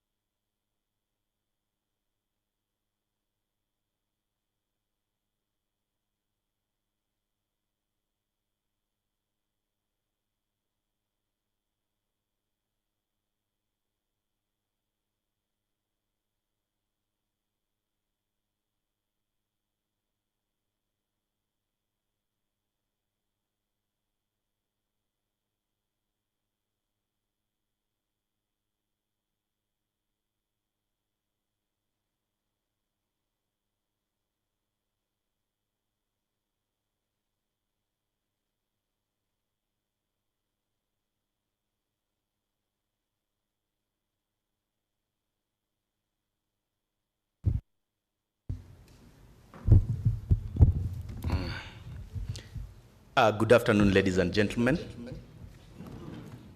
My name is Henry Owoko.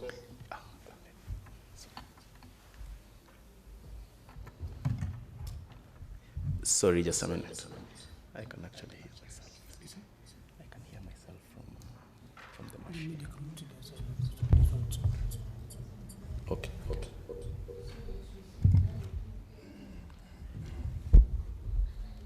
Please confirm if you can hear an echo. Yeah.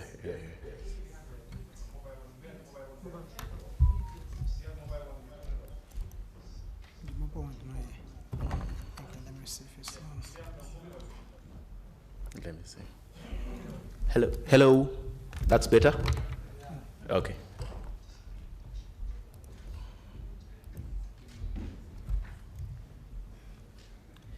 So, all protocols observed. My name is Henry Owoko. I work for the African Population and Health Research Center. And today I'd like to talk about the application and implication of artificial intelligence in public policy. And I start by saying that the future of AI in Africa's governance is not and will not be written by algorithms, but only by the leaders in this room.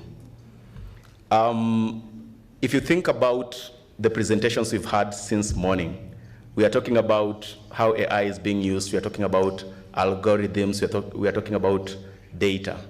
But really, what matters and what will matter more is how we regulate it, right? Like any emerging field, we know for sure that public policy will always play catch up with technology. It will always play catch up with the issues. But what we are looking for then is how then do we stay ahead of the game? How do we ensure that the regulations that are in place are at par with the technologies that exist today? And so the application of AI in public policy, really here, what we're talking about is how governments and institutions use AI how do they employ AI tools in their methods to strengthen public policy? And I'm going to talk about it in two parts. First, how are they using it to create the public policy? Really, that is the application. And then there is the implication. So what does it mean? How anybody, whether it's you as members of parliament or other citizens from your countries, what does it mean when they use it? And so when we talk about the application of artificial intelligence in public policy, I think for every other presentation we've spoken about today, it has been application of AI, how we use AI. But specifically in the space of public policy in your context as parliamentarians, not so much. And so I want us to talk about that. But I'd like us to talk about it in 4 points. First, in fact, most of what happens and what will really shape how AI is used is going to be in public service delivery. It's going to be in policy design. It's going to be in monitoring, and it's going to be in citizen engagement. And I'd like to start with the last, right? Because I bet for sure this is very important for you. Because when you're going for that next election, you know how you'd like to know, how do you employ AI in citizen engagement, right? That is one. But most importantly, how do you do that responsibly? I'm not sure whether you guys are looking to do it responsibly, but that's a question for an ethics class, right? So yeah, today, as we speak, we have very powerful generative AI tools that can generate images. This is not news. We have AI tools that can generate text. This is not news. We have, I bet all of us use WhatsApp. They recently added an AI module where you can try and chat, and then it is tweaked. But really, what does it, from your thinking, and feel free to just make a contribution, from your thinking, how do you think really you'd like to engage with the population? You'd like to engage with your people. You'd like to engage with the electorate.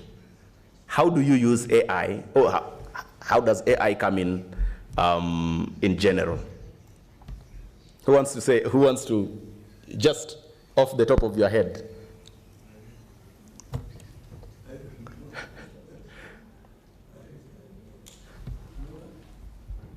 Oh, nobody knows. Oh, I'll come again. So you want to engage with your electorates. How does AI come in? Let's say you're doing a campaign. How will you use AI to do that? Yes. This side. AI can help you in mapping to make an assessment of the area, the needs, like what do they want. Understand? By using AI, you'll be able to know the felt need of the communities in your area. Thank you, sir. Yes, you can also help you to understand the demographics of your voters, particularly in terms of age, in terms of education, in terms of the locality and stuff like that. It can also help to do that. Exactly, and I'll tell you what. Before AI, you already knew the demographics of your people, right? Only that right now it's to the detail, right? And so really thinking about AI in citizen engagement, it is the nitty-gritties that it brings. It is the details that it adds to information. If you think about elections before AI, people already did the research. How long did it take you to do that? How long did it take you, say perhaps a month or so, to just figure out, and you'd look at statistics that were published a couple of months ago, and you look at your Bureau of Statistics and say, okay, this is the constituency, these are the number of people, and perhaps you're looking at the census data that was published 10 years ago, and that's very old. Perhaps it has increased, perhaps people have moved, and so it's hard to know. And so really what AI brings to the conversation is speed, right? It is speed and it is accuracy. The question is not whether we could know that. The question is how soon. And I think the conversation right now, it is not whether people will get it right. The question really is, who's going to get it right faster? And so, yeah, I'll come back to that. Now, think about COVID. Now, I've moved to the next point. I started from the bottom. We've talked about citizen engagement. Think about COVID. Now we are monitoring and evaluation.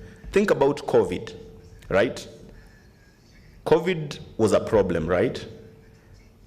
And it was, and many people tried to, the biomedical, the doctors tried to do their part, lab technologists tried to do their part, and everybody else tried to do their part.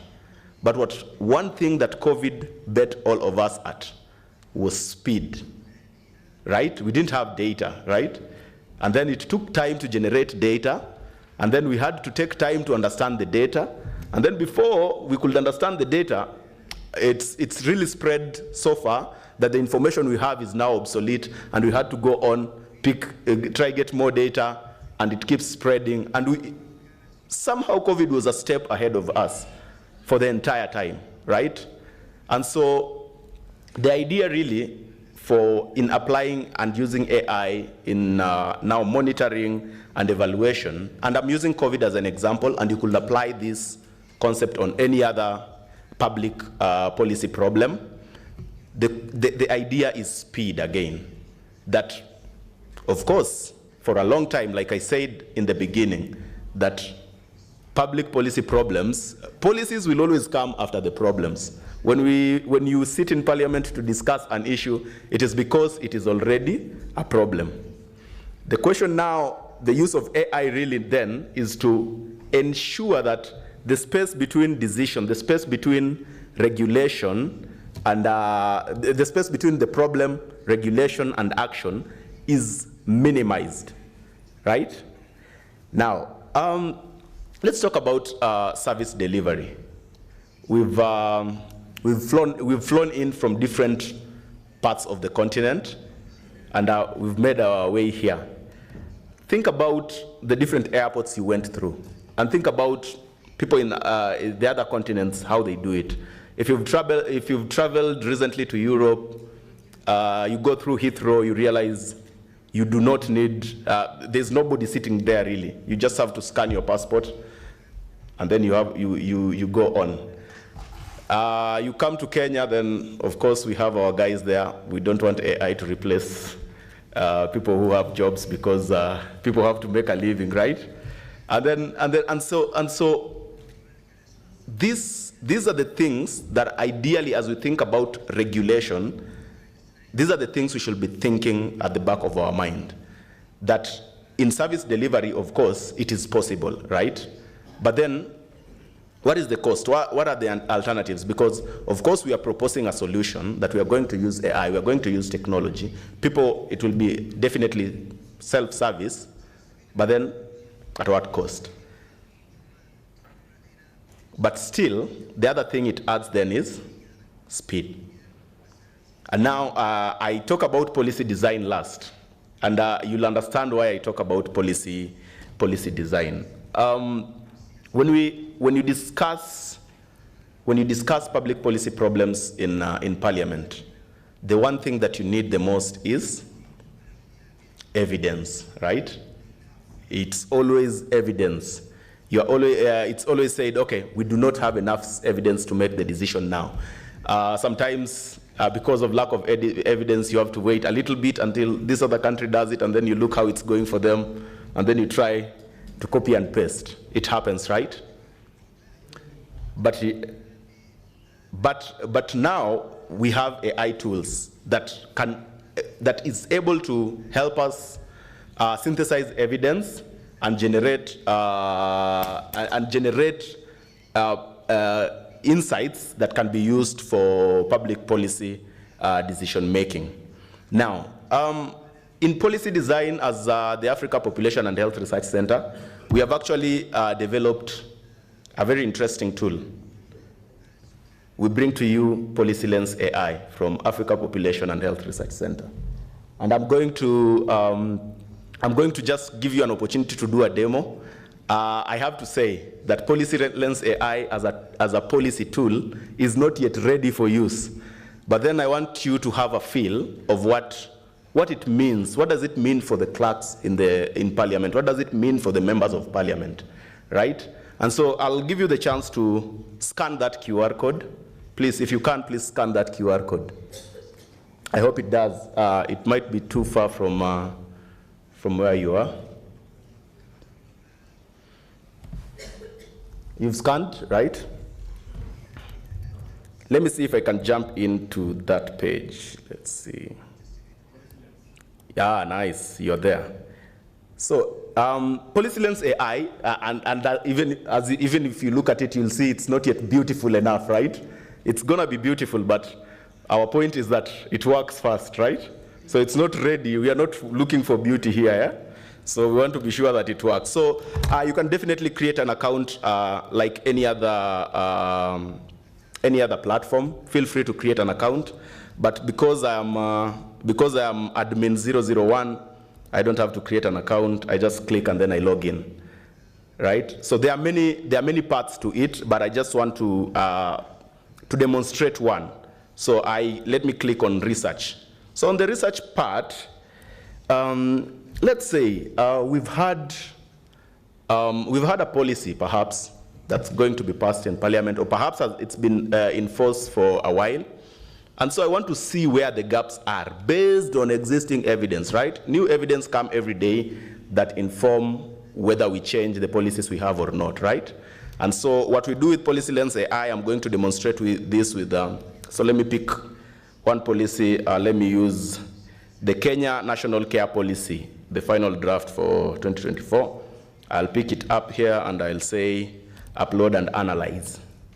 So what Policy Lens AI is doing, it is going to research databases and it's looking at the evidence that exists there, and it's going to give me, it's taking time to do the analysis, and it's going to look at the evidence and it's going to look at the policy that exists, and boom, there, it's given me some suggestions.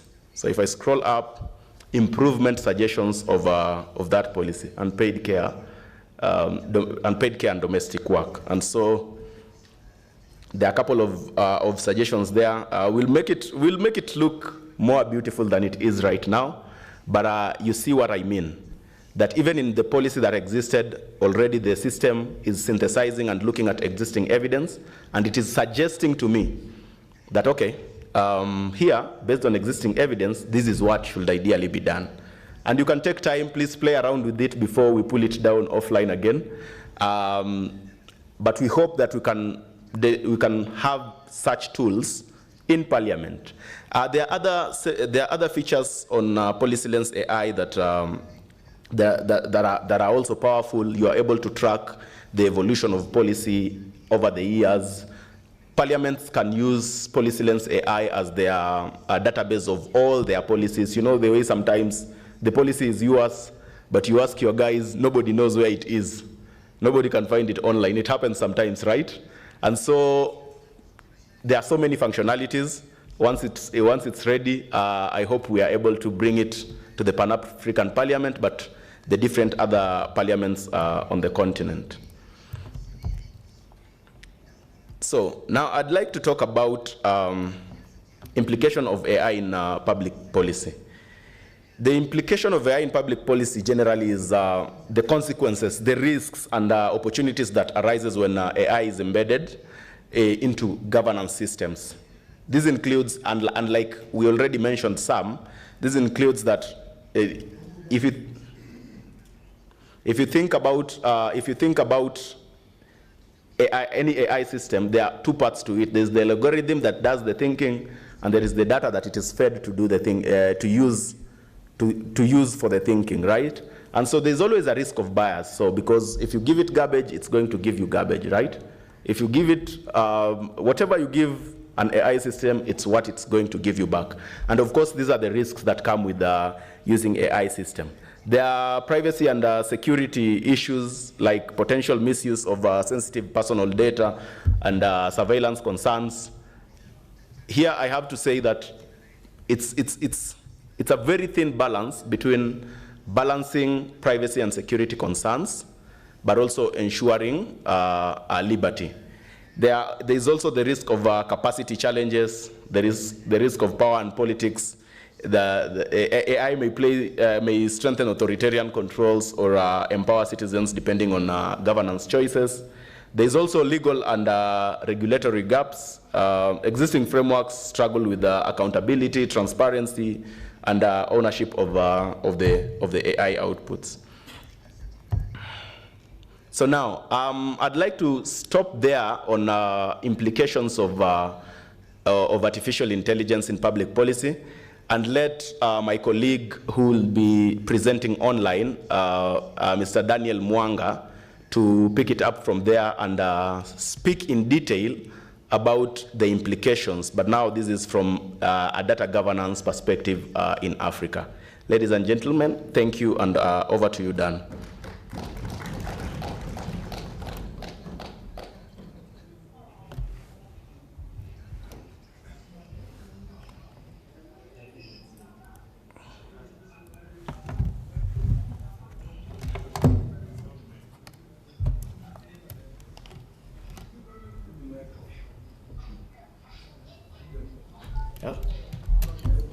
Oh.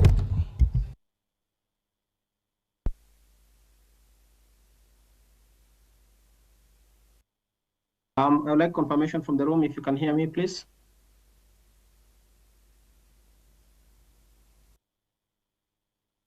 I can't hear you.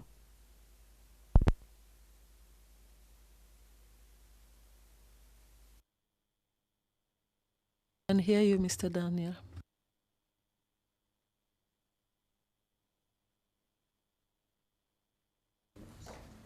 Can somebody confirm from Can you hear us? Can you hear me? Yes, we can hear you. We can hear you. All right. So thank you so much, Henry, for the presentation. And good afternoon, honorable members of parliament in the Pan-African Parliament. It's my honor to be joining my colleagues in presenting or discussing this topic, very important for our continent at this stage. Some of the things that I wanted to talk about have already been highlighted by my colleagues, but I would be a little bit brief, but still talk about some of the very key points with respect to data governance overall, but also governance for AI within our continent. My name is Daniel Mwanga. I'm a senior data scientist within the African Population Health Research Center. So I'll start first of all by speaking a little bit about what is data governance, just to have a common understanding about what this is. This has a lot of definitions when you read literature, but they all rotate around several principles. Issues around data privacy, issues around usability of data, issues around accuracy and reliability of the data, and also accessibility of that data. It speaks a lot about compliance, to make sure we comply with the respective data protection laws that several countries in Africa have already enacted. Now, the key focus areas really in any data governance discussion or discourse is aspects around data quality and integrity, aspects of accessibility and usability of the data, of compliance and data ownership. I think somebody mentioned, I was following earlier, one of the questions that came was about data ownership, through the data life cycle, who really owns the data. Hopefully, through this discussion, we'll be able to get an understanding of these aspects of data governance. And so I may not go into the nitty-gritty details because all this is academic, but maybe let's speak a little about why do we need stronger, and I've carefully used the word stronger, data governance structures there, because you see, this topic has not just started now. It was there several years ago, but we need to adapt them. And the question is, why do we need them now?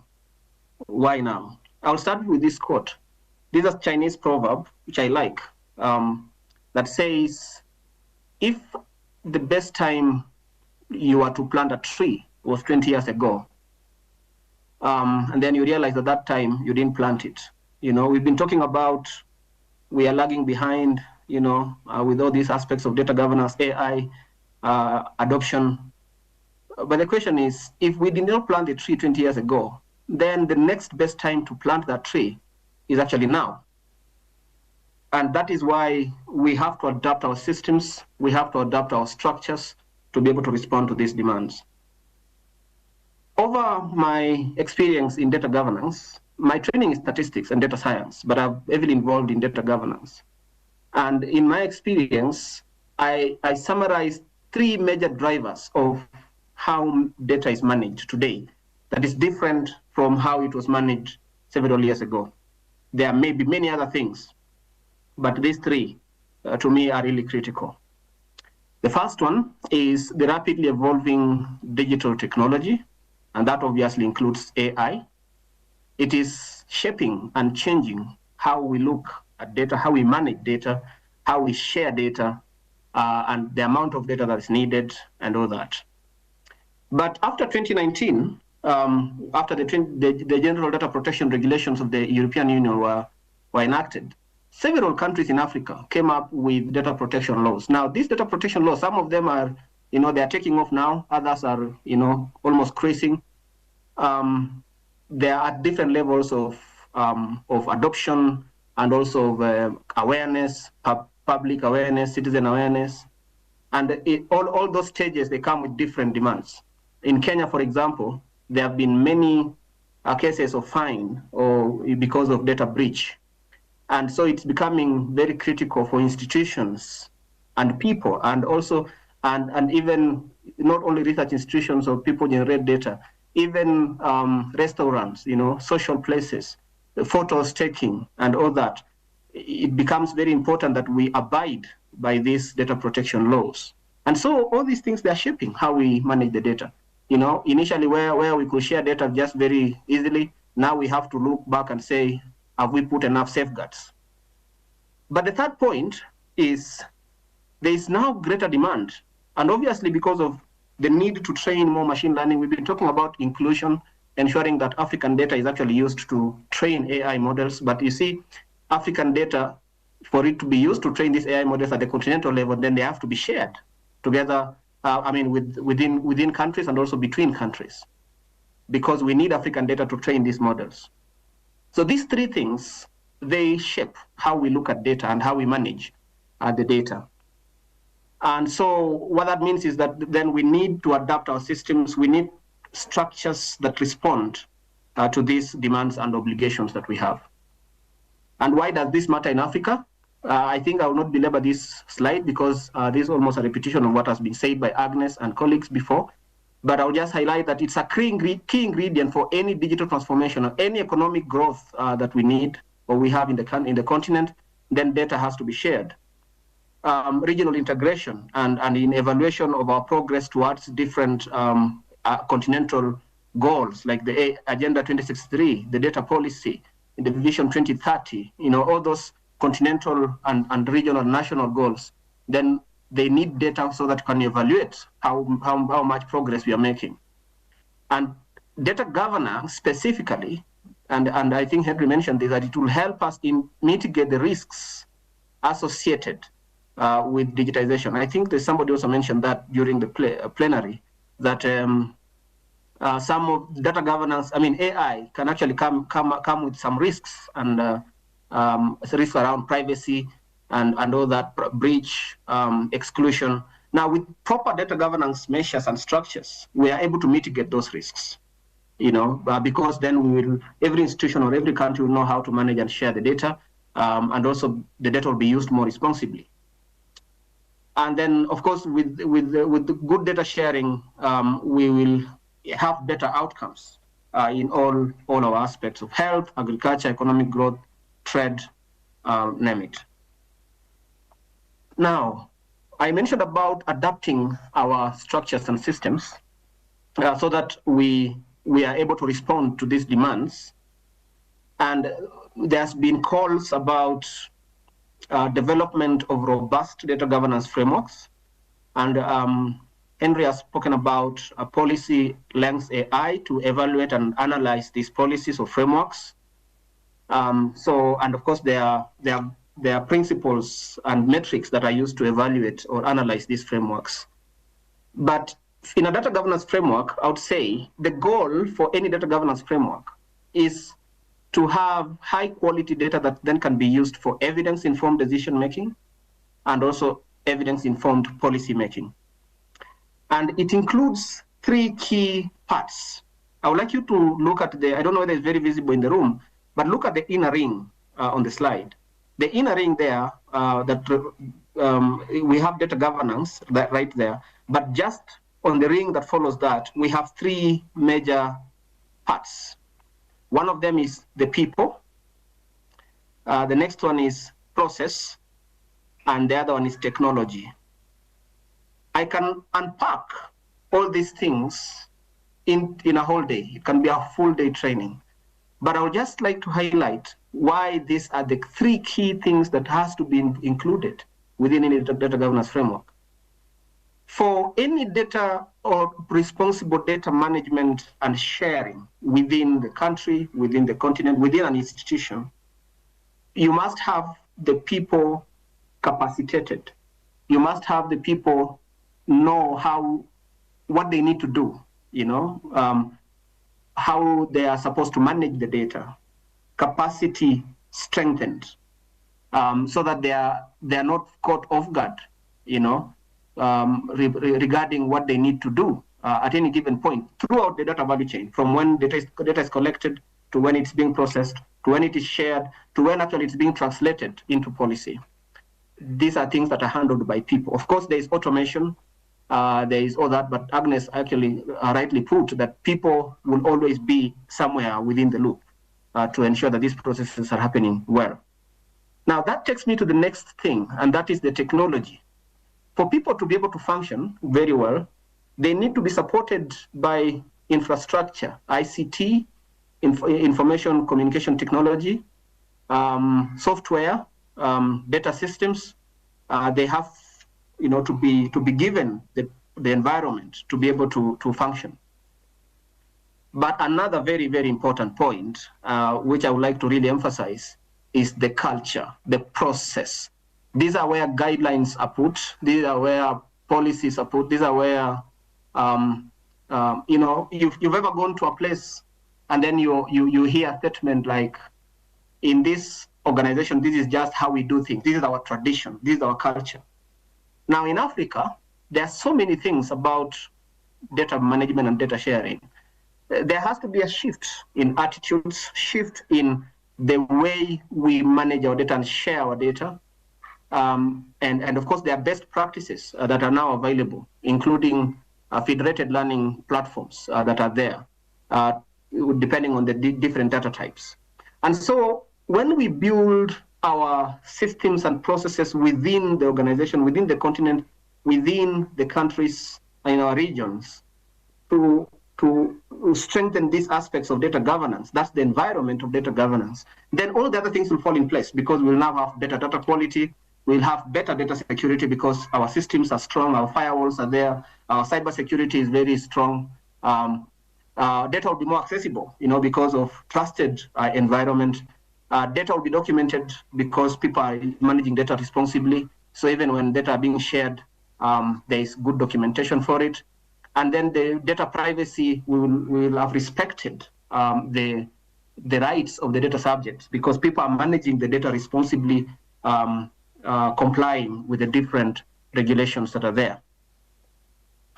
And so, as you may see, throughout the data value chain, everybody has a role to play. And so I want to persuade you and everybody in the room, honorable members of parliament, that please, I hope that I'll be able to persuade you by the end of this talk that you have a really critical role to play in this journey.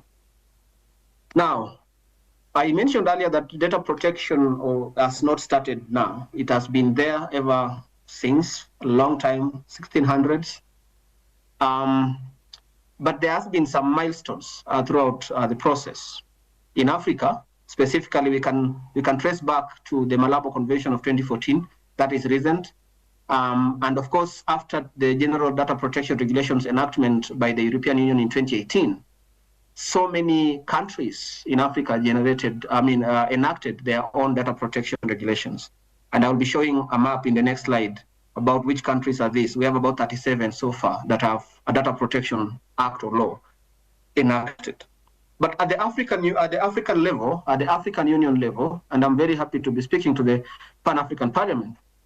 So there was a Malabo Convention in 2014, and only 15 countries so far, if my literature search serves me right, have ratified that convention. There are so many other member states within the African continent that have not ratified that convention, and I think there's some progress, and hopefully that that convention will be ratified or updated so that we are all at par within the continent.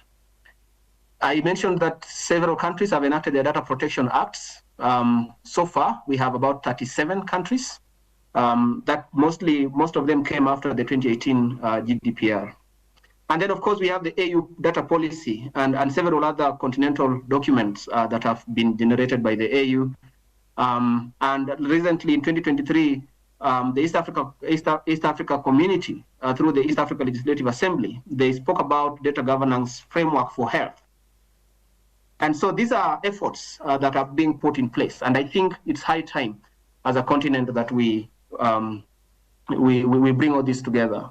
And so this is just the status as based on a paper by Munung in 2024 that just shows the countries in Africa that have a data protection law or act in place. Some of them are still in terms of bills.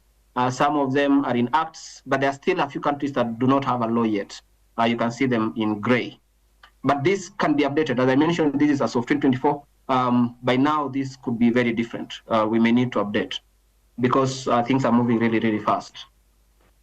Now, because of time, I may not want to go into all the details about what a data protection law entails, from data subject rights, from who is a data protection, data controller, data processor, and all that. But I'll just highlight key features of any data protection law. These are like the bottom line in almost all data protection acts. They focus on what we call personal data. Now, personal data, by definition, is any information in a data set or in any set of data that can directly identify a person. So that if you're given a set of data, it's sent on your email or WhatsApp, you use that data and you can tell this data belongs to so and so. This information here belongs to so and so. And so if that information contained in that data set is risky or is very sensitive, it may cause harm. It may cause, and this harm could be both emotional, it could be physical if that data is accessed by an attacker or by somebody who has ill motive. And so you put the data subject, who is the person from whom that data was collected, you put that person at risk. And so data protection regulations, personal data protection acts, in most of them, they focus on the personal data. And so that I'll speak in the next slide about what happens to ensure that the data that is shared does not have personal data. I'll speak about that in the next slide. But key features, they require informed consent. This is informed, but the key word is informed. The data subject has to be told why the data is being collected and for what reasons, why this data is collected and where it's going to be shared. Okay, it establishes the Data Protection Commissioner as a regulator. In Kenya, they're called Office of the Data Protection Commissioner. These are just the office that regulates compliance with the data protection law. It applies to both private and public entities and includes also research institutions. I mentioned that it emphasizes on data subject rights, which are quite a number, they're about 10. And it mandates data protection impact assessments, as these are assessments for high-risk processing of data. High-risk processing of data is where you're processing data that is sensitive or it is risky. When it is shared, it can be able to identify a person and put that person at risk of any harm. You know, so that is what really most data protection regulations emphasize. If a data is breached, personal data is breached, that means it gets accessed by unauthorized persons, or it goes against the requirements of the data protection regulation, there are many things that may happen to an institution, to a person, to an entity. This includes loss of trust. That's one of them. Participants may withdraw from the study if it's a research study. You know, it may harm. I mentioned about harm of research participants, which includes both, you know, emotional harm, and sometimes it can even lead to physical harm if that data is accessed by somebody who has a really ill motive. If I know that somebody living nearby has, you know, is very rich and I'm an attacker, I can, and I've known that through a data set that I got access to, then I can actually, you know, as an attacker, that person can be targeted, you know. And so there's also reputational damage to an institution, you know, because if you are taken through a legal suit, there's reputational issues with the institution involved, legal and regulatory penalties, including fines that may be imposed on the person who breached the data, financial losses, and also interruption of the research activities that are involved. And so to mitigate some of these possible breaches, what we do and what we are really building capacity across the continent for organizations and also individuals to do is to put in place security measures, you know, to ensure that our systems are able to mitigate against these possible breaches. These are encryption, okay, ensuring that we build capacity on how to get proper informed consent, including these consent forms translated in local languages to ensure that everybody really understands what they're signing up for. Secure data collection through encrypted data collection tools, like, for example, SurveyCTO, RedCap, and Open Clinica, and all these very modern data collection tools. Anonymization of data and the identification of data. So this is where you remove any personal identifiers. These are things that can identify a person. You remove them from any data set before sharing. And I'll give you an example of what we are doing at APHRC to build that capacity across the continent. And establishing data access controls on who approves data before being shared, and how is this data going to be shared. And also when collaborating with different institutions, we enter into data sharing agreements. These are agreements that stipulates the terms and conditions of sharing this data. As I mentioned earlier, is that any data governance structures is to promote data sharing, but at the same time putting in place safeguards to protect us against breach of data privacy for data subjects, but promoting data sharing, because for any collaboration to happen, data have to be shared, including cross-border data sharing. Now, this is a platform that we have built. It's a local platform, that I'm just going to play a video in 2 minutes, if you allow me. Just shows how data can be anonymized without having to write any hard script, which not everybody may have the capacity to do. So, moderator, if you allow me, I don't know if you can hear the video. Can you hear the sound?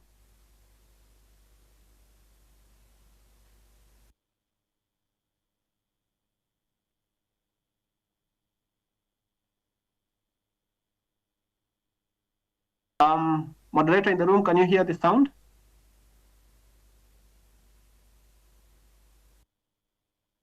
We can't hear the sound.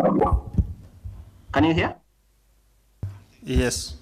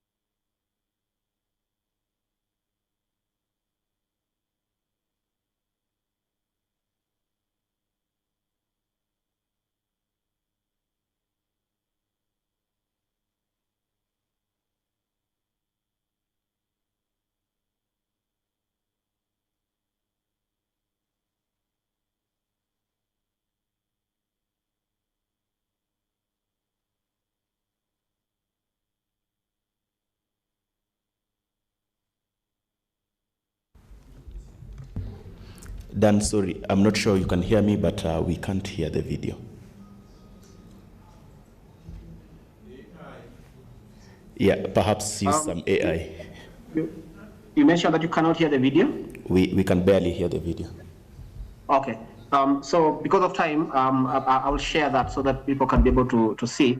Yeah, but what this anonymization platform does is just to provide an interface where anybody who wants to anonymize data, it just goes to the platform. It has a manual. It has a guideline on which anonymization techniques are appropriate for which type of data sets. And then it just guides you. And we are going to improve it with some AI enablers as well, so that anybody who may not have the skills to code in state or R is actually able to anonymize data efficiently using any advanced anonymization techniques without having to worry. So allow me to proceed. I'm just going to conclude in the next few minutes. What we have also done to build that capacity within the continent is to develop data governance modules, which are delivered through our virtual learning academy that Flora talked about earlier. So far, we have about 4 modules digitized and also uploaded to the virtual learning academy.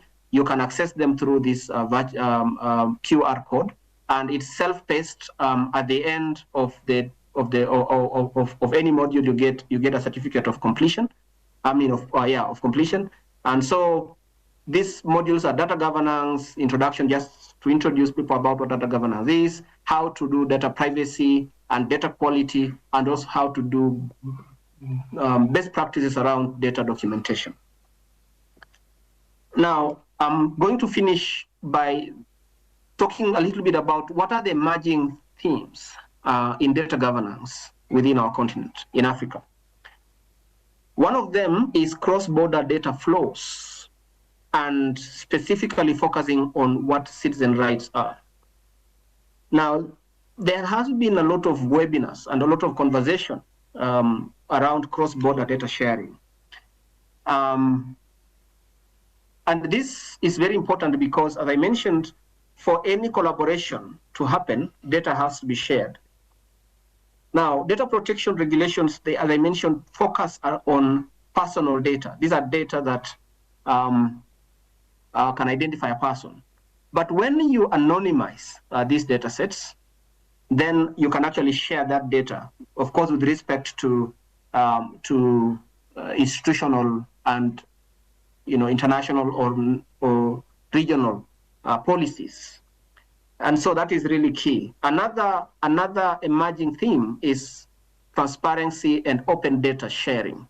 Open data through repositories, such as what we are building, the DASA platform that we are building within APHRC, to build these trusted research environments where people can be able to share data more openly within our continent, which can then inform more innovation and advancement of research. Data systems and infrastructure, cybersecurity and phishing and malware attacks. So all these are areas that are really coming up, and they are becoming really very important, that we provide regulations and frameworks to govern these types of platforms or sharing this data through AI and big data regulations. So what opportunities do we have? One of the opportunities is the Africa's youthful population. Now, these youth, they have a lot of energy. I think it is common knowledge now that several years to come, a very big percentage of the world's population, the youth, will be coming from Africa.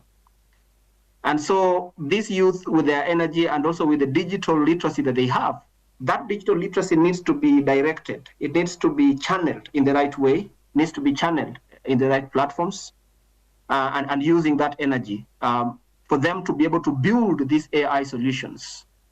And that also means adapting our training curricula within our education institutions so that it can be able to tap into this energy and opportunity that we have as a continent. Of course, we have continental frameworks and visions, which are already, platforms or opportunities for us to really adopt some of these frameworks and adoption of AI. Through platforms that we are building, it will build trusted environments for better collaborations and sharing of data. But some of the challenges that exist, really, in implementing any robust data governance frameworks are, and I think this one, I will not talk about them too much because these have been well articulated earlier by Agnes and Anthony, about fragmented policies, lack of harmonized frameworks, and also there's limited capacity and technical skills. For you to be able to use data or to be able to share data, then you have to have the capacity to be able to manage it. And so that capacity needs to be built. Uncoordinated enforcements, and this speaks a lot about the uneven adoption or enactment of the data protection regulations and frameworks within the continent. Low public awareness on data subject rights. There are countries that data subjects are becoming more, or citizens are becoming more aware about their rights, and this is all going to actually increase in the next few years. It's going to increase, and so we have to really be at par in terms of our systems to be able to manage. The more people get aware, of course, the more going to be issues of compliance. There are going to be more reports to the data protection laws or regulators about their privacy breaches. And so as institutions, we have to make sure that we have systems in place to be able to protect their privacy. Limited resources, a lot of discourses in governance in the continent have been supported more by foreign aid and foreign infrastructure.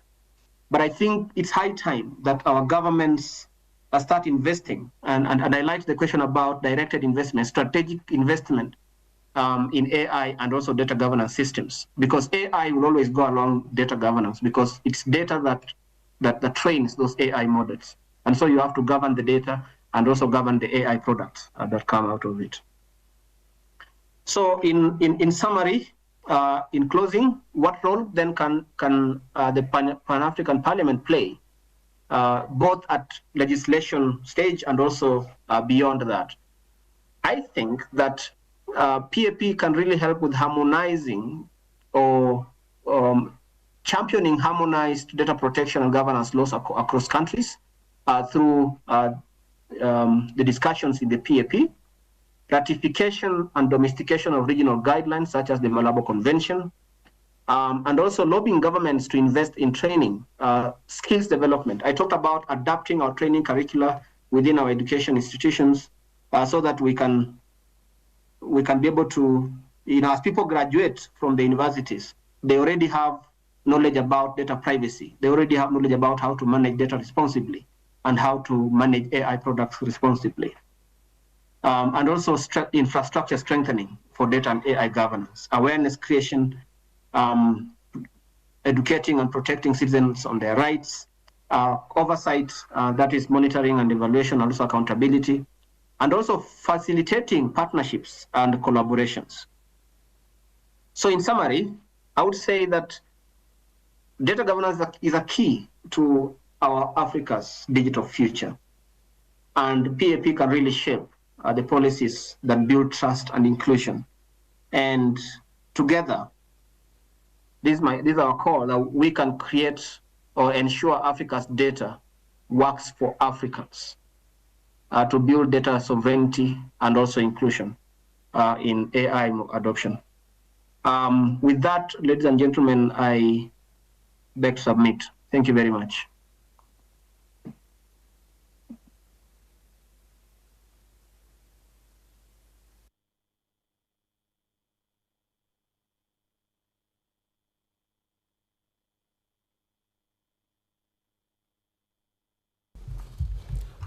Honorable membre, vous venez de... Honorable members, you have just listened to a total of 3 presentations, 1 online, and as we all agreed at the beginning of this session, I had promised to give you time to raise your questions to the experts, and that time is now. So since you have listened to 3 presentations, you would have the possibility of putting your questions to one of the 3 presenters. Kindly indicate to whom you're putting your question to, please. We have a Dr. Flora, who presented before we went out for lunch break. We have Mr. Harry, who equally presented, followed by Mr. Daniel, who had his presentation delivered online. So you can put your respective questions to all of these 3. Thank you. Please, I would like to take the floor. Benin would like to take the floor.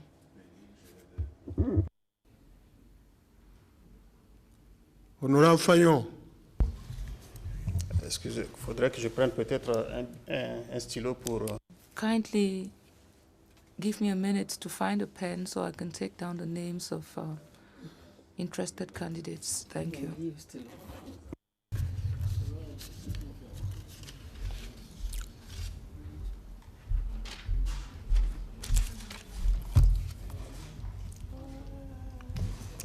Honorable Fagnon du Bénin. Oui.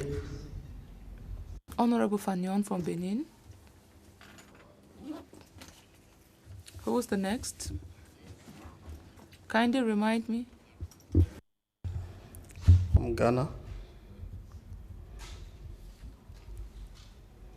Honorable. Rappelez-moi votre nom.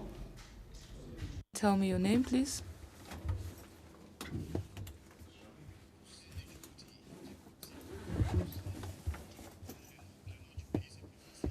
So kindly give me the names of your countries. There's Djibouti, there's Mauritania.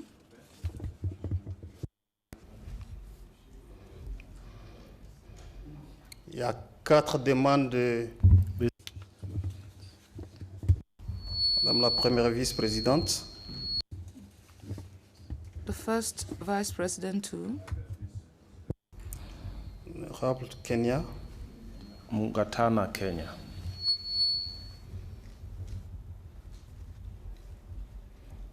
Honorable.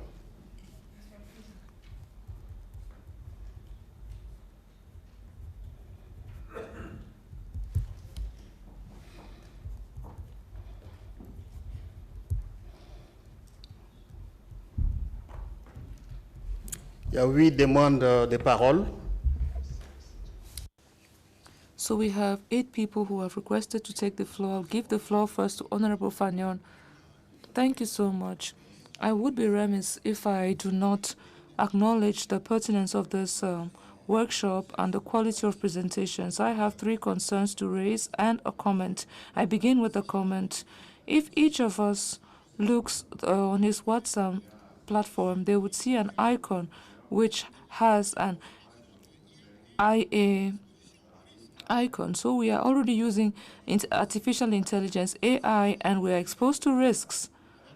So I would like to suggest that your center could partner with other centers and find a way through which you can identify the risk, conduct risk mapping for the users of artificial intelligence. I'm saying so because the presentations which we are presenting to us parliamentarians today would have the purpose of helping us empower ourselves from a digital perspective in order to better stay away from artificial intelligence-related risks. With regard to data governance. Africa, or all of African countries, are expected to invest in this sector. Comparison is not always reasonable, but I would say some people are doing so well in the world. And one of the presenters said, 20 years ago, if Africa had not planted trees, this is a time to do so. If we need to do something, we would need somebody to come up with rules. And this is why your center is important. Governance requires the drafting of strategies, and these strategies would help to make us catch up on what we have lost. We can equally train human resources and set up adequate infrastructure. We also would need to garner funding to help us accomplish our objectives. So this requires planning, and we need a strategic plan which would enable each of our states to be ready. Moreover, I would like us to really touch on the need for a model law in this sector. And before I close, I would repeat what you said. It is necessary for each of our parliaments to have a memorandum of understanding to make sure that capacity building be heightened in our areas. Thank you. Thank you. I would give the floor now to the Member of Parliament from Ghana. Thank you very much. Let me commend three presenters for this very important topic. My question is this. At the heart of democracy is the right to elect our representatives. Without elections, democracy means nothing. Now, a lot of conflicts have erupted on the continent as a result of electoral disputes. Why? Because people go to vote and results are not fairly transmitted. Either they are not transmitted fairly or they are transmitted and tampered with.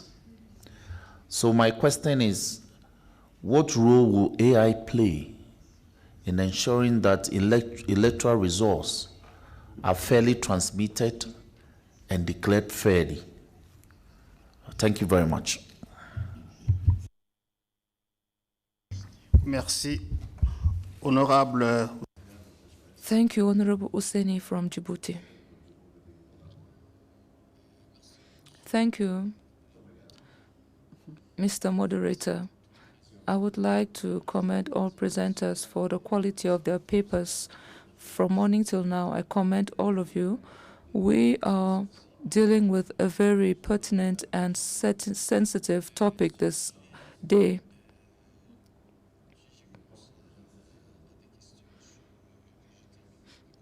So I can begin with questions and end with comments.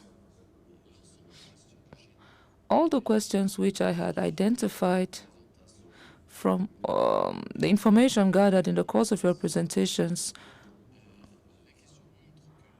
caused me to think that the fate of artificial intelligence and digital transformation would offer considerable opportunities, but they equally highlight major challenges which exist in the areas of sovereignty. Failure to respect confidentiality too is one area which I would like to touch on, especially in the medical field and in the areas of policy formulation. So the PAP would need to engage in capacity building in view of coming up with measures to protect our people in view of ensuring inclusive transformation. The questions which I could raise from my comments would be that, kindly tell us how Africa could build a technological and a legal framework which protects the sovereignty of the data of our people, while using the potentials of artificial intelligence. Thank you. Thank you. Honorable Vice President, over to you. Thank you very much. I would like to re-echo congratulations to all presenters. I have understood that artificial intelligence is unavoidable for the development of our continent and for our respective countries. I have a minor question.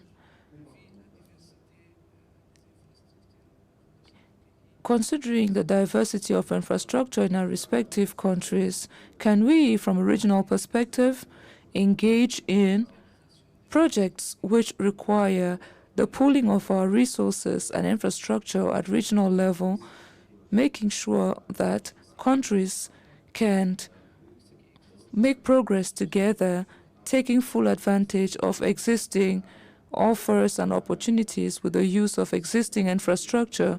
I would also like to say something on the need for capacity building for our staff. Thank you. Thank you, Member of Parliament. Honorable Utagana from Kenya.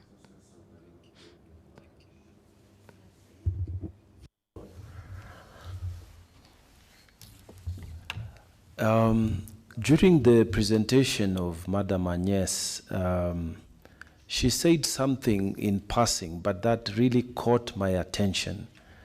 She said when USAID left the continent, or it closed down across the world, there was data on health that was collected by private companies that apparently were from the US, and this data was available. But once USAID was brought down or closed down by the administration of Trump, this data became unavailable. It was pulled down from general access. Apparently, it was owned by companies that are based in the US. And now it became like another dark world again as far as statistics is concerned in the African continent on matters health. So this brings the question, what are we going to do as Africa in terms of collaboration and working together with established organizations or companies that already are miles ahead? We were told that we should adapt the strategy that we do not have to reinvent the wheel, that we can leapfrog. But I'm wondering now how, and I wanted really to hear the experts here, how we can guard against incidences like the USAID. How are we going to do it if we are going to work with international corporations like Microsoft, assisting us setting up, like you must be aware that there is a large investment that is supposed to be done by Microsoft and the G42 in Kenya of about $1 billion for a data center. Now, even as I'm reflecting on that, I just want to hear from the experts, what are we going to do, or what do they think needs to be done so that we can protect an incident where, in the event of disagreements and international corporations are involved and they want to get out of the country, how are we going to secure our data, or how safe is it? I want to hear what can we do? What can we do to protect ourselves? How do we go about with this data sovereignty? Thank you very much. Merci, Honorable de Mauritanie. Thank you very much. The Member of Parliament from Mauritania. I thank you so much, moderator.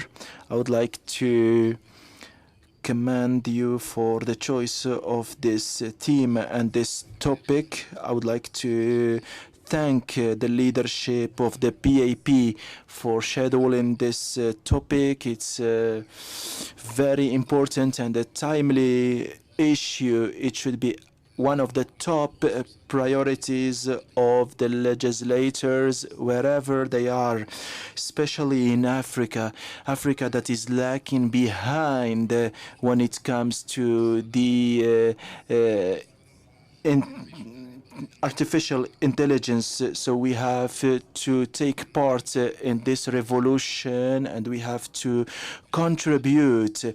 When it comes to the technical level, I would like to thank the presenters. It was very good presentation, and all the presentations were very good. I would like to ask two questions for the presenters.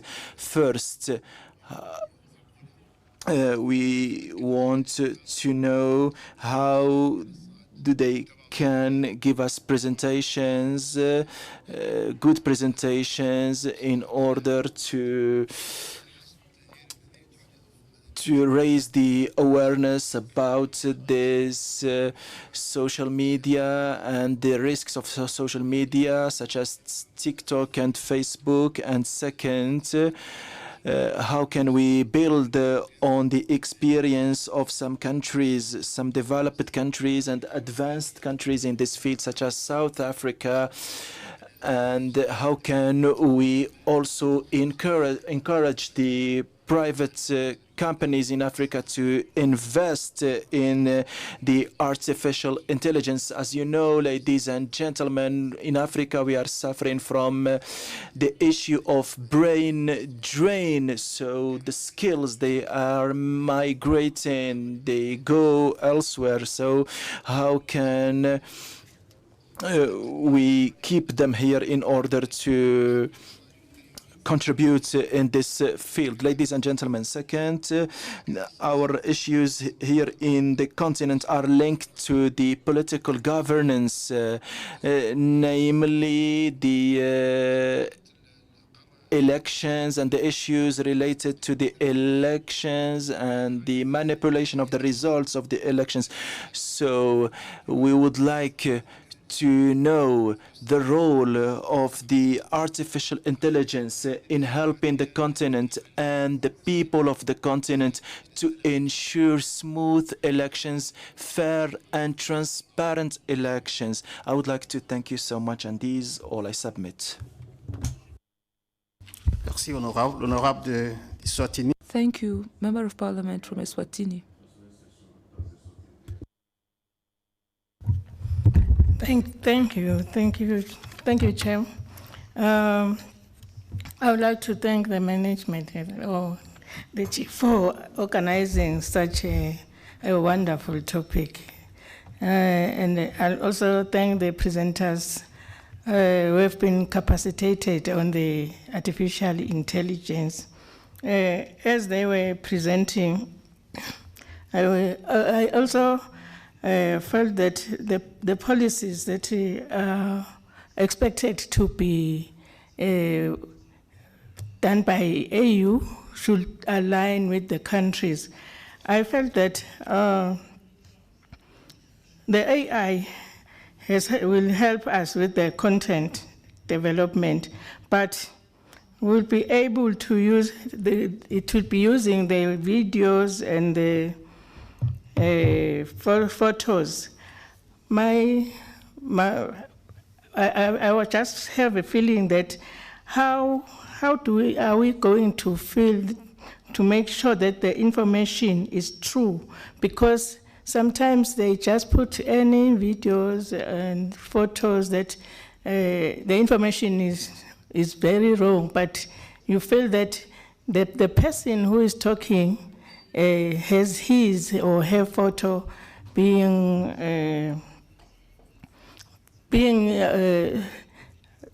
able to be the person is manipulated. How are we going to avoid that? I thank you. Merci. Honorable Rachel du Kenya. From Kenya.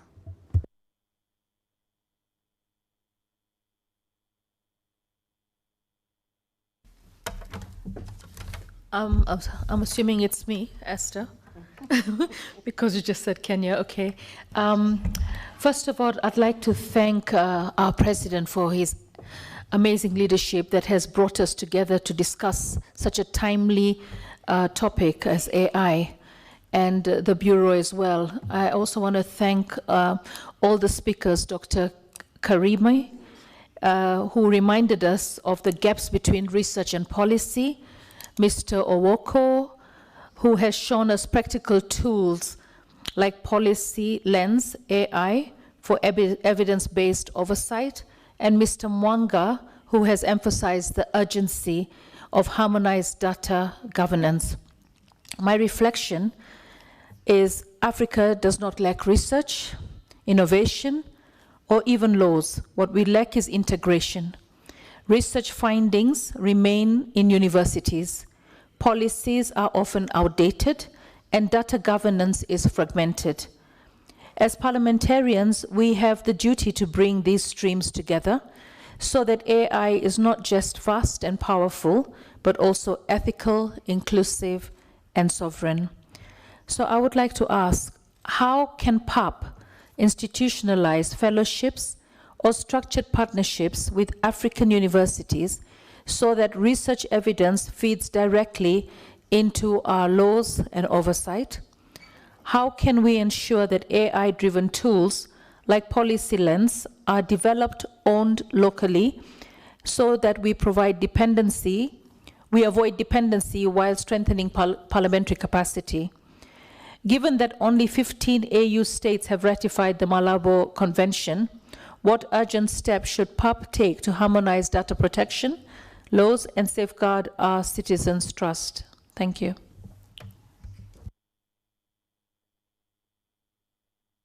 Merci, honorable. Thank you, Member of Parliament.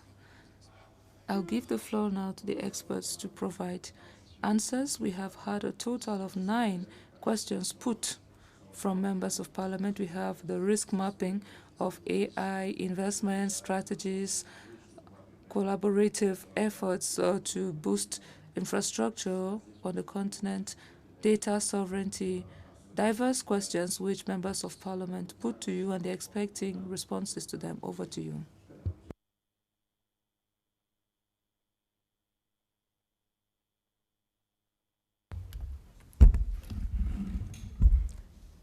Thank you, honorable members.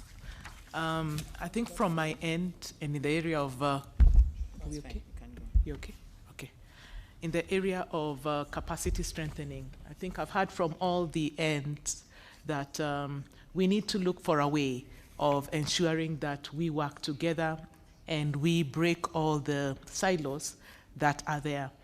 One aspect that I would want to encourage us about is, as members of parliament, there is a possibility of us working together to first of all find out what exists and what does not exist. We need to carry out an assessment just to find out what is there that exists, what does not exist, and thereafter be able to interrogate what exists and what does not exist in a way that we can make decisions that can inform where we are going next. So my challenge to you, even as you think of how to build your capacities, is to think of it in a more comprehensive manner, thinking of what really is there, what skills do we have, what gaps do we have, how can we fill them together, and how can we gain from each other? How can we pool resources together so that the countries that do not have particular resources can be supported by those who have resources. And in that way, we will be able to pull each other up together. Thank you.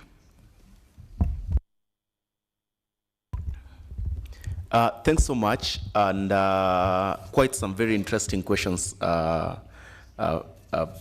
the members. I'd like to talk about 2 of these questions, specifically the ones on democracy and electoral disputes. but also on how to build technological and legal frameworks for AI.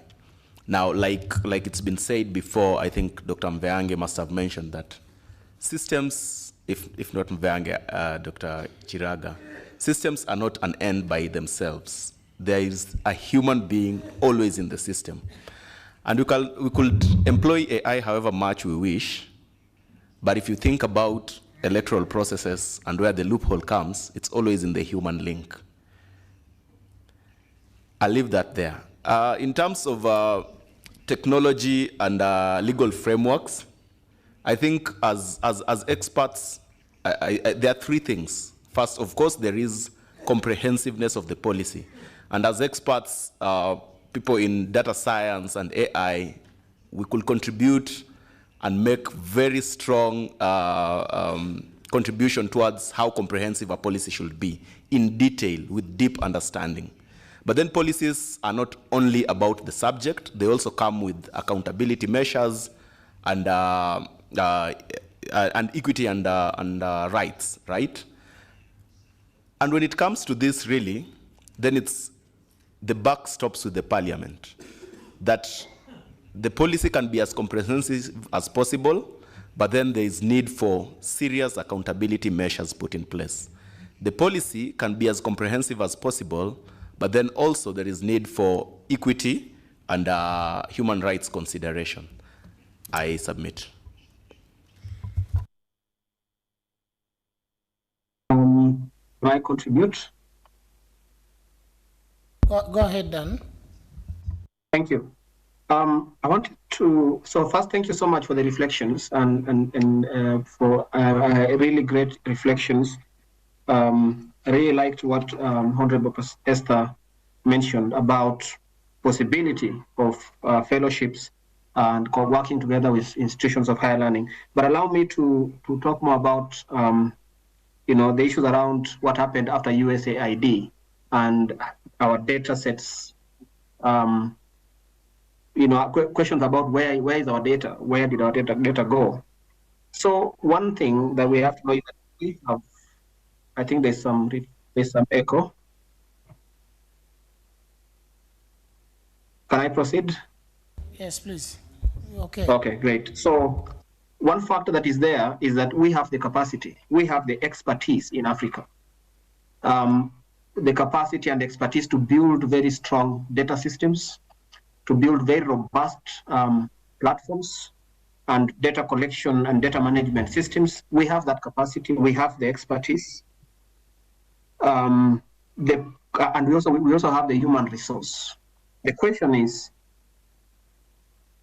the resources. And these resources, of course, and I think that is where we are calling upon the PAP and all parliamentarians within the continent to really discuss this and guide our countries in terms of directed resources to these systems. Because the reason why data may have to be hosted elsewhere is when there is no enough infrastructure, sufficient infrastructure, robust enough to be able to host very large amounts of data. And so we have the people, we have the expertise, we have the skills. Now we need resources to be able to build these systems. Thank you. All right, thank you so much, honorable members. I'll try to connect the dots from what my colleagues have presented today since morning and try to answer some of these questions from the policy lens. And allow me to start off with what we start. I think this conversation around humans and AI is really topical. And my colleague had mentioned earlier that there's an economic historian called Michael Schumpeter. And Michael Schumpeter, he developed a very interesting theory around technological advancement. And he dubbed it creative destruction. And he characterized creative destruction for technological innovation across 3 layers. There's short run, medium, and long run, okay? Now, what he argued in theory and in practice, creative destructions happens when there's a new disruption, there are new innovations that are happening. And in that sense then, in the short run, there will be displacement. So the concerns around AI and human are valid.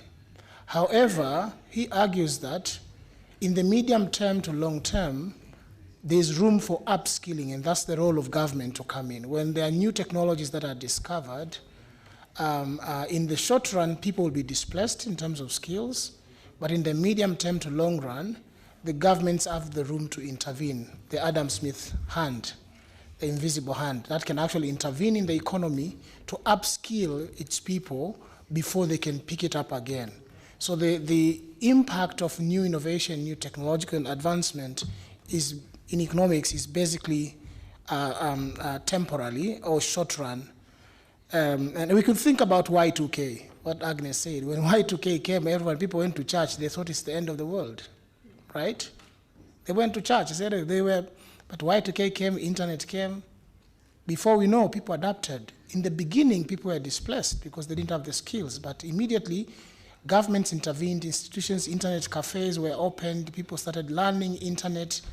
Voila, everyone now is familiar with the internet. So it's really a process, and as policymakers, you shouldn't worry that much in terms of displacement, because in the long run, there's some convergence that happens. Allow me also to, before I come to the questions that were asked right now, digital literacy and digital divide in Africa. This is a real problem. This is where I think from policy we need to think about deeply. Our educational systems. Right now we are talking of, at APHRC, we are leading some work on decolonization. How do we decolonize not only global health, but how do we decolonize educational systems? The epistemological approaches to our education systems. Why do we always believe that whatever that comes from the West is the best and not what Africans can produce? We do have our own indigenous knowledge. Can we invest in our people? Can we create education systems that speak to our need, that speak to our context, to leapfrog the advantage of AI? And that's why Agnes was presenting, and when I was talking, I emphasized the need of making sure that AI reflects our cultural needs, our cultural context. Because AI as a machine is just a machine. What informs AI its powerful nature is the data. What data do you feed it in? Right now, the models that we have largely are developed by the West. They are feeding into the data from the West. So we have a room to regulate and put enforcement in place to ensure that data that goes into the AI is African data that speak to our narrative, that speak to our culture, and goes back to Agnes's quote of the Deputy AU Chair, who said the hand that will hold data will hold the future of Africa. So our data need to go into the AI so they are able to inform what really is relevant for the continent. Now, on the question, how do we cope with the funding shift? In research, and I'm adding on what Daniel has said, in research we call helicopter research or parachute research. For a very long time, and this could be consistent in many other sectors across the continent, for a very long time we have had partners from outside parachuting, getting data, and then they go out. The first fundamental question to ask us, why did we even let US aid fund the entire data demographic health surveys and not African government? That's the first question you should ask. Last time when I was on the podium a few months in July, I said, why as policymakers, as governments, would we allow our people's data to be collected and we don't have control over them? It has happened. DHS was active for many years. DHS has been working with our national statistical bureaus. DHS has been working with our ministries of health. And we allowed. Suddenly Trump comes, or Trump happens, data, all African data is in America. And we are here. Why? The same question applies to when Trump happens, suddenly our health systems have died. Why, as policymakers, as government, why would we put 80% of our health budget to depend on a donor? It's a national security issue. What about prioritizing our resources, our budget oversight to ensure that there's enough allocation and we have control on the dignity and destiny of our people? These are some of the fundamental policy issues that we should interrogate as Africans. It has nothing to do with Trump. If anything, I tell people, Trump is a silver lining. It's a blessing in disguise for our continent in many ways. You might disagree with me, that's okay, but Trump is a blessing because for the first time we realize, it's in the morning and we are still not covering ourselves. It's about time now we start covering ourselves. No one will come to save Africans. If not, we don't do anything about it. We are policymakers, we are researchers, we need to galvanize ourselves and put our act together. Now, how do we reduce brain drain? This goes to my earlier point. Brain drain, our young people are flocking to the West. I always tell them, I've lived in Europe, I've lived in America. There's nothing fancy there. If anything, Africa is beautiful. You cannot tell me otherwise. The life that I enjoy in Africa, I cannot get it anywhere else in the world. So why do we, it's again a question of mindset. This goes again to APHRC work we do on decolonizing mind, because decolonization has two levels. How we engage with the external world, and how do we engage among ourselves? How do we demystify these things and change our mindset and those of our young people to believe that Africa is where they belong? But do we as policymakers create enabling environment for our young people to thrive? Do we put together regulation and policies that are encouraging, that are attractive for our people to innovate? Last time I was having a conversation with BBC on taxes. We are the ones who are acting very punitive taxes, and you expect businesses to thrive in Africa. How? So we need to think, we need to interrogate what we do, how we do, and think deeply about what is important for our continent. So even for brain drain, we create an attractive environment. Everyone is talking about Africa. Our leaders have gone to America to meet President Biden for Africa. They have gone to Europe to meet European for Africa. They have gone to China to meet Chinese president for Africa. They fly everywhere to meet other presidents. No one comes to Africa and say, we want to meet you from your continent. Yet, they have a strategy for us. We don't have a strategy for them. Americans, they have strategy for Africa. The Inflation Act Biden acted, among other things, it put Africa on the periphery. Europeans, they have strategy for Africa. Canadian, they released strategy for Africa. Africa, do we have strategy how we deal with Americans? Do we have a strategy how we deal with Europeans? The answer is no. We have created CFTA, a unified continental market, which is meant to bring us together, to put us as a force. Before we know, we are breaking out and start selling bilateral. We are seeing those trends, and they weaken our force, and that's why CFTA has never taken off since it started. So there are a lot of issues that we need to interrogate ourselves as Africans.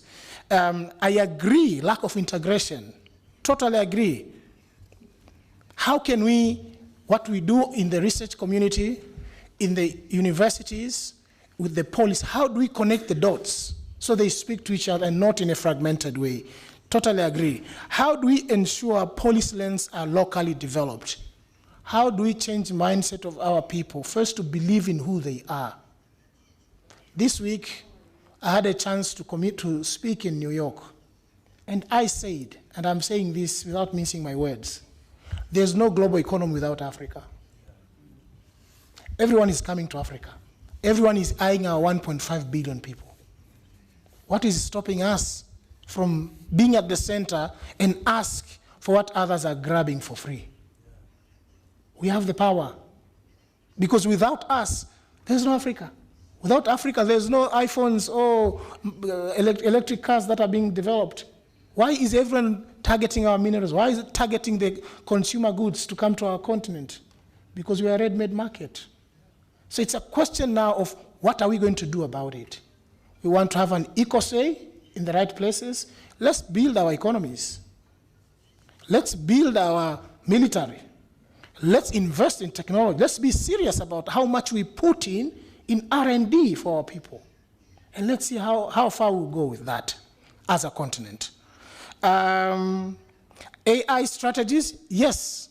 And this parliament is a very powerful chamber to make this happen. push countries, push your individual countries to have these strategies, but not just strategies speak to their people, transformational strategies that can bring true change to our people. And finally, that goes also to the question on risk mapping. All of these are strategic interventions. We need to be intentional as Africans. We should forget that era of waiting. Trump has woken us up and realized that that hand that we used to rely on, that hand is gone. It will take Africans to solve African problems. So let's do it. Thank you.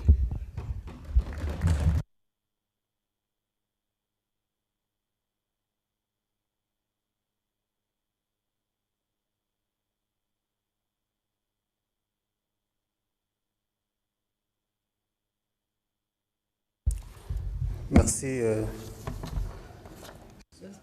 Thank you. Another round of applause for all the presenters and for their respective presentations.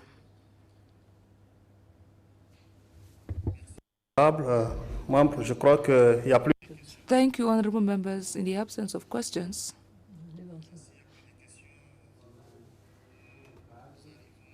we have come to the end of our work for today. I would like to remind you all that these presentations have provided a general overview of what artificial intelligence is all about and all their respective applications in various areas, human activities, etc. Tomorrow we are going to have, in addition to these presentations, another set of presentations. And this workshop is supposed to reconvene tomorrow at 9 a.m. Having said that, I would like to invite the President of the Pan-African Parliament, who is the initiator and the backbone of this workshop, to come in and give us his closing remarks for today.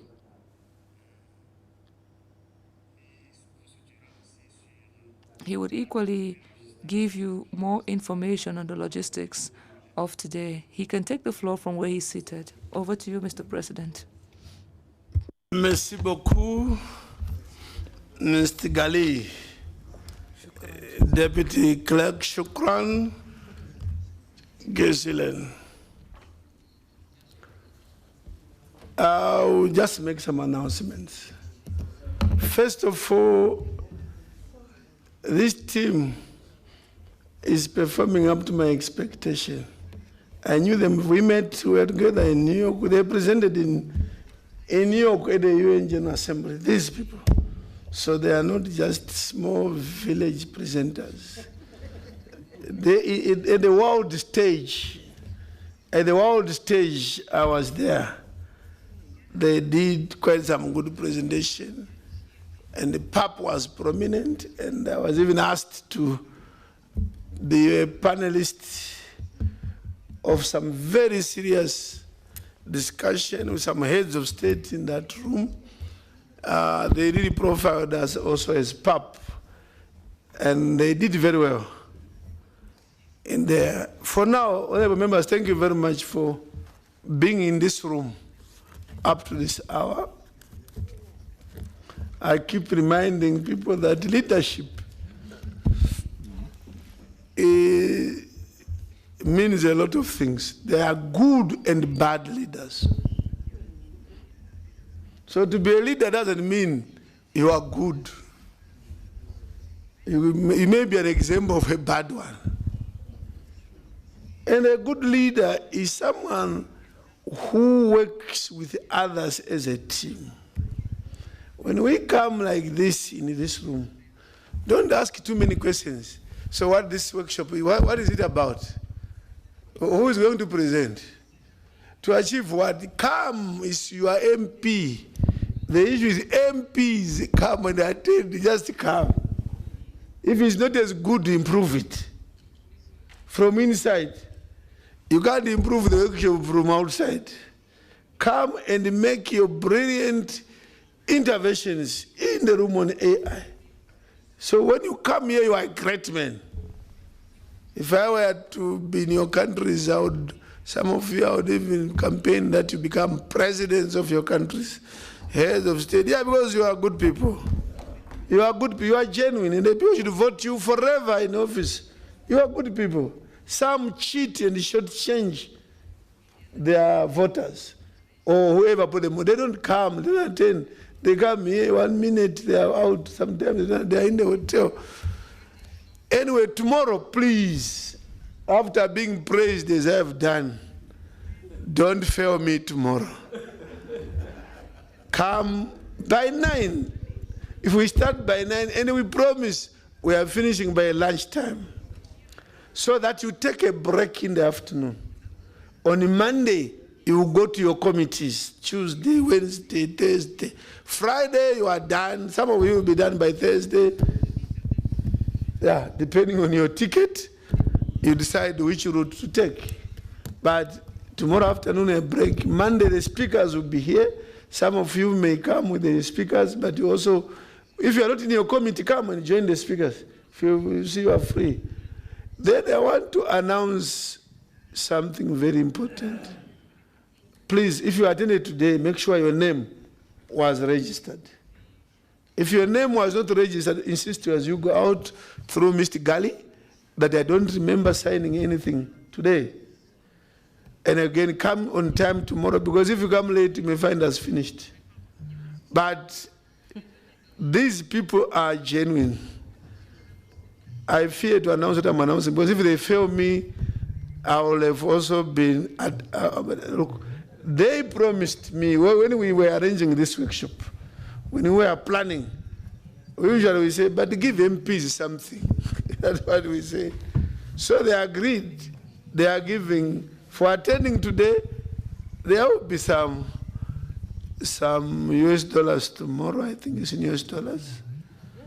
There's some stipend, you want to call it.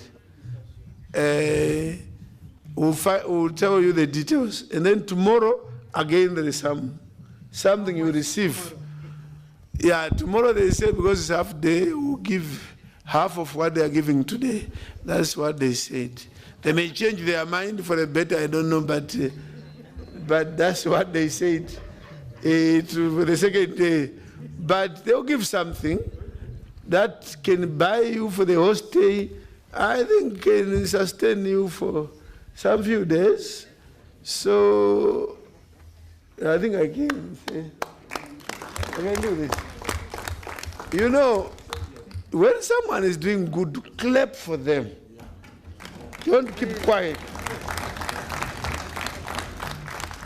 You know, when you clap like this, you are motivating them. And when you motivate them, they may even increase the amount.